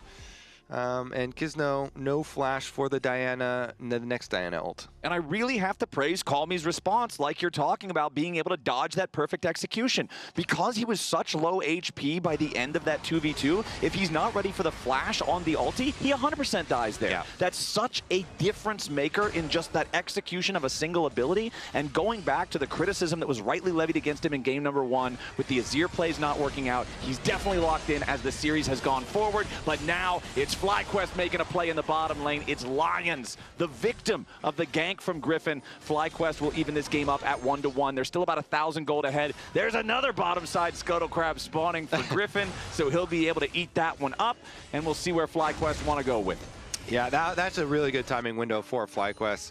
And a nice little bait there because they have Griffin right behind him in the jungle. They've got position, so an ill-advised engaged timing for Lion. He gets taken down, and it results in another crab take. It didn't result in the dragon getting taken, though, and Kizno's going to slip around the Scuttle Crab vision. Nifty little trick with any champions that can jump the wall. False sense of security with the Scuttle Crab vision, and dragon should be Lions. All right. They're going over for that dragon. Disguise has Kizno working on it. Call Me just trying to keep Quad occupied here in the mid lane. Doesn't want anybody from FlyQuest seeing what's going on down there. Ocean Drake is claimed. Meanwhile, Griffin will say, all right, you take dragon, I'll take the grubs. Doesn't feel as good as it did in 2025, but hey, that's just the nature of the game. Sometimes the patch is going to nerf certain things, buff some others. Gakgos up here in the top side is still the largest individual farm difference in the game, 92 to 69 of Castle. Over a 500 gold lead for the Aurora with no kills. Feeling pretty comfortable playing the lane the way he wants to play it. And that's the whole benefit of their Ambessa flex bait at the beginning. You know, slamming the Ambessa first pick, knowing, yeah, Renekton is up. That's one of the most common attempted counters for lane counter. And then you just swap it into jungle and are able to get the counter yourself with the Aurora as you are going over. Call Me avoids the stun and can walk away. And it's so important he did too, because Griffin's ulti just came back off of cooldown. So between the flash and the ulti coming off of cooldown, I think if that Scatter the Weak hits, Griffin can actually flash R and catch him before the CC ends, and then you could have a really scary proposition. So Call Me, again, he's just fine here on the Yone, is still working towards that first fully completed item as Quad just trying to farm up all the minions here. Lands a nice Scatter the Weak, Dark Sphere for the trade. Call Me's going to back away. FlyQuest still maintaining that 1,000 gold advantage. It's pretty much entirely just Masu and Gakghost that build that lead for them, but you're happy to have your Senna off to a good start. Gakghost doing the same on Aurora. The Static Shiv fully completed for Masu on the Senna is going to help with some of that, let's call it underwhelming wave clear that the champion has in its base kit, and that's just going to keep things farming very smoothly for the FlyQuest AD carry. Yeah, that's almost always the rush item for the AD carry Senna, looking to deal with those minion waves, as you're saying. And the pressure is staying up, so they're actually going to be able to tap that turret plate as well down on the bottom side. Getting a couple of those knocked off. Some extra money, further funds for this FlyQuest team, increasing that gold lead fairly quickly after just taking stock. Meanwhile, look at Griffin, the minimap. He's hovering again. He wants to play Syndra Stun into Ambessa Ultimate, and bottom side, Cryogen, as we say, the swing and a flash. So exactly, it's not a miss. Yeah, it's not a miss. It got something good. It gets the Sajed flash, and critically, you're not really worried about spending the Magnet Storm right there, because look at the timers in the top left. It's 3 minutes until the Herald. It's still 2 minutes until the Dragon. You're going to have the Rel ulti in time for what should be the next big fight, unless you just want to YOLO fight without ult for no reason, but that's a you problem. I don't really think that there's any reason not to go for a play like that. They'll take the flash from the Aphelios, and now if Ambessa does get bored looking for Yone in mid lane, she can go bottom lane for a flashless Aphelios and try to find the payday there. Exactly. So maybe no more hovering around towards mid, but honestly, I think they might still, because they still want to get that burst combo. And you want to kill Yone, man. That's all there is to it. Yeah, I feel like Flowers 100% of the time. Just maybe sometimes, you know, just some triple-digit percentage times. You just want to do that. There's nothing wrong with Calmy's that. been quite good though, juking a lot of spells, piloting this Yone quite effectively so far in this game. Is going to have to take the recall though, and FlyQuest will get vision coverage leading up to this Dragon area of the river. Minute and 20 seconds ahead of time. They've got plenty of vision already prepped. As you said, they also have the summoner spells prepped, with Aphelios having no mobility basically whatsoever now, with no flash and nothing inherent. Storm Razor does give you move speed, and they're going to go for a bot play themselves. Yep, they drop the depth charge onto Masu. Call Me immediately arrived with a Fate Sealed. It lives up to its name. The shutdown even goes over to Sajed. The Aphelios gets paid. Masu gets buried. That's the execution Disguise wanted. Yeah, nice ult there from Sajed, and then he's got his Gravitum lock up. Oh no, Call Me though has now way overstayed with Griffin and Cryogen down here. They're looking to grab the punish onto the Yone, but a nice Magnet Storm coming out, tries to lock everybody up. Call Me does die. Griffin's still fighting. He gets a double. Griffin's about to make it a triple if Kisno didn't show up. Cryogen now gets away. Meanwhile, up here on the top side, Castle into the Dominus looking to deal with Gakghost. Oh, never mind. That fight's already over. I tried to go fast again, but there's just nothing to go fast for. Okay, everybody's going home. And they back off, and they're clearing some wards. Oh, is he going to cancel the recall, though? There's a croc in the bush. All right, there's no more croc in the bush. There's no more croc. Unlucky. All right, he's out of there.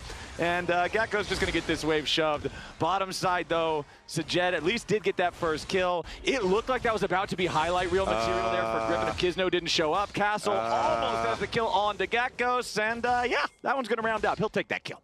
Not respecting the teleport timing and the minion wave.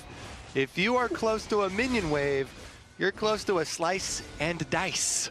So don't feel nice. You know, good punish from Castle, and we're going to a dragon fight immediately. Yep, Lions has to try to get away. Quad goes forward to try to get the execution here with the ulti, but he doesn't have enough damage to kill off the Nautilus. Now Call Me in the middle of everybody. Immediately snaps back with a soul unbound. Disguised, they're up 2 Drakes. FlyQuest is up about 1,000 gold, and they've got the 3 grubs. Honestly, after 15 minutes, Mr. Kobe, it's a pretty even game. Yeah, Dragons one side, gold on the other side. I will say stacking Senna feels pretty good, but Aphelios is a hell of a late game carry, and they've got crazy burst combo with some massive AoE potential.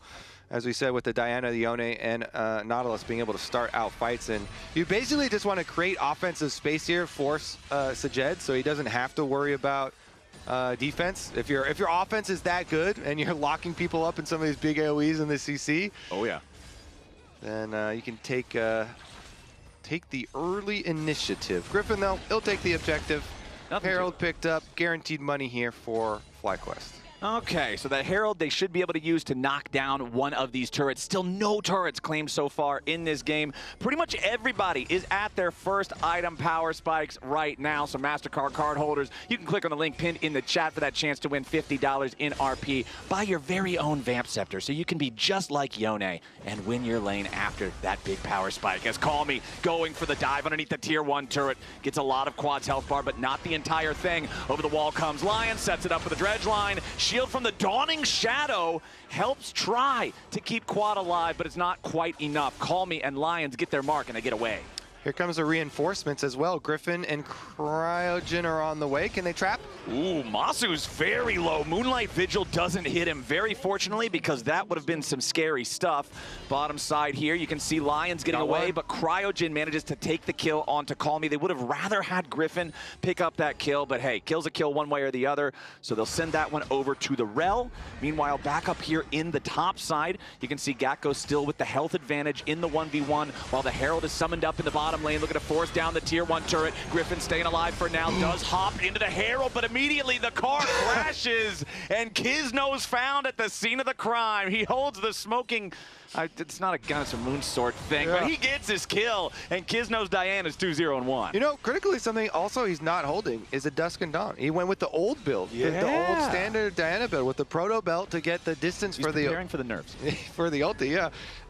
And honestly, the nerfs, it's just taking down the sheen damage, and then you get 50 health added to the item.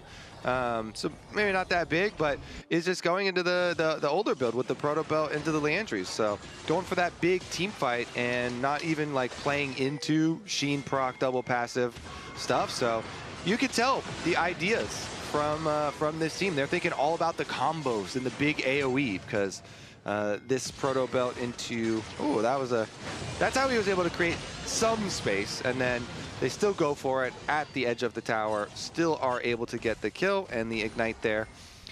Tick, yeah, unavoidable sometimes, you just get those as a support. Okay, well, we still have the same goal difference that we've had for so long. So despite the moves back and forth from either side, the state of the game has remained relatively the same. You do have second full item power spikes for both junglers now, as it's Sundered Sky plus Profane Hydra for Griffin, the Proto Belt and Leandries that you were talking about for Kizno, the old school style Diana. It's junglers first to their second item spikes, which is pretty funny. You can see Rapid Fire completed for Masu now, the Infinity Edge just now put together for Sajed. So if this Aphelios does get that free firing time, like you were talking about earlier, if the rest of the team can prove beyond a shadow of a doubt that the best defense is indeed a good offense, Sajed is that offense. Yeah, big crits from Aphelios, imminent. We'll see if they can actually pull it off. And Kizno, honestly, I have confidence in his setup. You know, his flash is coming up soon. Went for the Proto Belt build, went for the big AoE. And we'll see if he can get the engage onto some of these slippery champions, because FlyQuest, there's a lot of opportunity to outplay when you've got Aurora and Bessa mobility, and especially the Senna here putting people in shadow.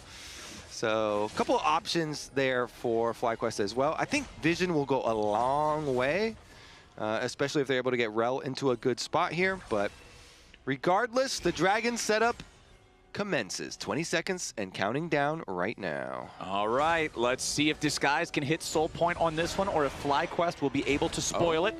Sajed gets tagged there by the Senna route, but no additional champions nearby for FlyQuest. Everybody else stepping into this bottom side river. They've got the control ward in the mid lane brush. Disguised hanging out in banana brush now as a 3-man unit. Sajed making his way over to the rest of the team. You can see the TP coming in early for Disguised top laner. Castle has arrived into the mid lane.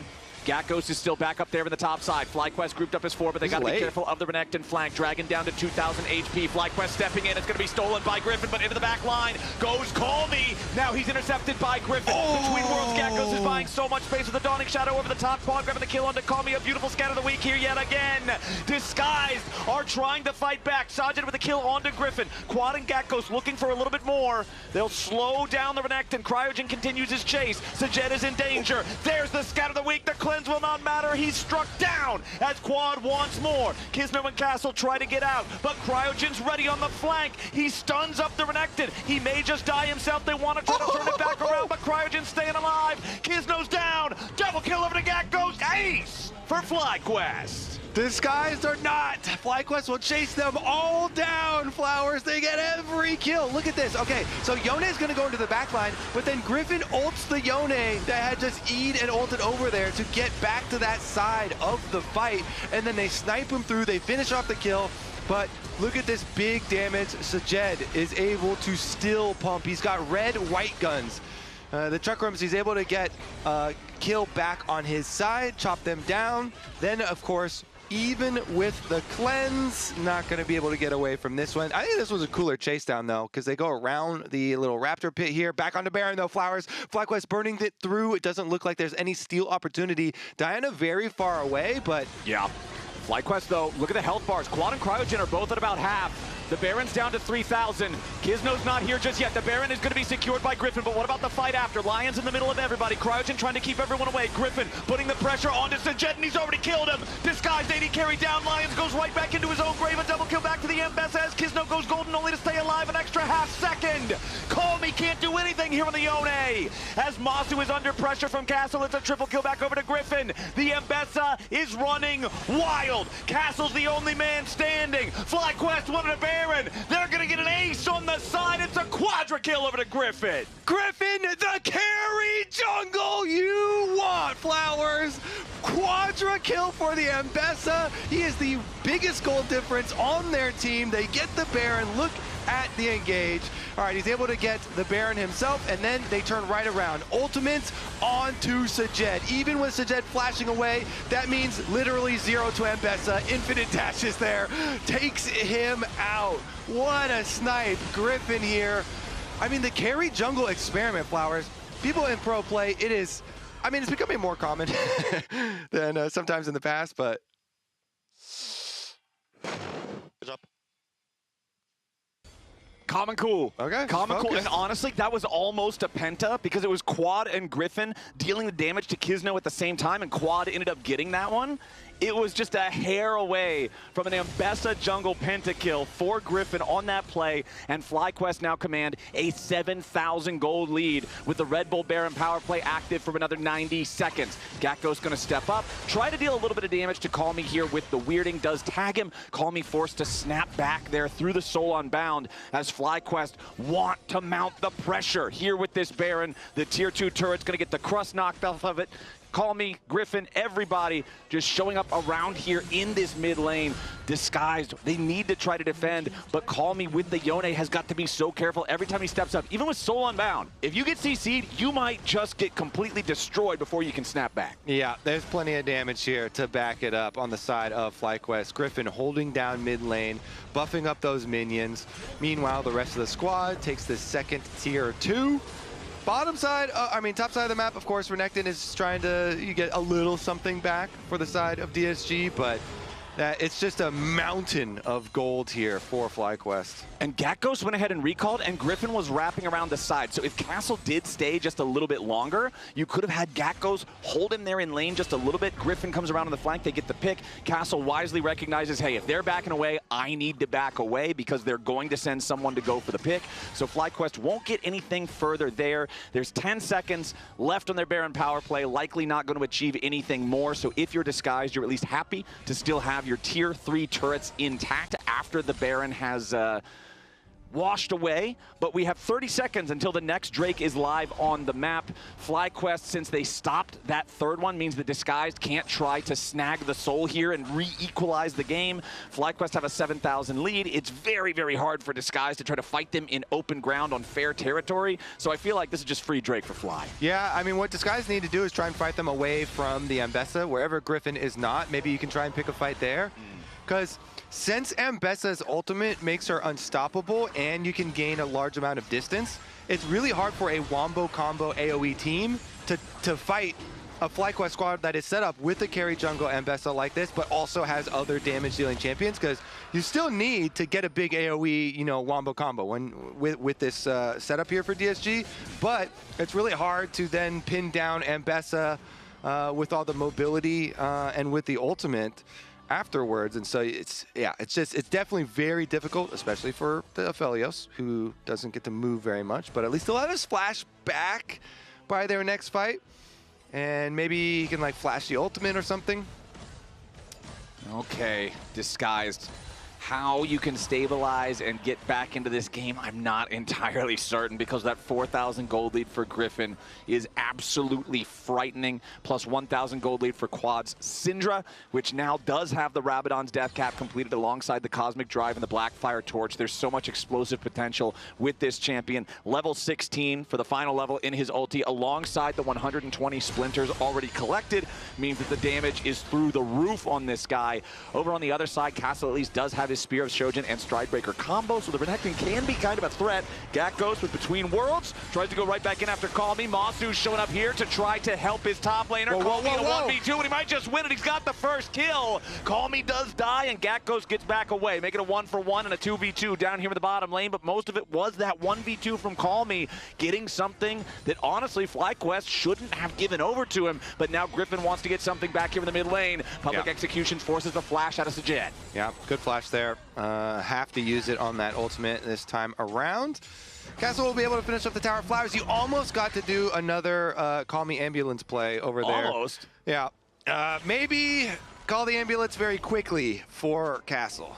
Yeah, Gakgos is going to stop him here with a twofold Hex. Prevents the recall. Castle wants to try to get away, and he's going to go very far away to another plane of existence. Actually, we'll see you in heaven, Mr. Crocodile. 50 seconds till he's back on Summoner's Rift, and FlyQuest will be happy with it, because it's only 15 seconds until the Baron spawns again, with Castle dead, with his teleport on cooldown, and it will remain on cooldown even once he resurrects. I feel like FlyQuest have to be looking towards this Baron pit. Exactly, Flowers. Timing syncs up so nicely. Delay the death timer in the alcove.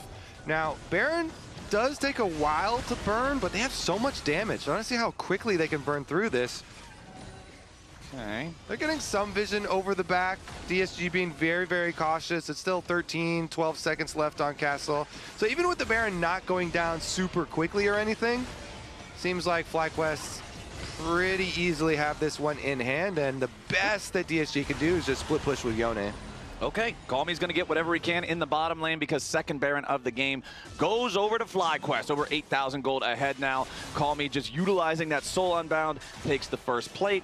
Unfortunately, doesn't get the baby death mark on turrets, so just going to snap back, not trigger the second one, and looks like he's ready to take his recall. Does have the enchanted one primed, thanks to the mid lane quest, so he'll get out of danger before Gakgos can really try to stop him. But FlyQuest, I feel like, Kobe, they've got all the tools they need to try to just go for their game-ending push with this Baron. They certainly do. All right, they've got the Aurora going to go push mid, while the rest of them 4-1 the top side. We're gonna have a little face check here. Support versus top laner. Ooh, follow-up stun. I don't know if that's gonna get enough distance. The crash down contains the Croc. Castle's really got to get all the way out of there now. Nicely done with Cryogen and Quad working together to force Castle back. That means that Disguised has no chance to try to defend this tier 2 turret here in the top lane. Remember that all tier 3s are still standing, but that is the final structure collapsing outside of the Disguised base. So now it is the siege ready to begin as FlyQuest have the 2 Baron Enchanted Cannon minions up here in the top lane, just about ready to knock off that second plate, but barely miss out on the damage they need. Instead, FlyQuest going to use their chance, go after the red buff right now. Cryogen is in danger, kept alive there by the Dawning Shadow. Kizno buying time here in the stasis, staying alive for now. Griffin making so much space, going in after Call Me. Kizno's already down, Lion's going to be your second kill. 5v3 on the map, and it's about to get even worse. A double for Griffin. Sajed is gone, and Castle's behind all of FlyQuest with his dominance, but it won't matter. There's no chance for the Renekton to go in, as FlyQuest will just kick their way through the front door. Tier 3 turret in mid lane drops. Inhibitor is the next target, and it's Call Me and Castle tasked with holding the line in an impossible situation. FlyQuest with the 5-man push, going after the first Nexus turret. They've got the Baron Enchanted minions. They've got the cannon for the extra DPS on the structures. Castle cannot approach. He has no ultimate here on the Renekton. He's got half a Fury Bar. He goes in for the Ruthless Predator. He buys only a moment as he's shut down, shot down. He's out of there. FlyQuest are going to kill off the solo laners.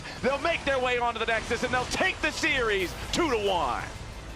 Griffin is the blender, and he was making Aphelios smoothies all game long, Flowers. Oh, yeah, with all the angst and the hair in front of your eyeballs and the talking to your sister on the moon, it's all in there in equal parts. And I didn't know that, lore. I learned that the other day, too. It didn't make no sense to me, but you know what? That's what happened, and Griffin just ran that game start to finish. Chat, I'm telling you right now, if you're voting anybody other than Griffin on that one, I want to have a swig of whatever you're drinking, because it must be strong. Let's toss it back over to the lounge now and break it all down. I appreciate that Flowers is trying to cook the vote as someone who that was real. already voted for Griffin. Yeah, and also he just did a lore drop on a champion. I don't think he's ever read the lore, but it was pretty accurate. I feel like I trust Flowers to know the lore. Absolutely not. Dude, his chat would tell him every bit of lore. That is true. You will get it from this chat. You will get it from this chat. I remember when he was running the Who Wants to Be a Millionaire LCS thing. But guys, and I was like, you can't ask me about lore. And he's like, I don't do that. There's some more questions in there. Clear the hallway. Yeah, clear the hallway. Big man on campus. He is going to join us on desk as soon as he gets mic'd up. What do you guys think of that game? I feel like, yes, Griffin had the standout performances. I think shout out to Cryogen. Deathless in the game also had a lot of really solid engages. And again, it's these debut performances. We talked about the true debuts last weekend, but even going into this weekend now, they're still maintaining that momentum. FlyQuest showing that they are maybe a little underrated of a team. They were a young roster coming in. It was tough to really power rank them, but here he is. Come on in here. The victorious Cryogen. Well done. Well done. What's up? Congrats. Come on in here. Thank you. So Kangas, just as you were walking in, is talking about you guys being underrated. Yeah. Agreed or not disagree? I think I agree. I agree. I'm going to be the guy that says underrated or overrated. Did you? Wait, what? 3 games versus DSG. What happened there? Didn't we 2-0 your team though? You know what? We'll take it. Fair enough. How do you feel compared to going into the split though? Do you feel like at that point you were, rated correctly, but now you're underrated, or do you think like the story's changed? I mean, honestly, I think we were underrated the whole entire time. Yeah? Yeah, I think. I was talking to Jat last week about this too, but obviously the old FlyQuest roster is really good. Yeah. But I think we can be just as good or even good in the future, and we're already starting off pretty strong. Yeah. I was gonna say, I feel like you have to talk to your own coaches about that, because I know Azael actually interviewed, I'm pretty sure ThinkCard at least, and was talking about how we have such young talent. We drafted for hands and mechanical prowess, right? And you guys all have that. And it was a question of not whether you were going to be good, but when. Do you feel like you guys are proving yourselves a lot earlier than expected? Yeah, I think so. I think initially we all kind of expected growing pains. Well, also trying to merge together as a team. And then also we're all really young, so it's kind of hard to be disciplined early on. But with how practice is going and obviously stage matches, I think we are actually getting a lot better every single day. Nice. And so now that you mentioned that, how do you feel like you have fit in? Because coming in from tier 3 to tier 1 is always going to be a big leap. And there's always going to be that personal growing pain. I haven't seen that growing pain. Deathless in this game, of course. And then we remember the Aphelios and Thresh game last week. It felt like you guys have been really finding your own place. And you have been finding your own place very, very quickly. And you've had obviously you yap a lot. So have you been finding your place on the team very easily? I mean, honestly, I think a good example of a growing pain would be the second game we had. Yeah. I mean, personally for me, I had a pretty disgusting game. You know? Yeah, but it was pretty. I think sometimes we can get pretty emotional, and also like we are like uncomfortable on some drafts too. So I guess with more practice comes with more comfortability. And honestly, for me, I think I've been finding my place here. Obviously, it's a pretty big jump from Tier 3 to LCS, but I don't know, it's been great so far, and I'm enjoying it. I want to talk more about that because, yes, it's awesome to hear about the team and everything, but I want to hear your story because not many players in the history of the league have jumped basically past the NACL level. You were on Pulse last year a little bit, right? Yeah. Like subbing in for some teams, but you essentially went straight from Tier 3 to LCS, skipping that like NACL starter position. Yeah. So what's that journey been like? I think it's what you and was it Jojo? I think Jojo Pyun made a similar jump. Was it Danny? Danny It was Danny on the was in same Tier 2, roster. Yeah. I mean, I think with the Pulsar situation, I should have definitely had more experience in NACL for sure. But I mean, the level of play is obviously really, really drastic and different. And also like the practice is really like a lot more intense when you jump from LCS. So at first I was kind of having trouble accumulating to the culture. And I mean, to be honest, I'm really like glad that Fly took a chance on me. And it's not really common for many NA players, even like support players, because I think the support pool in NA is pretty weak actually.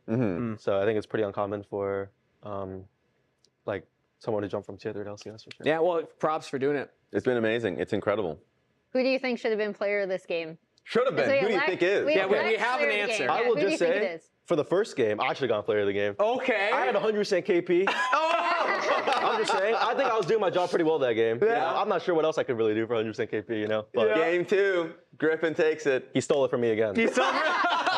You were deathless in the third game also, So yeah, right? the audience agrees with you. I want to look at the audience poll because I want to say it's like super heavily in your favor. That's all I'm currently saying. They don't 71%, have the graphic, but currently you're winning. 71%. The first and third game, I had 100% KP and 0 deaths. So I was a bit robbed. You know? I want you to know, I'm the one that voted for you. I appreciate that. I feel like, you know, I feel a bit robbed right now, but that's okay. I mean, that's a classic support position, right? You know, always overlooked. For sure. All right, well, congratulations on another victory. You're up there with C9 now as your next opponent, so we'll be keeping our eyes on that going into next week. Any thoughts, actually, real quick, before we throw it a break about C9? I think they're probably the best team in LCS right now, so I'm excited to play against them. I think their ball is really good, and I mean, obviously they have prior experience together, so I'm excited. Okay, cool. We'll be cheering you on. All right, thank you so much, Cryo. Thank you for coming on chat with us again. Congrats on the win. We're going to throw it to a short break. We're about to Shopify Rebellion and TL next. Thanks, bro.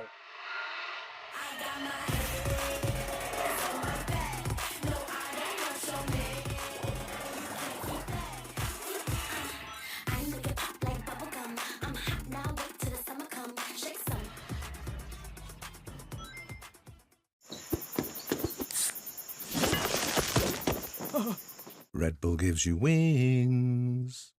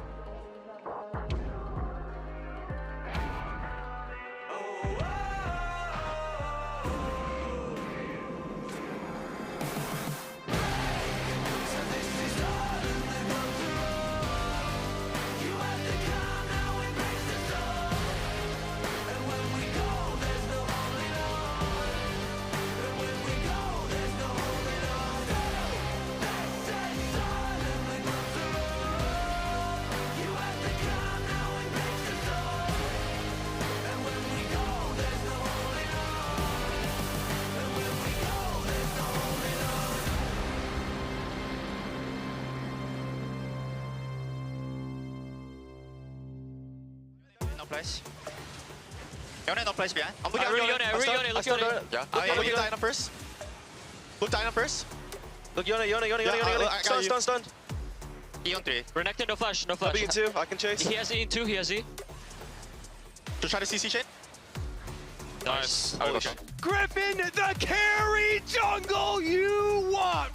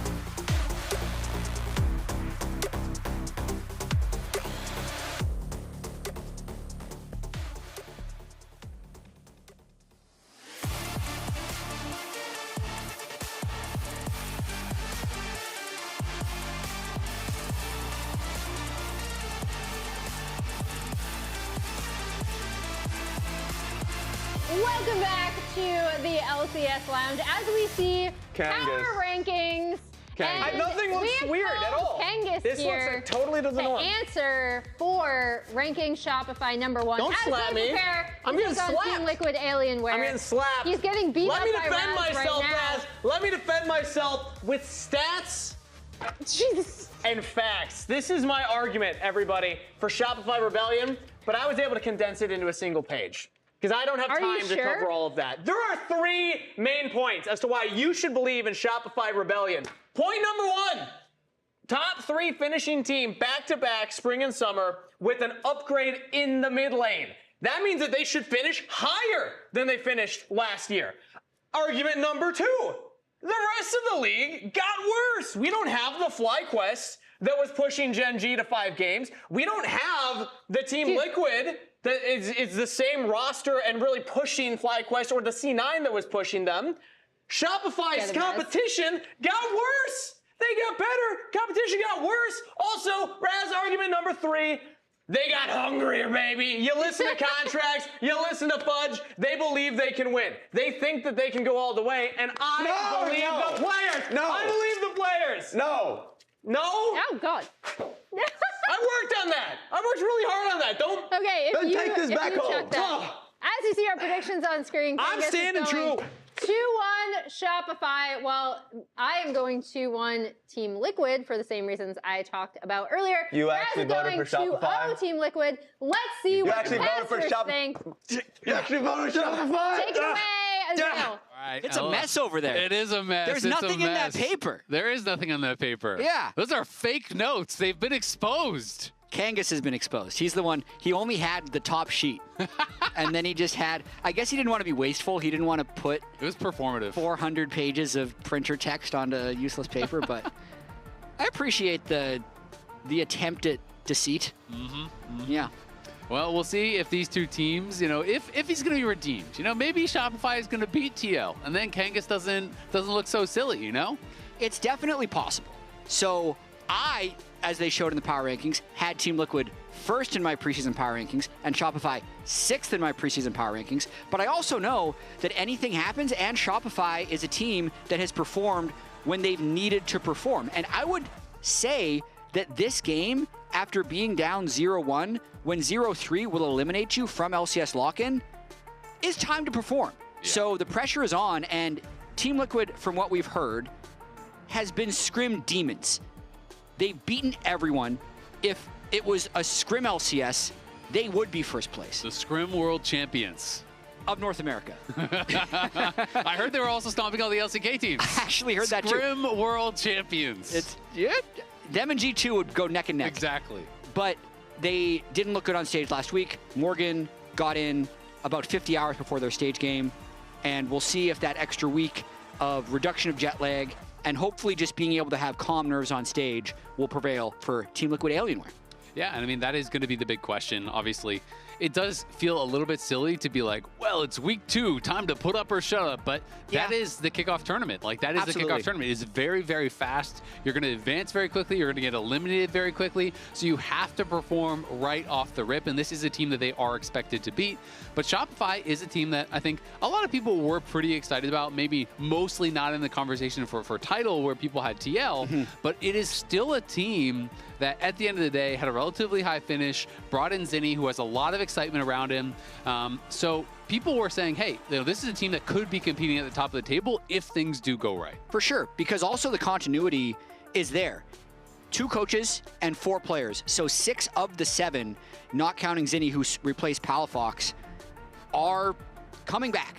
And they were a 3rd place finishing team. So that should give you confidence. It's definitely raised their own internal expectations. When I talked to Fudge on Pros before the season started, he said that if they don't win, as in win the split, he was going to be disappointed. So they have set their bar very high. And to talk a little bit about the draft right now, we're seeing a number of counters into Rise. Previously, it had been Cassiopeia, but now we're seeing yet another Anivia into Rise, which is becoming one of the popular counter picks as well. Yeah, I mean, it's extremely strong, I think, against, lower range comps in general.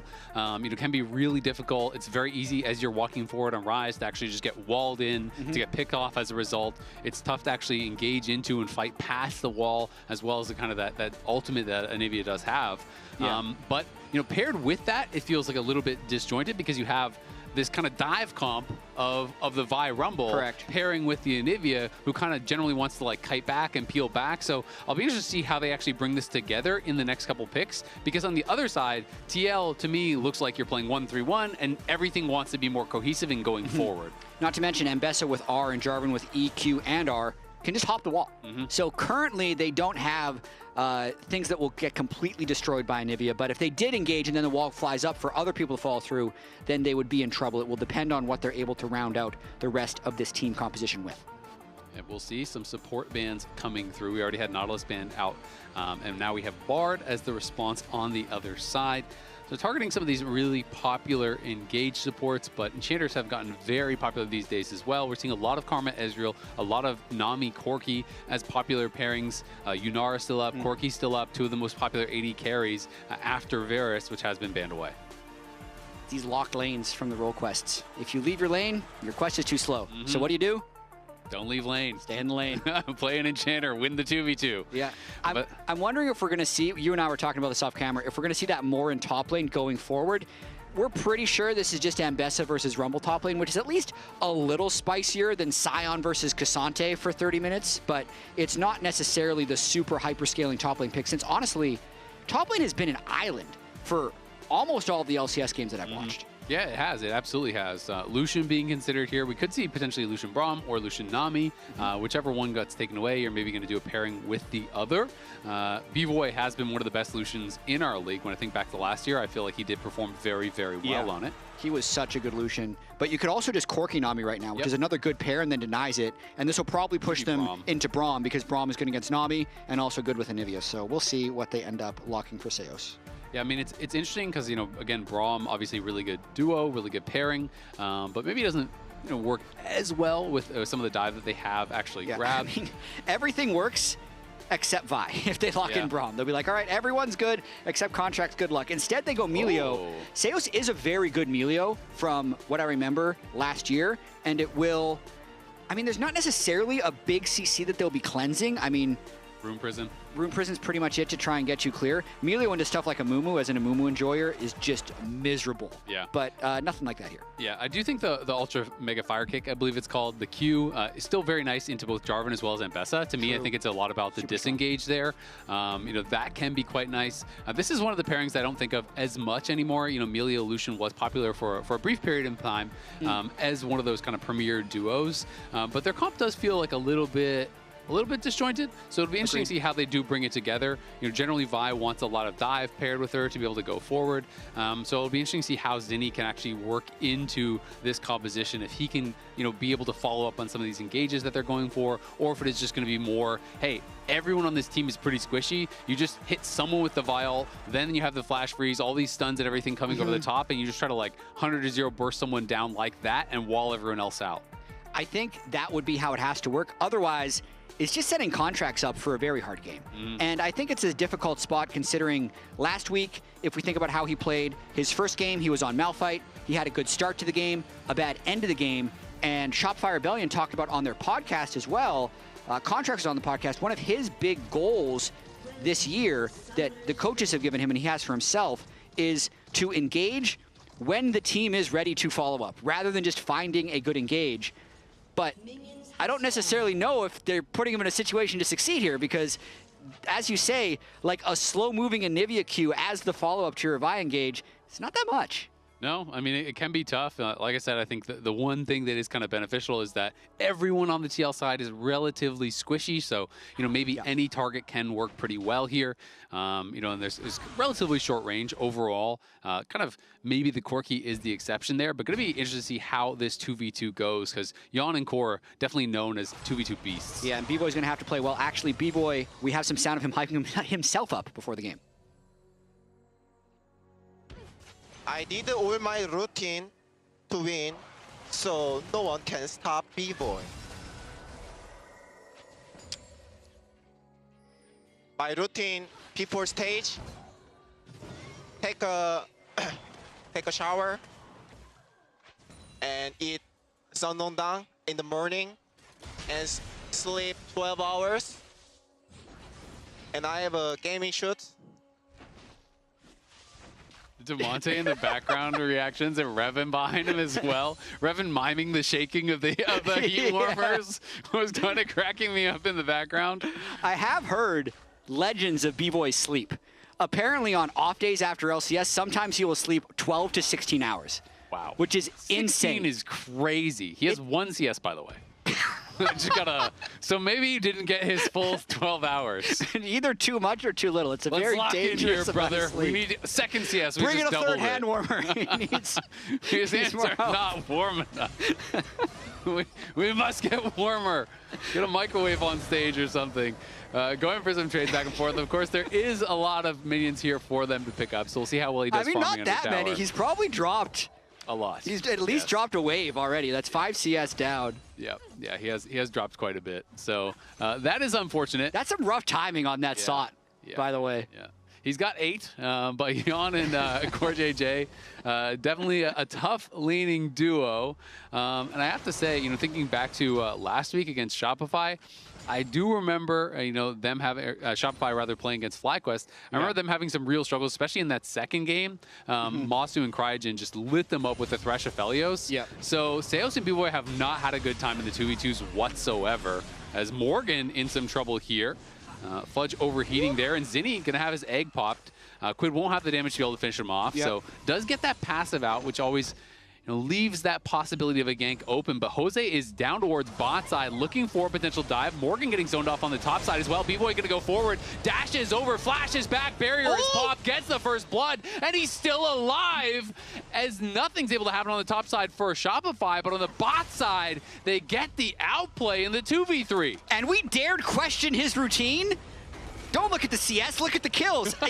I'll need to see again how he managed to live through that with Heal already being burned, just having the flash barrier. It's super interesting playing against Team Liquid as well because having Jose on Vision allowed Fudge to play even more aggressively, knowing that if TL has an advantage bottom lane, even without seeing Vision, you can often decide that their jungler is going to be there to try and dive. But this dive goes awry for Team Liquid. Still double CS in the bottom lane, but B-Boy actually up in gold. Yeah, it looks like he flashed over the flag and drag, I think, in the play, so we can see it one more time. So they see Jose clearly on ward right now, gives them a lot of time to anticipate what their next move is going to be. He's going to have dash, flash.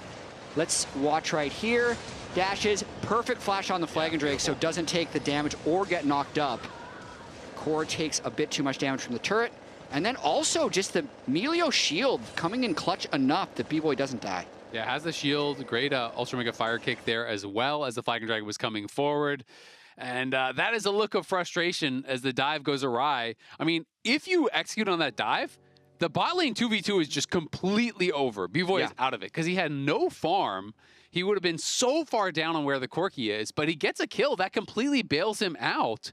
And we are into a pause. We'll update you as soon as we find any information out about that. But yeah, I mean, he's down more than 2 waves with more than a full wave still for Yon to farm. So he's down effectively 3 full waves. Yeah. At 4 minutes. Yeah. But he's basically even in gold. I mean, he got a double longsword buy, so he's chilling. He actually is 1,600 to 1,500. Surprisingly, Fudge, I know it's Rumble who's strong early, but we heard so much about Morgan's laning phase. You almost expect them to walk in and just outclass people. That's just not how it works. We've seen a lot of the domestic players in North America really stand up to the imports. I know Fudge is technically from Australia, but he's been here for like 6 years at this point. We claim him. I claim him, yeah. We claim him for North America when he's doing well. So that's, crucial. But he's good start to the game in this one, and Morgan needs to have a bigger performance on stage. Yeah, absolutely. I mean, Jose obviously spent his time doing that while Contracts was just kind of power farming, got his base off. You touched on it earlier, but the fact that Jose shows bot means that Fudge could push Morgan in between the 2 towers, knowing he's not being ganked. So there are some knock-on effects there for sure. Still waiting on any sort of updates about this, and hopefully it'll be a quick pause. Yeah, so if production isn't too busy figuring out what the pause is, I really liked the camera view that was a little more zoomed out where I could see the players' screens, because it felt like Fudge was just hitting tab over and over again, and I'm a little curious how long he can keep that up. So I really like that view, rather than just seeing the faces, seeing the actions that they're taking during this pause, because it actually looks at the moment, in the early stages of pause, you're not allowed to talk while they're doing their investigation. Oh, here's the view. He's still tabbing. He has to keep the APM up. Yep. It's just, I mean, I'm sure you've seen FBI, right? Yeah. How FBI plays. FBI is the extreme version of this. I don't know if you've seen his first-person POV, but FBI presses, I think it's like Z as well, to bring up his chat over and over. Yes. So he does chat and tab. So you're watching a replay, and he's literally team fighting, and he's like bringing up chat and tab over and over and stuff. It's pretty wild, but it's just one of those things where you build that habit over a long We're like time. 3 minutes in. He's staying warm. Is this his pause ritual? I think it's just... B-Boy's got the hand warmers. You're and just used to it. Fudge has the tab space, tab space, tab space, tab space, tab space, must press tab, you must know? press buttons. It's like if you're playing an MMO, you must be jumping at all times. B-Boy has extra hand warmers if he needs them. But does he have time for a 12-hour sleep? That's the real question. Not currently. No. It's a good thing he slept for 12 hours, seeing as we had a 3-game first series, so it's already a little later than he thought he was going to be starting with DSG playing. DSG's looking good so far this year. They are. I'm really excited for them to be a stronger team. But sure, is it Yon? Is it Yon's fault that we're paused? I don't know. I'm not sure. I'm trying to do a visual investigation to see where the issue is. Sometimes it's obvious because you can see where like the referee is right behind them and talking to them. He is hanging out behind Yon, but he could just be posted up. It looks like we are getting back into game, though. So, thankfully, we'll get this back underway here. As you can see on screen, they no more tab from Fudge. Tab was just a pause thing. It's fixed. Whatever was the issue is fixed. That's all that's important. And Morgan going forward. Takes a decent trade there, but Scrap Shield helping Fudge to get the best of it. Yeah, now B-Boy with a level advantage, actually, since the wave is in a good spot for them right now. Not to mention, they're pretty sure Jose would have had to go back to clear other camps. Are able to get it pushed out. So what was a great start to the lane by Yon and Core JJ is not actually manifesting in a current advantage. So I feel like Shopify kind of got away with one, even though they did outplay the dive. Yep, absolutely. Going to be really happy about how things went after that start to the lane, which was pretty brutal. And it is a quick base for B-Boy, who was able to get a nice little trade. They crash a wave, he gets Caulfields, and he is just home guarding back out here as Zinni TP's back in towards mid lane. Gets a trade onto Quid, but Quid is just heading back to base regardless, so not too concerned about the state of things. And as you can see, B-Boy not going to have missed many minions, really just the melees for that recall. So now it'll be interesting to see if Shopify can actually keep them stuck in lane here, now they have the buy advantage. I mean, 20 CS at 5 minutes 30 is still crazy low on a Lucian lane. So Yon and Core JJ trying to keep the pressure up as much as possible, but they can't, I don't think they could realistically threaten another dive because they haven't gotten any poke off. So for them, the only thing they'd be able to do is kind of move towards bot crab, which, by the way, we've heard from Cloud9, when this 6-minute crab spawns bot, you got to fight over, because you're going to get level 6 most likely as the jungler, and then that can also give you Drake control. So Team Liquid in position for the big crab. It should be there for sure, though. You can see that Rise was already cheating down. He had push in mid. They had push in bot. So level 6. Not much of a chance, really, for Contracts to be able to try to affect that. Jose, though, threatening here once again, is walking around behind him, but Contracts is going to be in the area, trying to get level 6 himself right now, and will be able to do so off of this blue buff. But Jose is in the area, does have the upgraded smite, so this is going to be almost impossible for Contracts to get the smite. So rather than going for Drake, he's just trying to take complete control of the bot side, and there's no counterplay to this, actually, with the advantage in the fight and the stronger smite. Yeah, Zinni now getting chased down. I don't know if he has his passive back yet. Quid threatening with the Realm Warp, flashing out there from Zinni. The Ghost, though, is just making the difference. He's just chasing him down. Flashes past the stun, knocks him down. Jose gets the kill, but let's be honest, that was a solo. That's the big play, Quid, that you're hoping for when you sign a former LCS MVP in the offseason. He's been pushing the limits this entire laning phase. You kind of have to do it twice against the Anivia. You have so much mana in your first laning phase to get the egg out, then you have to do it again, taking trade after trade that is advantageous to eventually get that kill. Could have maybe even done it without the flash with Jose on the way, but still a great display there by Quid's Rise. Yeah, Quid's got to be happy about that one. Had a much rougher week last week than expected against APA. Got solo killed in kind of an embarrassing way, versus the person that he had replaced in that Orianna game where he kind of just walked into the Azir. A lot of people were talking about that misstep from him.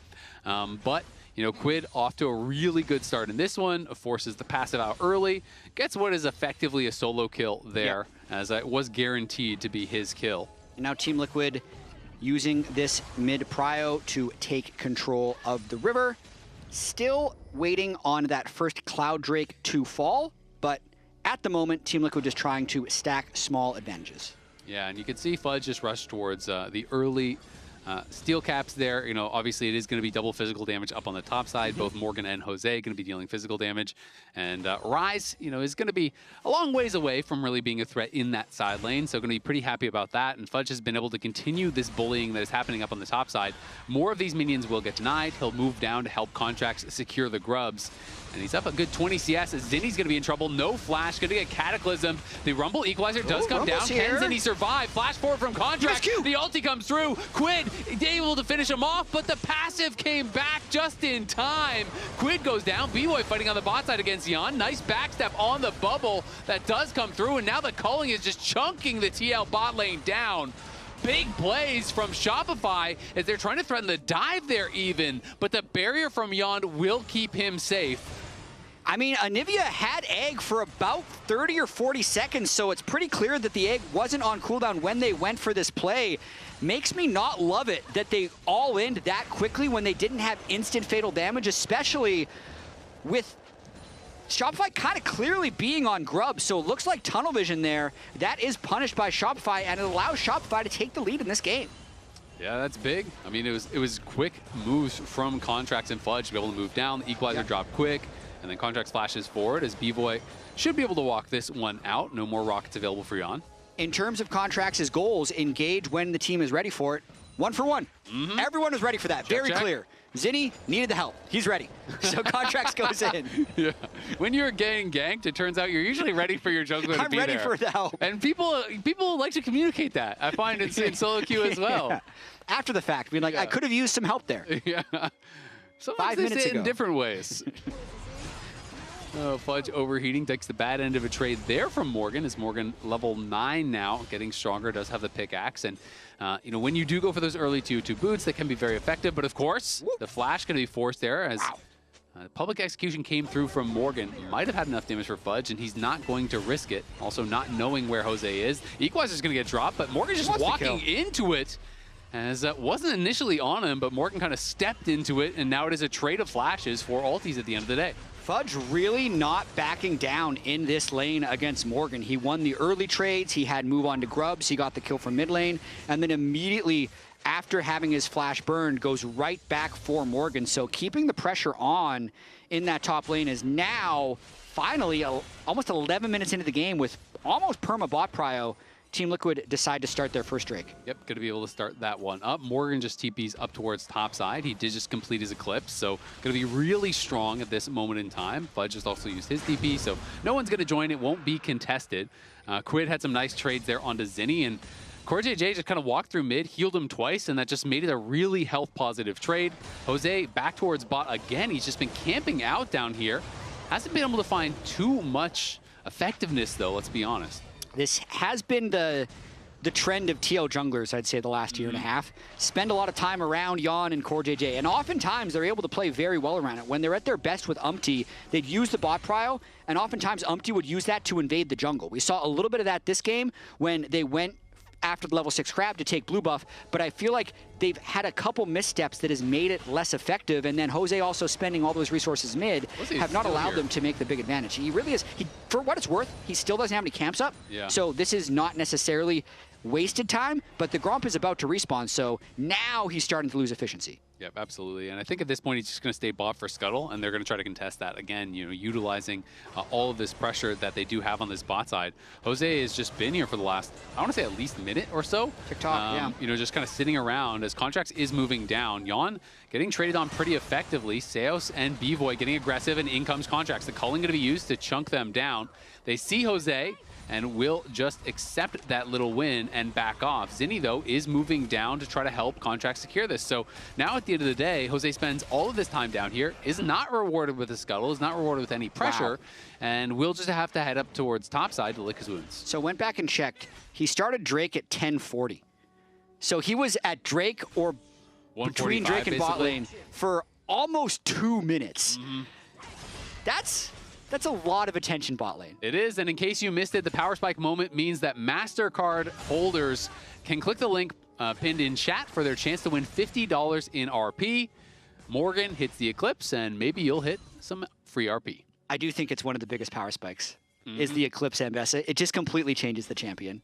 It's already annoying because of how many dashes that she has, but once she has the Eclipse and she's just repeatedly shielding, I mean, you can even see this. Yes, Fudge hasn't hit his item Power Spike either, which would be the Leandri's, but he's had perma prio even though he was down in CS and is down in gold because he has that Eclipse. Quid going to just be able to proc the phase rush and run right out of the Glacial Storm as Contracts will be spotted. Just insta flashes away from Jose.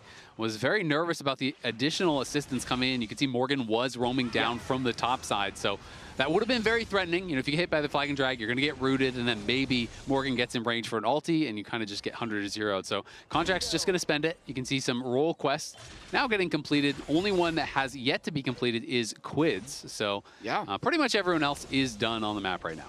I mean, Zinni, despite kind of getting solo killed early, has kept his CS up because they were able to get the return kill with the grub assist from Contracts and Fudge. He's just in an incredibly comfortable spot. Roa completed, tier stacking, and is going to be a really strong Anivia as Quid tries to affect the game in the mid game on Rise. But so far, so good for this Anivia counter.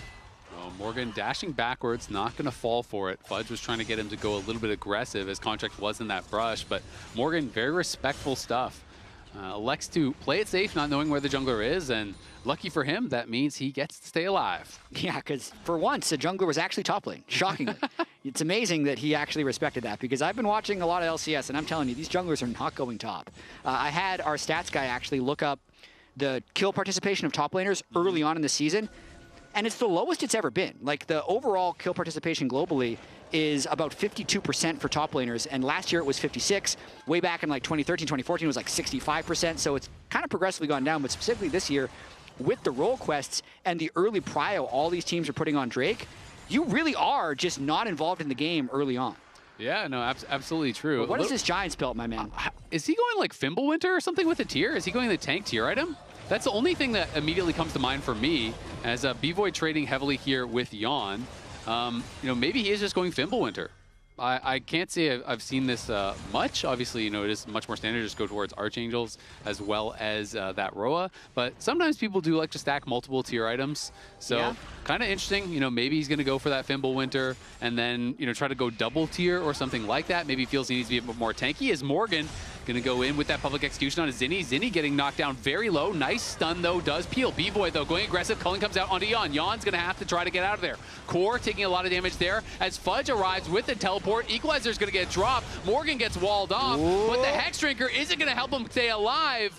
Just barely does not, as Fudge is able to pull that off, but now Jose, if I can drag sidestep, can't sidestep the Cataclysm, Easy though. kill, baby. He's gonna get the dunk, does get the kill onto Fudge, so they get one back. Well, it looked like that play started in favor of Shopify, but Quid's actually been bottom lane this entire time, probably going to be picking up a couple of extra plates, so the gold is temporarily in favor of Team Liquid, but there's numbers in the mid lane that allow Shopify to get some plates. Okay, so from production, apparently Quid just accidentally clicked Giant's Belt. So the only thing I could think of was he was going some weird Fimbulwinter thing, but apparently he had a big reaction, you know, when he did buy it, so... Yeah, I haven't seen the Fimbulwinter build. I don't know if he's just going to sell the Giant's Belt now, or if it is going to be a Fimbulwinter because he bought it, or what went on. But maybe we'll get some. Maybe we'll get an interview from him later or something and get to see it again. Super interesting watching this trade top lane from Morgan and Zinni. Kind of the only way out is in for Morgan once he gets that wall, able to get a good chunk onto Zinni. But that's when fights just broke out all over. So the teleport comes in top lane to eventually kill Morgan. But at the same time, if that teleport would have been in the river, maybe the river fight ends up going a bit different. So still converting a kill onto Zinni with Morgan, pretty important there. Yeah, nicely done. Morgan looking a little frustrated after that kill does go down. Yon and B-Boy just contesting this mid lane constantly here. Yon's still up a good 30 CS and is doing really well as far as the farm is concerned. Oh, you can see the reaction. That's when he bought the Giant's Belt. Okay, that looks like that was an oopsie. Slaps himself in the head. Hits himself with a literal facepalm. So is he going to sell it and just kind of take the L, or is he going to try to do something different and go Fimbulwinter? Or is he just going to have a random Giant's Belt in his inventory for a long time and just try to like ignore that he did that and, you know, go Lost Chapter next and kind of standard Archangels? So for what it's worth, I was just pulling up some item win rates on Lawlytics as they're going for B-Boy. Yeah, B-Boy will be able to dash back away from the Foss bomb. Stay safe. A lot of action going on right now. I have a good win rate point about Fimbulwinter. It's win rate actually is good? fine. Okay. Yeah, so in 1,000 games, it's a 51.84% win rate as item 2, which is exactly the same win rate as the 280,000 games of Archangel Staff. So obviously, it's conditional when you would build it, but it's not as bad as you would think. Yeah, I mean, it seems fine. People used to do all the mana stacking with Ryze. Obviously, Ryze scales well with mana. People used to do like the Frozen Heart, like all the mana item build. So yeah, it doesn't seem egregious, but it does mean that the Archangel's Shield, which is very, very valuable, would come super late in the game. Obviously, you are going to get Fimbulwinter shields when you root them. You don't get it from slows if you're ranged. You only get that if you're a melee. But B-Boy, big chunk there as the Foss Bomb lands. He has to flash away from the bubble from Core.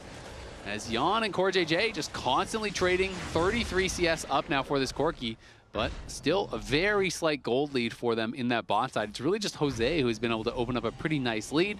All things considered, though, the game is very, very even. It's really just the Dragons separating these two teams. That's what I was just going to bring up, is how competitive Shopify has been in this early game, and it's going to come down to team and also team composition cohesion. So I still have concerns about how Contracts is going to contribute to this game later, especially if he's trying to ult this Fimbulwinter Ryze. What's the chances that he gets a kill?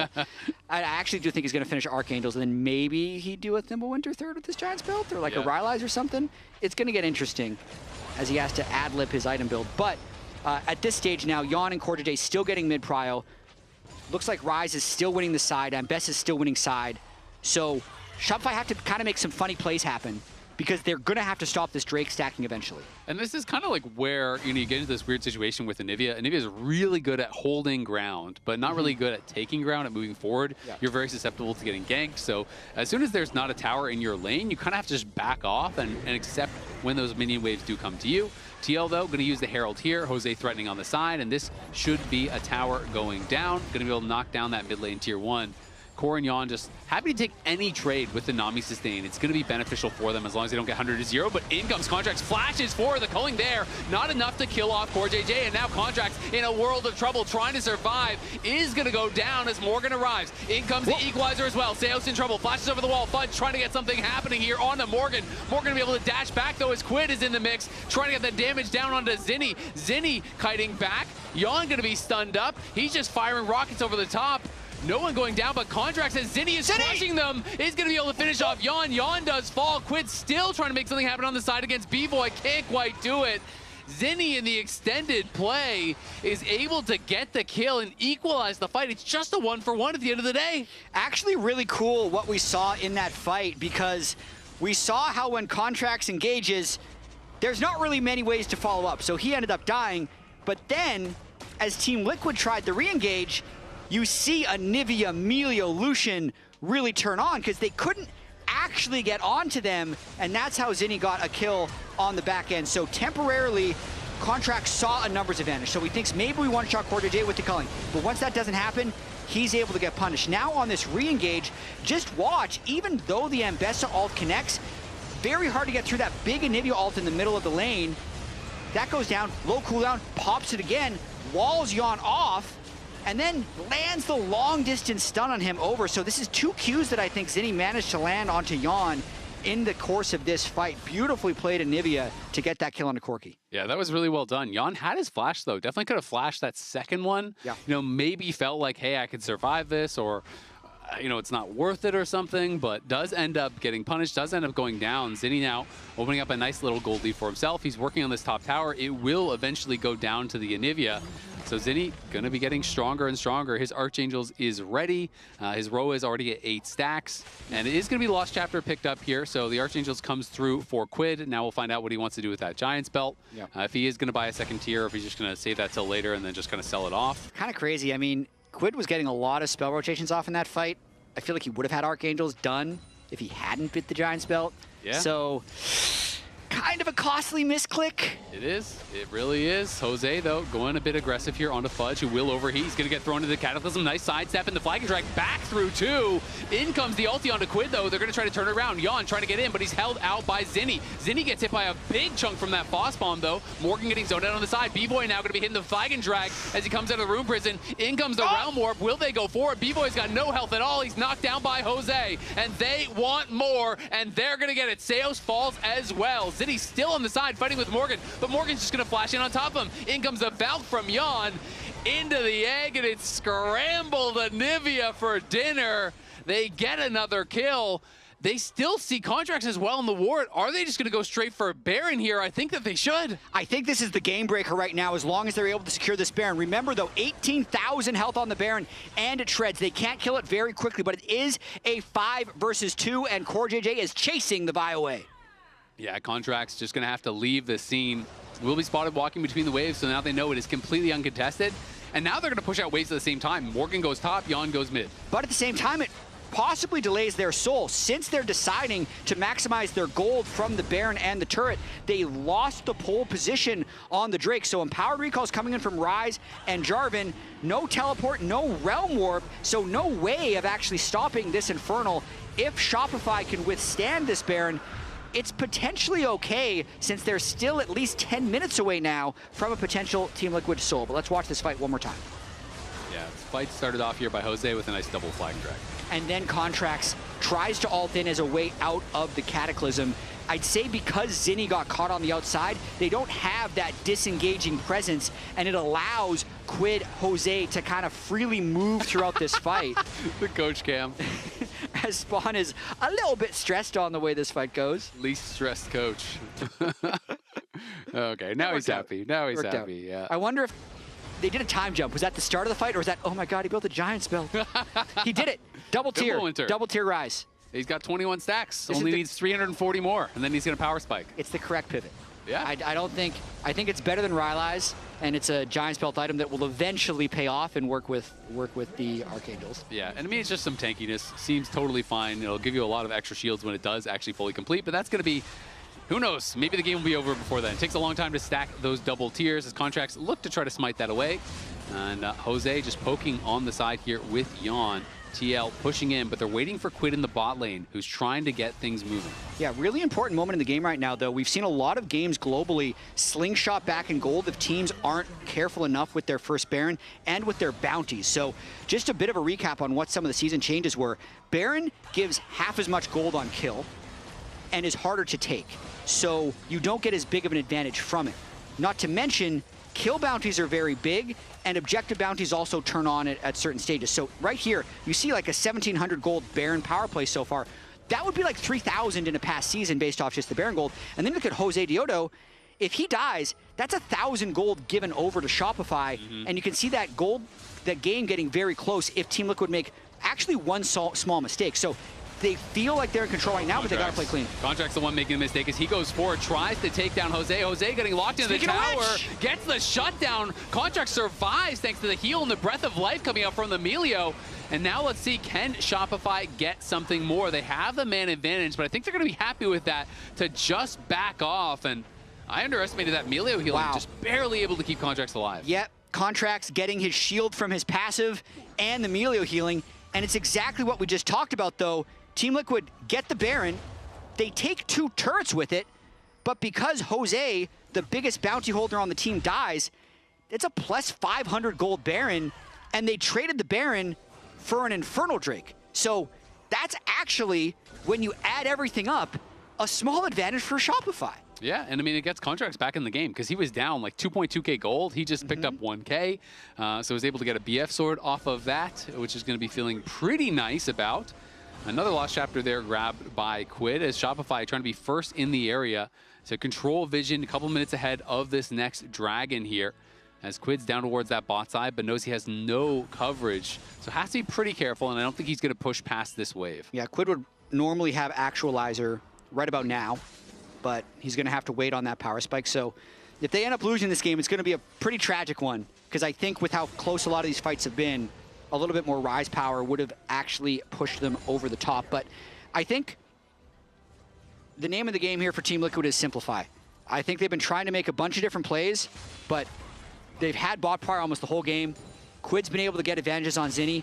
If they were just playing around objectives, they'd potentially have Soul by now. They waited to take that first Drake until 11 minutes. They took Baron instead of the third Drake, and they've really just made, I think, this game has gone on longer and longer. If I think about the way Sentinels played yesterday, they were on top of that Drake cooldown every single time. They got 8 Drakes to 0 in that entire series. And now, a couple mistakes could cost them, but they're trying to push mid with this small window. Yeah, Contracts is just going to go down. Jose's going forward here. B-Boy trying to get some damage done as a nice equalizer comes across. Yon just goes forward. Flashing to the side is B-Boy, but he's gone already. Fudge is going to fall as well. And just like that, I think it's the end of the game. Morgan goes forward, knocks down 1. It is going to be all 5 from Shopify going down as Morgan grabs a triple. TL grab a clean ace in the base, and they are going to wipe up game 1. So as I was saying, Azale, name of the game is give gold to Yon, because he's really good. And as we see, because he had the lead, he flies into the base, eliminates Shopify, and just like that, it's over. It ends the way it started. Yon and Core crushing it in that 2v2 to start things off and crushing it in the team fights to finish this one off. Spam chat now. Let us know who your player of the game is, and we'll see if the analysts are going to be agreeing with that as they get ready to break down this game, because that was a very fast end. And they are ready, so let's hear from them. Yon, it's got to be Yon for me. Yeah. I don't think there's any other one. We're just always spoiling our pog votes. Raz, you can't see him on camera right now, but he's piecing together. He's looking at my argument. Defense of Shopify. Top 3 last year's Zinni argument. Okay. So if I didn't have enough time to truly break down the argument before going into game number 1. Other teams got worse. A little abbreviated. Almost all of the expectation was on Zinni being an upgrade for the team. And I will say this game on the Anivia, we finally got hints of what he's capable of. The unique picks. He played 22 champions last year. In 2024, he was back-to-back MVP of Challengers in Korea. I think he's the type of mid laner that can really step up and improve a team, but he still has shown that he can struggle a little bit in getting into the team fights. There's a couple moments we'll take a look at in this next game, or from this last game, that kind of highlight that on the Anivia, it's a cool pick. It's awesome. We've seen it find success, but it was not able to get the win. Oh my God, I just realized I got some pit argument. You know now what? You can say you have hair. All right. Moving on from that, Raz, I know you wanted to take a look at a specific TL team fight that happened right above Dragon here. Yeah, and if you could pause right about now, and you could see something drastic. Basically, Zinni is like, how the hell do I get in this fight? Because he can either take the long route, and by that time, the fight's already over. You can already see them being grouped up in Core JJ in stance. You see that stance? You know what that stance looks like? I'm ulting stance, right? Yeah. And so he's going to take the shorter route, and so I just want to play it from here. And you can see how difficult it is for him to actually access the fight. Yes, he ultis and tries to take out Jan, but who has more damage? Q ulti, he's already below half HP, and Morgan is chilling there too. So he actually cannot play this fight out at all. And so they have to run, and guess what? B-Boy, 1 HP, he's the one that takes the blast cone and sends Jose Diodo to take out his own boy! Seos, look right next to you. That's the culprit of your own demise. I'm just glad that you called out, because like obviously if you have this team composition, what you really want is to be layering that damage, especially the Anivia damage, right? Like she can set up, she can wall people off, she can block people in, she drops damage just on top of you. It's constantly snowing. And that combined with Rumble could have been absolutely disastrous for TL at several points. It just seemed like they weren't able to set up the kind of team fight they wanted to. And we were talking about player of the game. Let's take a look at who actually won player of the game from game number 1. And it's Jan. It's Jan. That last sequence was insane. I was like, there's no way he outplays B-Boy. There's no way he doesn't die to illusion damage immediately behind him.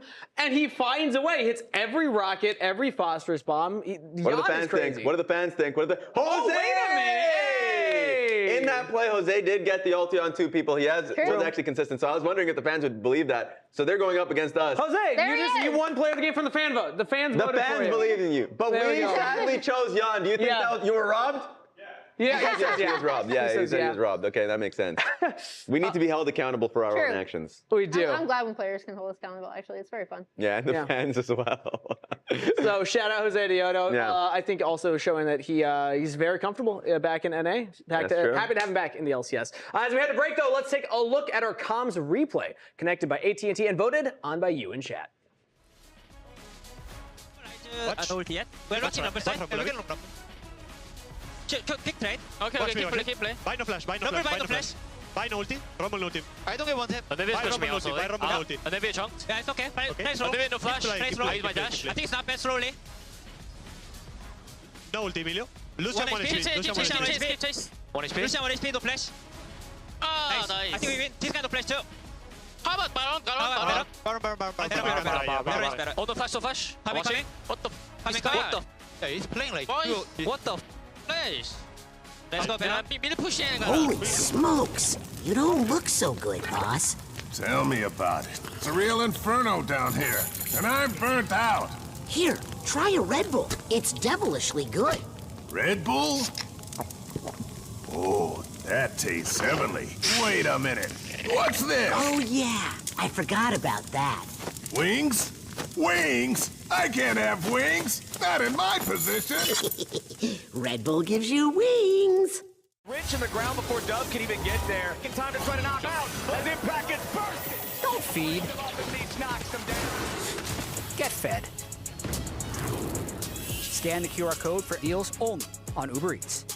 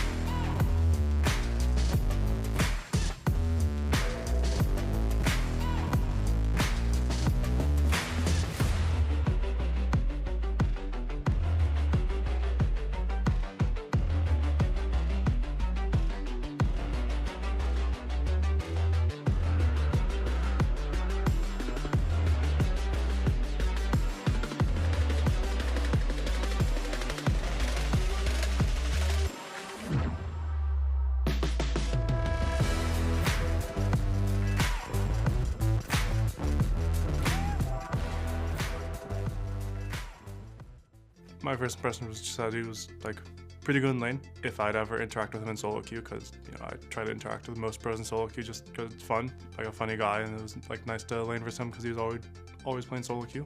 My first impressions on Quid was probably a lot like everyone else. I think that he joined a pretty underwhelming 100 Thieves, and it seemed like he suffered from pretty big stage nerves, to be honest. I had also seen him scrim because I watched the LCS team scrim in my spare time as well, and I thought that he had like a lot of potential. So like to me, he was just like a young Korean kid that like came in with like a ball of mechanics kind of vibe, as opposed to like the macro side of it. I thought that if he could just get over what was holding him back on stage, that it would be a really good player.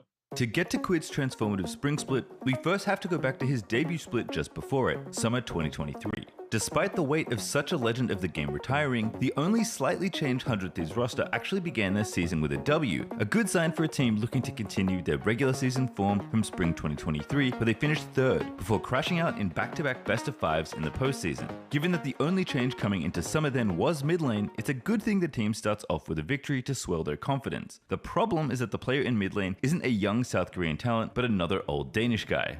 That's right, Coach NukeDuck actually had to fill in for Quid due to visa problems at the start of the split, and shockingly they won with the Ducks' Ahri holding up quite nicely. Quid's actual debut game though, it's perhaps an omen for the rest of the season, as it's an absolute disaster. Yeah, I can't forget that. I think I was playing against Jojo Ahri, and when I first joined LCS, I thought I'll be anyone in this league, and when I play against Jojo, I felt, damn, this league isn't that easy. I just try to practice more. Squaring off against peak form Jojo on Evil Geniuses, who would later be crowned the split's MVP, Quid ends the game getting literally outfoxed by Jojo's Ahri, and ends the game a bleak 1-8, getting solo killed and just generally gapped in the process. And the trajectory does not improve from here for Quid, as 100 Thieves spend the season treading water and trying to find any semblance of stability, even losing their final week tiebreaker game to Dignitas to finish in 8th place, scraping themselves over the finish line and into the last playoff spot. Starting in the lower bracket against Team Liquid, Quid finds himself facing the other even newer to the league North American Terra APA, where a fairly unceremonious 3-1 loss ends their season. It was dead instantly, so Doublelift lost both his sums as well, and now they're going for a fight. APA gonna get jumped on now. Sir goes in, but he gets bursted down. Yawns on the rampage, and 100 Thieves may have just lost the game. They're ready for the flank. The Baron's down to about 700 HP. It's gonna be secured by P-Ocean on the Sejuani as Doublelift gets chain seat. They got him! God rips the feathers right through him. Busio's gonna drop next. Quid goes into the Guardian Angel. He's gonna resurrect, but it's only in time to watch the season end. Team Liquid will get a clean ace. They will wipe 100 Thieves off the rift. They will win this series.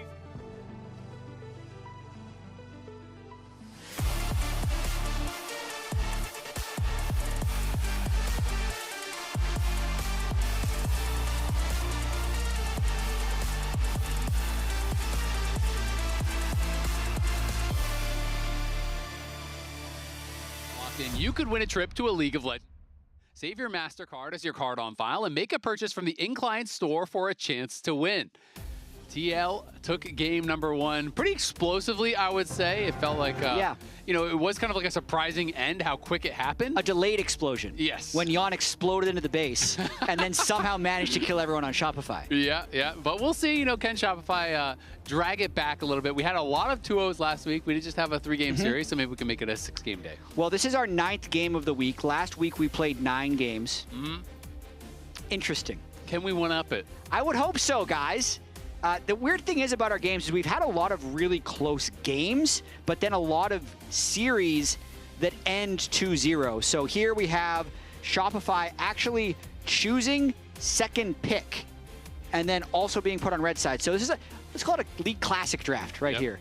It is really interesting because initially everyone was saying, okay, first pick is going to be by far the best. Blue side is going to be by far the best. You know, and people were kind of really just defaulting to one team takes first pick, the other team takes blue side, and that's kind of like how it goes. But statistically, last pick has actually been doing better around the world. So teams are starting to change now where they're prioritizing taking last pick, which gives you the counter picks, you know, more ability to do that instead of going first pick. So it is interesting. You know, generally last pick is more powerful in a meta where there's not a ton of OPs that you just have to like permaban. For sure. So maybe people are feeling like that is partially why. The tricky thing here though is most of the time, if you're picking last pick, the other team will pick blue side. Yep. Maybe it's just the blue side. I've Yep. heard from some coaches as well that you can contest Drake a bit better from red side. Yep. But blue side is better. Side for has than better. Baron. Yeah, it's just there's a lot of pros and cons from this. I saw an LEC game where one team picked last pick, then the other team picked red side. Oh. So I've seen every combination. There you There's go. clearly no consensus on what's better.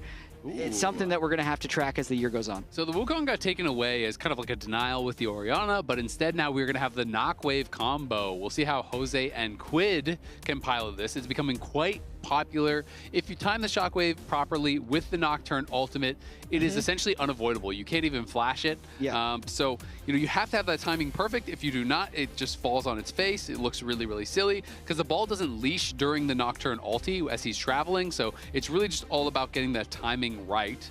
We are going to have Fudge going with the Gnar as Morgan goes for his signature pick. First time we've seen him play it in NA with the Renekton. Yeah, Gnar is a bit of an old school counter pick, but definitely not an easy lane to outplay. So definitely have players who are comfortable on both sides of it. And the Nocturne Orianna is almost like specifically into Azir as well, because it's just such a good way of threatening him in side lanes. Not to mention, as we saw Inspired do, at least 3 times in his game, you can time your spell shield for the Azir ult and just really be sticky towards the Azir once you ult on. So it's a pretty dangerous combo. It's always really interesting to me too, because Nocturne, when it's in a game, really changes the dynamic of how top laners want to play. When I think of Gnar, I think of Gnar, not just like slamming the Renekton generally, but getting an advantage and being able to get push insides and sometimes threaten towers and things like that. But that is very hard to do with Nocturne on the map. If you're pushing to try to threaten tier 2s and to try to farm plates, you are really exposed. Once Renekton has Stridebreaker, dash in, slow, stun, Nocturne shows up, you're probably cooked. So it can get a lot more difficult to play those side lanes, and that's something that Fudge is going to have to be really aware of. Yeah, you kind of also have to just save your hop in so many situations. I doubt that Jose is going to want to ult up there early, but definitely in the mid game. Plus, we'll see if Jose is still a slave to Yon and Core JJ, as he was borderline tethered to bottom lane for the majority of that last game.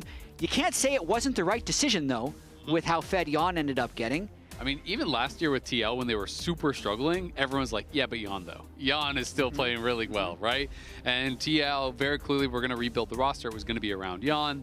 And so, Jose spending some time down there, but I think rightfully so. A lot of support bans coming through from Shopify, as Nico as well as Lulu are going to be taken away here. Ezreal going to be banned.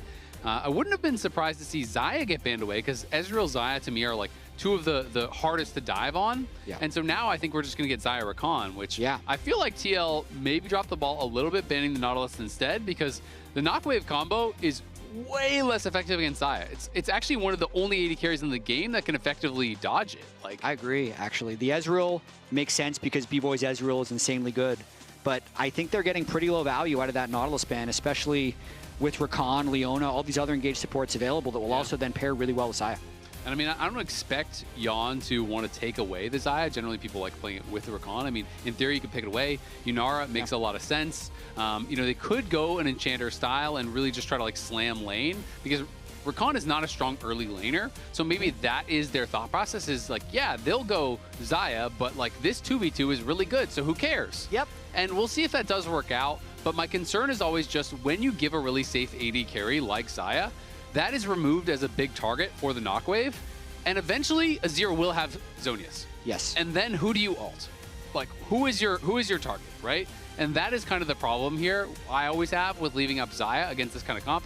And maybe it'll be egg on my face and they don't even pick Xayah. Maybe it doesn't even matter. But that is kind of what my expectation was. Yeah, I mean, he could pick Caitlyn if he really wanted to have a stronger lane, but come on. With Rakan, it just doesn't feel Come on, pick the Xayah. Yeah, I feel like you just have to when you're going up against this Nocturne Orianna. There's so much dive, there's so much power. Maybe with the Bard coming in, you could do some kind of shenanigans, you throw the Bard ult first and you try to force out the ults in certain waves. But still, it's going to be a bottom lane that Team Liquid is trying to play aggressively around. Yep. Yunara, Bard are going to try and get a lot of push. Maybe instead of just trying to dive over and over again, they will then use the Bard to take over the rest of the map, as Bard does. But it's not a big surprise that Team Liquid has picked for the lane rather than necessarily the perfect late game team composition here. Yep, and I mean, I think they have some really good scaling. Obviously, Ori scales really well. I think Bard and Yunara both scale really, really well. But Renekton and the Nocturne, it's a lot harder to get value in a team fight later on than it is for the Gnar as well as the Wukong. Rakan scales incredibly well as a team fight. Like, they have 2 really good carries, lots of great engage over on the Shopify side. I do favor their 5v5 later on for sure. Once you have those luxury items come through, we have seen it. It can be very difficult to get value out of that knock wave. You know, Inspired, some people were really hot on his build. Some people thought it was absolute trash, but he was kind of going for just this full CDR build, more tanky style. And he was basically saying, really the only damage that matters is the Orianna. So I'm just going to have a lot of CDR. I'm going to have the Abyssal Mass to amp your damage, but that means you're doing a lot less later too. Yeah, on the Inspired build, I was talking to some people about that as well. The consensus I got was, so what Inspired did is he built Experimental Hexplate, which is all the Nocturnes do for the then Abyssal, cooldown, then Abyssal, and then Kaenic. A lot of people wanted them to stop at the Abyssal, right? And then Stridebreaker afterwards to still have threat, because the Abyssal's not only going to give you some tankiness, it's also going to amp the Orianna's damage, and I believe they were double AP. They had a lot of magic damage. They had extra magic damage within the team comp. They had a Nami bot as well, which is going to give more magic damage. So I agree with that take, that I liked the Mask and not the Kaenic. Yeah, it'll be interesting to see how they are going to be able to make it work. Both these teams, you know, in kind of interesting ways, had some like similar games, I feel like, when you're looking at last week and how the things went. These were their gold drafts, all kind of like overlaid, you know, where there were some throws or some things that didn't kind of go to exploitation. For sure, but these are multiple games where they were actually winning past 25 minutes and then lost the game. So neither of these teams are going to walk away feeling super happy, but they're also not going to walk away feeling hopeless, because you can always say, well, we were in a position to win and then. So it's a better mindset to go into the off week with. But speaking of that, like this last game, Shopify was kind of in it until they weren't. So they're the ones that have had that happen multiple times now, and Team Liquid trying to pull themselves back. Yeah, absolutely. I mean, they were very competitive, and I mean, this is them going up against pretty much what the aggregate number 1 was, right? This was, we combined everyone's power rankings. The average power ranking for TL was 1.42. Which was first overall. First overall, and then the average power ranking for Shopify was 3.43, which was that 3rd or 4th overall? I can't actually remember. I think it's 3rd. Yeah. Still top half. Yep.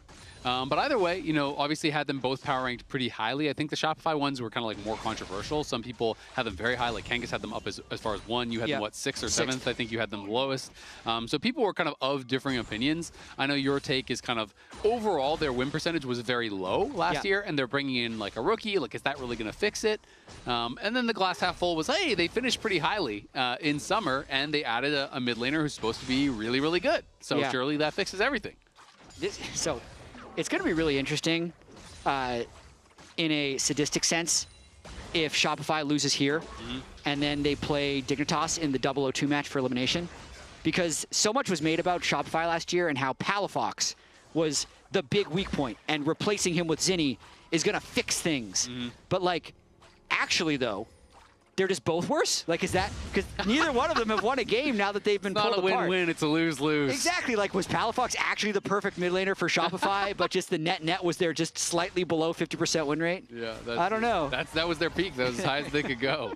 TL going to be looking for a bot gank here. Seo's going to be in some trouble. Will he flash? He does flash, but the Fear Tether does still connect. You asked, is Jose going to be tied to bot? The answer is yes. Even on the Nocturne, he ganks here at level 4, does force a flash, will have his recall delayed, which is pretty annoying, but at least B-Boy keeps his sums. It is basically the ghost of Yon for the double sums here of Seos, as well as some time from Jose. Yep, Cordaje with a nice little roam tunnel. I like that gank look. I don't think he's losing hardly any time. I mean, I'm looking at the respawn of his Gromp, and it looks like he's going to get there pretty much on respawn. No counter jungling possible, so it is, I think it's going to become a meme if this happens every single game, though. Like, every single time there's a crab that Jose is down there ganking. You know, it's funny because people talk about it with Yon, which is rightfully so, but I feel like all of the iterations of TL that did really well, this was kind of how they played. Like, think about when they were winning the 4 straight titles. It was go bot for double lift, right? And it was always like, there was always this discussion about like, we're really trying to evolve past that. We want to play all these different play styles. And then playoffs would come, guess what they were doing? They were drafting, scaling, and going bot for double lift. It's just not worth it to be diverse, you know? It's just do your thing and just do it really well. But that's funny. It was the double lift Ole originally, then double lift Core the next year. That's how long Cordaje has actually been on Team Liquid, since that 2018 year. But it has been the best version of Team Liquid time and time again. And I mean, the reality is, AD carries, at the end of the game, team fights are very heavily based on how good your AD carry is, right? Yeah. And Doublelift was, the best AD carry we've ever had in NA. Yon is absolutely stellar. So it makes sense when you have players that are worth playing to, you're going to play towards them, right? You're going to try to focus on those styles. And obviously, you would love to be able to play every style, focus on every lane, play every champion, but it's usually just not realistic. But we also don't even know what the best style is this year with, I mean, the current patch with the AD carry question, the way cashback is balanced, maybe it actually is just get your carry to 5 or 6 items as fast as possible and win. But a lot of happening here in the mid lane. And also the top lane is Morgan has got the best of Fudge, and no one cares other than those two currently. Yeah, I mean, Fudge forced back to base. He's down almost 20 CS, lost a plate, and Morgan's even going to be proxying here because you see Seos, I think he kind of knows that Wukong's going to be on the other side. Shockwave does land on a Zinni, but Seos should be able to keep him safe. We'll see if they want to try to go for any sort of a flash play. His core is still in the area, but I think it will dissipate. But with that proxy play here from Morgan, he's going to be able to recall, run right back. He doesn't even have to TP if he doesn't want to, and he's going to hold on to it. And this is also bot crab disaster. If the game is decided on bot crab, I'm pretty sure this is going to Team Liquid because they have T advantage from the Renekton if they need it. They have mid push if they need it as well. But Contracts is still here looking to contest. Yon is hitting minions though. Contracts might get 6 off this. Yeah, we'll see if he's going to be able to get it. Jose looking like he wants to back off. I mean, 3-6 Nocturne, it can be pretty dicey, so they're just going to give this away. Yon going to be pushing in that bot wave, should know that they're in the area and will be backing off here pretty shortly. But to touch on this top lane advantage, it is really interesting because Morgan career long is a 40% win rate player. 40.8% win rate. Yeah. But Renekton very is Shopify-esque. Renekton is his it's true. Maybe he should have been on Shopify. You never know. But Renekton is his most played champion, and he has a nearly, it's 58.6% win rate, like almost 100 games. Damn. It is his best champion by a lot throughout his career in pro play, and this is the first time he's gotten it in the LCS. He always got a lot of respect for how well he was able to pilot this champ, so it's going to be exciting to see how he does. You don't expect to see this massive CS advantage opening up when you are the one blinding and your opponent had counterpick. Absolutely. Another bad joke. It's when he's on Renekton, it's like if Shopify is in a game that matters. So that's the level of improvement you see from just normal it's Morgan. Shopify in the finals, and when he's off Renekton, it's Shopify versus Dignitas. And there we go. There you go. It's just the way it works at the moment. Back to the game. I'd say B-Boy Seos actually laning pretty well despite all the attention.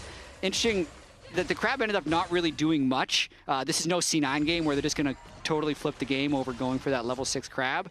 But Jose Quid now have the knock wave combo, but no one other than Seos has burned Flash, so not a great target to really go for right now. Yeah, but it is very hard to actually flash that. The timing is like almost impossible. If they do it perfectly, to me that's one of those plays where it's like you talk about misplay versus outplay. It's way more on the side of it has to be a misplay rather than an outplay. So sometimes when they press Shockwave, you can like dash flash and then the Shockwave kind of like expires, so to speak, before it gets to you. So there are sometimes there's timing, but it's very hard to actually flash it. And we have seen games even this split in the LCS where people try to flash it and it still connects and they just kind of like flash it onto their team. So it's really a tough one to disjoint. So I feel like it's very much on Jose and Quid and how well they're timing it and how well they're coordinating. And I'd say Jose has pleasantly surprised a lot of TL fans. I know he's only played 3 games and they've only won 1 of the actual games, but he's looked good and he's had good synergy with the team. Interesting here though that looks like Contracts is going to be able to get this Drake as Jose is instead just getting some grub. So going to be a little bit of gold and maybe some extra plate acceleration, but in terms of the actual win condition of Soul, would greatly delay it for Team Liquid. It would, but I'm going to be interested to see, will they go top with Nocturne ult, right? Because then it feels more worth it. Like, if Fudge Meganar is out and then it expires, and then you go top with Nocturne ult and Renekton ult, but he's recalling, so never mind. I was going to say, sometimes, people really want to just try to prioritize snowballing the lane. And then, hey, we're going to give up a dragon or 2, no problem. We're going to focus on gold, take away some camps, get some kills, and then show up to that 3rd one with a big gold advantage where we fight. And it is a 700 gold advantage already in pure isolation for Morgan in this 1v1, who is just doing great. Fudge does go for the standard tier 2 boots rush. Gnar obviously needs a lot of move speed, but again, similar to the Rumble game, means that his first item spike is going to be quite delayed. So when Morgan hits that, he's going to be in a great spot. I mean, almost 25 CS here, 700 gold. I wouldn't mind it if there's a window to gank, but with how much he's kind of pushing Fudge in this lane, I also think Fudge is going to be in a very defensive mindset. So the even a Nocturne gank might be unlikely to work. And yeah, speaking of having Yunar and Core on your team, Jose pathing back down, so unlikely we see that. But Contracts might be going for a play up top, actually. Yeah, Core is here in mid lane. Zinni could be in a little bit of trouble. Gonna look for the shift. He's just dead. He shifts out, but it is way too late. Nicely done. They don't even need to use the shockwave. Wow. Quid just able to finish him off there with the dissonance. I feel like Zinni was big time tunnel vision there, because Core didn't do anything super sneaky. He just walked and autoed him. Yeah. And then it allows an easy kill from Jose. It was just ball W, basically, that ends up getting the kill. So that kind of blows this early game open a bit, because not only has top lane been winning hard, that gives Quid quite the advantage on Zinni. Yeah, no kidding. And I mean, Quid is going to get a very fast Ludens as a result. It's actually already complete, right? Oof. So now you really have no fun in these kind of lanes where it's like they barely hit you with anything, but the Ludens proc, make some of these trades very, very difficult for Zinni. So he's going to have to be really careful. This kind of new age Orianna build, I do really like that people are going way back into burst.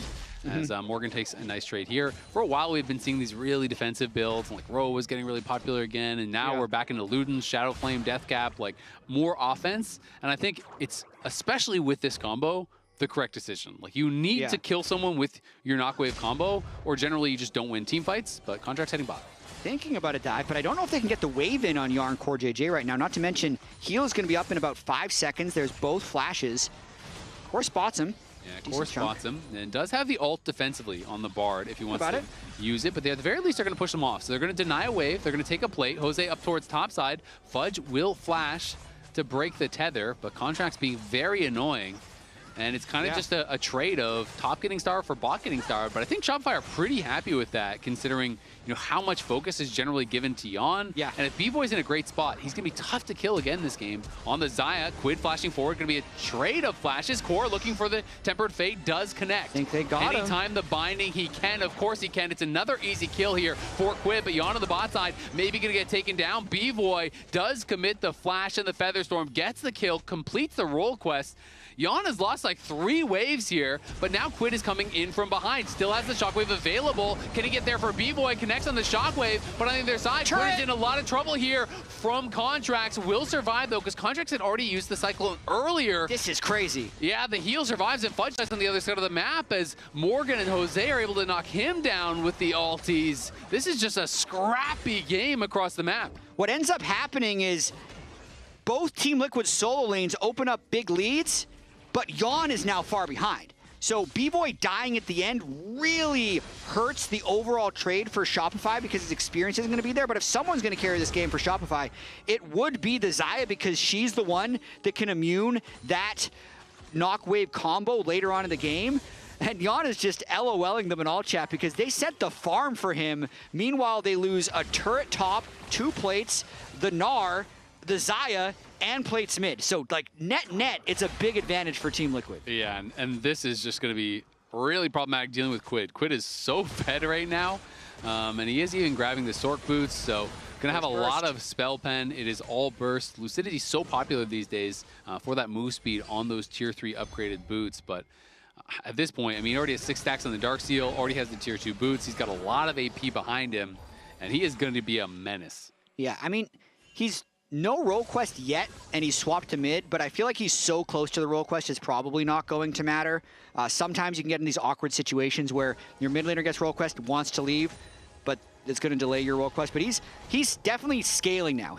If he's playing correctly and not egoing too hard about needing to be ahead of the other AD carry, he knows his solo laners are in a great spot right now, so he just needs to be late game insurance for the solo laners who are likely to carry the game. Yeah, Core could be in some trouble here. Tries to go for the defensive. Ulti, he gets scooped over the wall. Zinni just saved him. Whoa! And the shockwave across everybody. There's the knockwave. Yon, Jose, and Quid to lead him as Zinni is playing for the wrong team. He scooped Core across the wall, saved him, and his whole team dies. There ain't no way. That is just insult to injury right there. Core JJ, the most dead a Bard should be, and it felt like as he got scooped, everyone else got ulted. Like, how insane was that timing into a 4-man shockwave from Quid, who has the most damage on the team Just an insane sequence. And now Morgan's trying to dive B-Boy. Yeah, Morgan has to flash out, but in case you missed it, the Power Spike moment means that MasterCard card holders can click on the link pinned in chat for their chance to win $50 in RP. So thanks, Jose. Try to go get that now. The Soul Lane's so far ahead for TL. I want to see that replay because Core was just trying to self-ult to delay. He was trying to keep himself alive. Yeah, even if it's a late replay, like we need to show this play, we need to see that play again. Fudge, he's toast. He's dead too. Yeah, that is unfortunate for Fudge there, and that is going to be an ISO death here. And our stats guy was digging up some interesting stats. I've heard about this. To stay the least here. What do you think? Not a good look for either player. So the good news is Baus is on a 4-game win streak. After starting with 4 straight losses. So does this mean Fudge is going to lose 4 games in a row and then win 4 games in a row? Let's find out. If they are actually the same player. The real question is not how many ISO deaths it is. It's how many good deaths you have, How good are those ISO deaths? How much damage per death are you able to pull off as well? Yeah, and unfortunately this one, Fudge is not getting a lot. It is nearly a 6,000 gold lead at 15 minutes, which quick math is not looking good. So this will be an interesting game. If we see a comeback, because I do think finally the replay. Okay, he's trying to self-ult, gets scooped out. That's crazy. He's like walking away, but then look at the shockwave, man. Oh boy! How does it? That's one of the biggest, like, from edge to edge, he hit everybody. That is a 4-man. That is everyone's reaction. Core tries to self-ult just to delay, gets scooped over the wall, lives, the whole team dies, and he's like, okay, that's why we got Quid. Coaching, baby, yes. Yeah. Told me to do that. Ooh, he's a Mage Eyes. Quid is feeling it this game, as that is going to be a forced ult out from B-Voy. Okay. Shadow Flame's almost done. He's got 14 stacked Mage Eyes, a Luden's tier 3 boots, and a 3,000 individual gold lead at 16 minutes. What do you think? I think he's fed. But, as we were saying, I do feel like our feel for what a throw used to be is no longer what a throw is. And it's because the magnitude of your mistake is multiplied more in this season than in past seasons. So objective bounties are even on right now. Quid is worth 1,000 gold. Jose is worth like 700, close to 800 gold if you count assist gold. So if somehow they just those two try and make a hero play, doesn't work, they both die, and objective bounty's taken, we'd be in like a 2,000 gold game. B-Boy has no ult, so we'll see if they are going to send it here. They do have that Orianna Shockwave up and available, as well as the Nocturne ulti. Shopify rallying the troops to try to defend. But I do agree, yeah, we have seen a lot of throws. There's so much gold in the game. And players are worth a lot less gold very quickly when you die multiple times in a row. Yeah. Bounties are worth so much, objective bounties. There can be massive swings, but this would have to be a truly huge swing, as it is just about 8,000. Now it did crest 8,000 briefly before going back under it. They're losing control of their jungle. They're losing every lane on the map, it feels like, at this point. And TL gonna get engaged on. Quid immediately flashes back. Here comes the Nocturne ult. Are they gonna send it? Shockwave is up and available. They're gonna land it onto Contracts. Contracts trying to run away, but Jose is flashing there to follow. The Tempered Fate does not connect. Beyond dueling here with B-Boy on the side. We'll just back it up, and they'll take the 1 kill onto Contracts. And there's nothing else to do because Baron's not up yet. We're only 18 minutes into the game, so nice little sequence there by Team Liquid. Very close to being more if that Bard ultimate was just a hair deeper to be able to catch Rakan and Gnar, but still, they're able to kill Contracts once again, keep him down, keep him from farming his own jungle, and now they can just all reset and catch these waves and jungle camps. 18 stacks on the Mage Eyes. We're getting closer. It's a Soul War, and he's going to win it. It's going up and up. Yon now on 2 completed items. B-Boy very soon will have his second, as he's working towards those Quick Blades likely. But, I mean, Zinni is just so far behind that it's really hard to imagine Zinni being able to have a good fight. And when he's that far behind, you just kind of know everything is going to be thrown at B-Boy. And even if he survives, like, there's not really a lot of threat besides him on the team. So it's just so hard, right? When there's only one person who's strong, you just got to throw everything at them. They have to run the whole fight, and it's hard to get much damage out. I mean, just look at the, not only is it a big gold lead, but it's a big inventory lead. It's like 2.5 items on everyone. It's going to be good, though. Morgan in some trouble up on the top side as B-Boy just runs up there with Fudge. They're going to try to look to chase him down. The Featherstorm's actually going to get committed, even though B-Boy was full health and Morgan wasn't even popping the ult. But they do get the kill. It goes to Fudge. It's a nice shutdown. Should help Fudge in the side there. I'd say pretty smart there by B-Boy to just shadow Fudge. Oftentimes you're thinking that it's only a jungler or even a mid laner that's going to be up there, but there's no realistic way that Shopify would ever take a fight anywhere else on the map. So they catch Morgan just being a little bit cheeky with an over-aggressive trade. At least they're going to stop him from getting a plate after taking this Drake as Quid teleports off to catch the wave. Yep, Quid will be able to defend this no problem. And yeah, I mean, for Shopify, they know it. They're massively behind. It's time to get creative, right? You just have to look for trailing plays, try to punish people in the side lanes, you know, look for these kind of more risky moves because those are the only things that are really going to have a chance of working for you. Yep. Wait for the 20-minute mark and set up around Baron. So Core JJ is already on the way. He's going to try and get some deep vision. I think ideally you find a pick because they have a lot of engage. Yeah. And there's no flash on Gnar, no flash on Wukong. So I believe that is where Team Liquid is. They're just going to try and keep mid-top pushed as much as possible, but it's going to be kind of tricky to get all the vision cleared here in the jungle. Yeah, I mean, if I'm TL, I just feel like you never want to start the Baron. You only want to try to use it as a bait to get picked, because legit the only way I could see them losing this game is if they start Baron, it gets stolen, and then they all get wiped, you know? It's like, that's pretty much it. So if you just keep deleting waves, you know, pushing it in, controlling vision, force them to come into you, and then just try to take a fight, you know, that really, I think, is going to be the recipe for success. Quid going to be able to spot Zinni. Already saw contracts in the area as well as Core, again, just moving forward. Morgan is there, the entire TL squad now in the area, so confident to move forward as Jose is here. Nice little engage coming through. Can they find the combo? Tempered Fate defensively onto Core. Good scoop back from Zinni, trying to flash away, but Morgan flashes in on top of him, and Quid goes godlike. Fudge is on the run. Seos is already gone. B-Boy can't even get involved. Contracts is still alive, but he's kind of in the wrong spot, and he's going to get spotted now. Contracts has no chances. Look at that shockwave. Just deletes him, and the Baron is going to go down next. B-Boy, get in there, buddy. 25 stacks. Yeah, we're hoping. He made it. We're hoping for a Feather Storm steal or something at this point. I mean, give it up. It's looking cooked. Give it up. White, raise the flag. You're not. He's going to try. You got like to. A Q. You're down 1,000,000 gold. Just pray. It's a 1,400 damage smite. There's no way anyone's stealing it nowadays. The only hope is you got to make them panic, right? True. Smite at 1401. Exactly. Exactly. You're praying for a miracle at this point. Storm Surge now for the 25 stack Quid. Let's see how much AP he has with Baron. No elixir, 500 AP. I mean, not bad. Still got another item slot. If this game continues, 22 minutes in, he's already at 4 full items and upgraded boots. I mean, he has a lot of flat pen here as well, which is going to make things kind of nasty. He's got 48 flat pen. So let's see, how much MR does B-Boy have? B-Boy's got 44. So he's doing damage. He's doing true damage to Zaya. Well, the Azir's probably pretty similar. Yeah, 44. So true damage. True damage? So we can just read the tooltip and that's how much damage it does? Yeah, yeah. 876 damage alt, 631 on the W. So even if he doesn't Q, that's like 1,500–1,600 damage from RW. Yeah. B-Boy has 1,900 health. Yep, and then guess what? Nocturne ult does damage too. So, uh-oh. So it's problem. We'll see. Oh, wait, he's gone. We did it.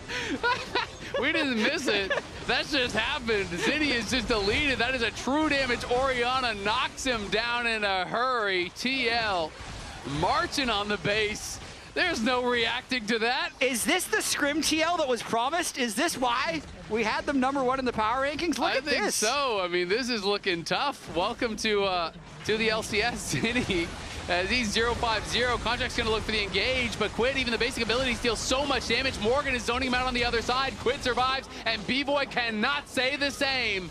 TL looking to finish this one off in a hurry. It's 23 minutes in, and they are just hitting the Nexus. TL going to be able to close out the series. Fudge chasing after Core JJ, trying to get something, scoops him back. Seos goes in, they get a shutdown. Zinni is back, can they hold the line? Fudge falls down here to Yon. Seos trying to run away. Zinni gonna erect a tower, see if he can hold on for a little bit longer. You can see Morgan's going back to base. They may have just barely survived. He wants to base TP because he's low on health and they want to end, I'm pretty sure. Yeah, they're just gonna continue pushing forward. Here comes the teleport. Seos has got to make his move right now. Zinni's just gonna get ran down. Can't connect onto Yon as Yon goes on a killing spree. Contracts is back up, so is B-Boy. Eyes on the Nexus though. TL trying to get one more kill. They do pick it up. They knock down the Nexus. They sweep Shopify. And what a monster game from Quid. Quid performed at an MVP level, but I also think we had perfect timing for the Quid feature, because we talked about the first game that Quid played on stage against JoJo, where he had an absolutely abysmal performance. There were a bunch of 100 Thieves fans saying he was a bust, saying they shouldn't brought him in, and then he turned into an MVP in what we saw this game. That's the video you need to send to Zinni right now, because he just had that exact experience that Quid had against Quid. 0-6-0 on this Azir, an abysmal performance here in Game 2 by Zinni and Shopify. But it can get better, as Quid's proven, as Team Liquid dominates. It definitely can get better. Analysts, is it going to get better soon? Jury's out on that one. It did not look convincing from Shopify, and I feel like I'm wearing clown makeup because Team Liquid just crushed them. I feel like, can I rat you out? Go for it. Stream? Okay, so Demonte came by and told Kangas to stop rooting for his team because he might be a curse. Bad when the team is asking you to stop supporting them. Yeah. So the cast, it's unlucky. The cast asked if it's all good here. For me, it's not, as I had a major spillage. Yeah. That's it. You could have gotten away with it. Nobody saw you. Accidentally dumped a can of Coke on me. We'll see if Quid gets spilled on the way out. Quid will be joining us shortly. I do think, though, Quid's story of kind of persevering right after having such a rough debut is something we could have put him on the debut, and I feel like his would have been one of the roughest to see, right? So there is always hope. Let's go! Happy to have you. Monster performance, man. Nice. Incredible right there. We were asking a question of when you have Orianna Nocturne, who takes credit for the play when you're both pressing ult at the same time? Do you feel like you take more credit for that last game? Then Jose Diodo? Who gets more credit? The Nocturne or the Orianna? I think whoever called, like, how to say? Whoever calls for the play? Whoever called the play. Whoever called the play? Okay, who's calling that play? Was it you or was it Jose Diodo? In late game was Jose, but in early game was me, so we won the game because we won the early game. So there it is! There we go. All right. Okay, perfect. That's good. We got the details. We got the inside information. So one of the things that we were talking about heading into the game and heading into this weekend was your journey as a player. Obviously, starting off, we had this little documentary come out. Check it out on YouTube if you haven't yet. But the story of how you kind of started 100 Thieves and then coming in and now, popping off now on Team Liquid. So I just want to hear you kind of reflect on what this transition's been like to this team and how Team Liquid has welcomed you into the ecosystem.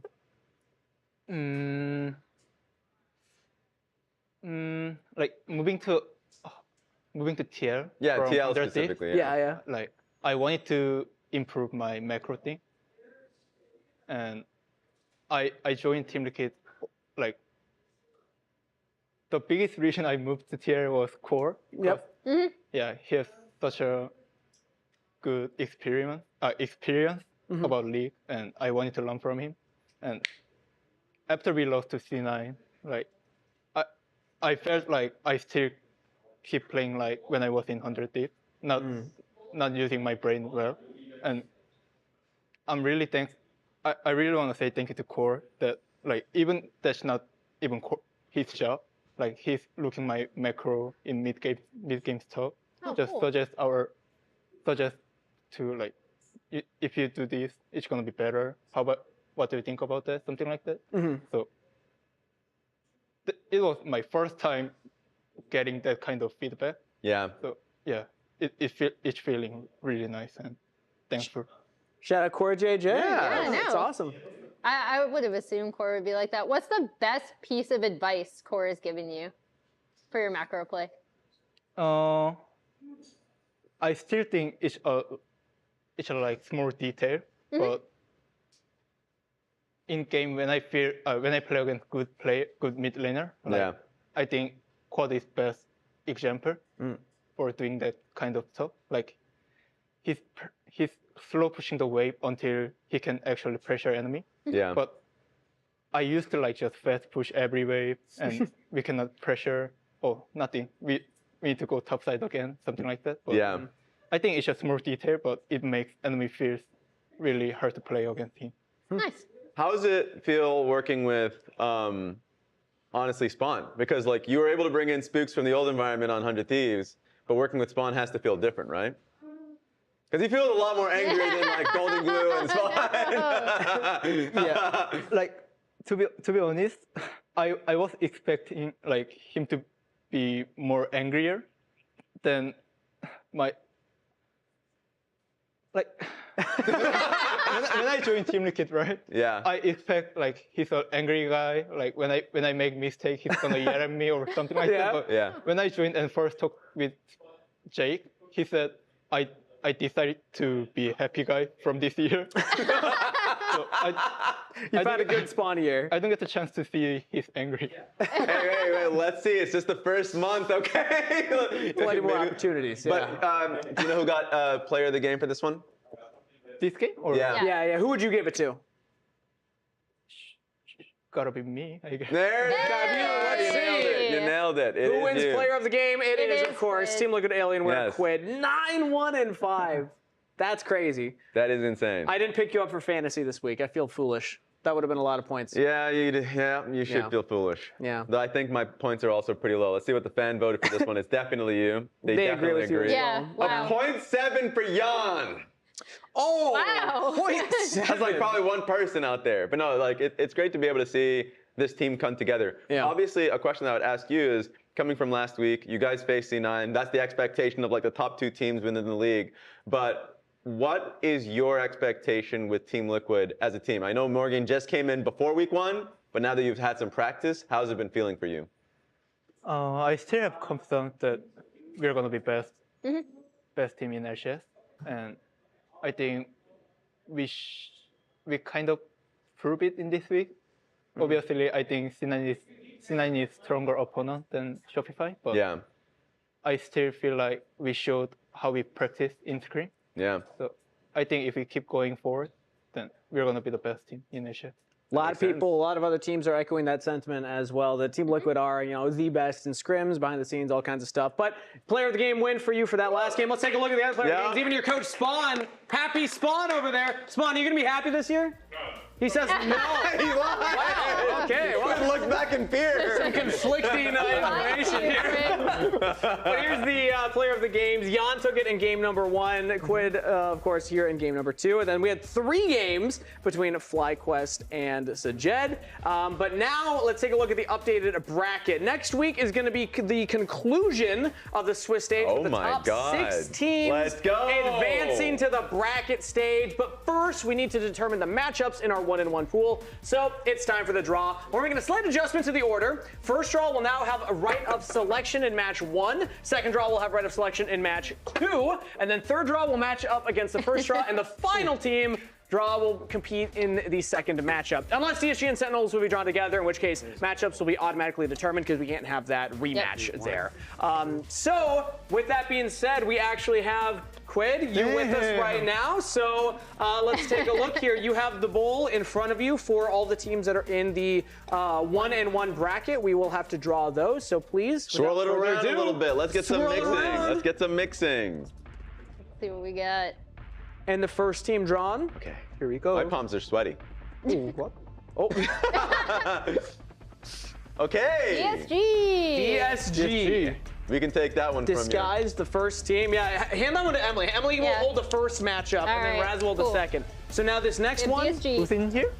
These are other 1-in-1 teams. So you will be in here. Yeah. Sentinels and Lion. Yep. Okay. Ooh.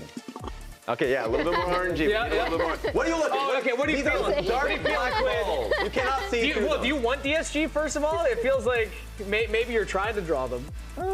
Okay, that's the energy. That's the energy coming in from Team Liquid. Is that the Team Liquid card? He felt it! All right, so that means Team Liquid is not going to play against Disguise because they're filling out the bracket here. So you're going to get one of the other two. So Raz, I'm going to have you hold this one. Thank you very much. I believe.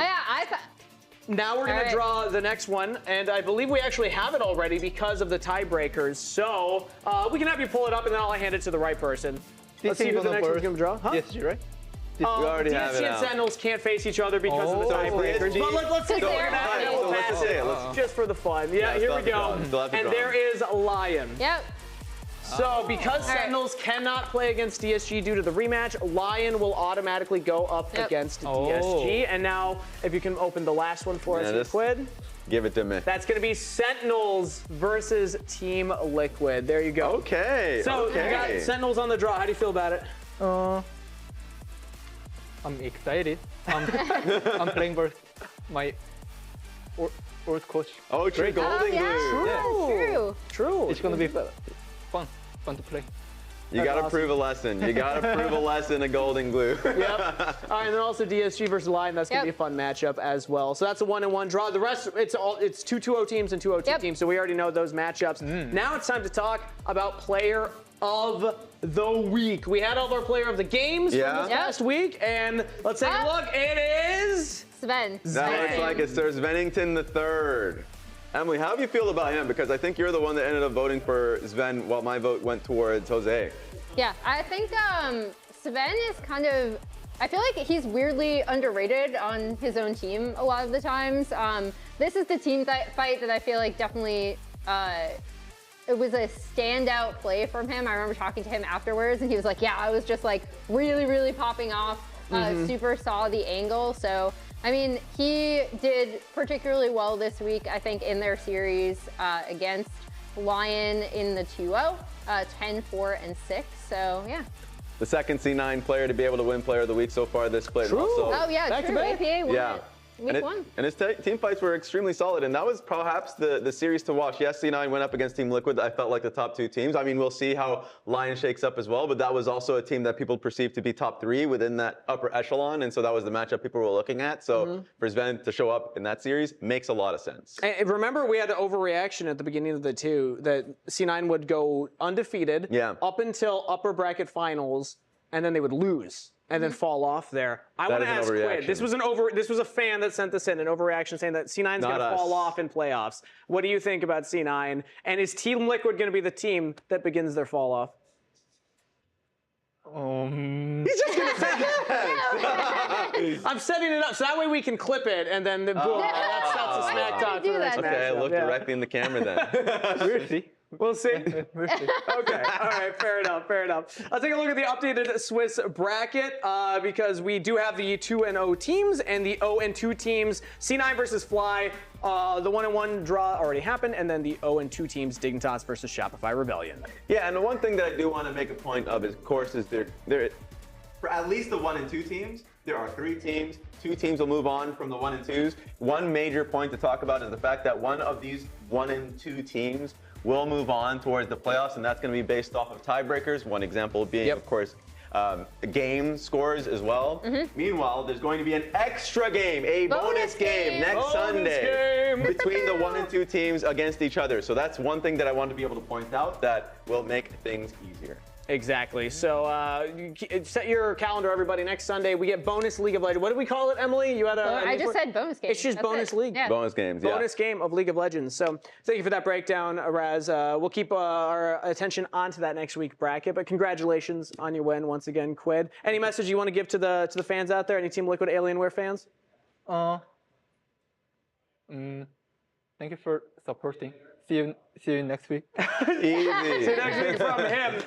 We do also still have the schedule coming up here that we're going to talk about for which days games are happening. Which matchup are you most excited for, Raz? Out of all of the matchups, you're holding the TL Sentinels. Are you just going to say it because Quid's here? Yeah. Mostly because I just want to see that matchup.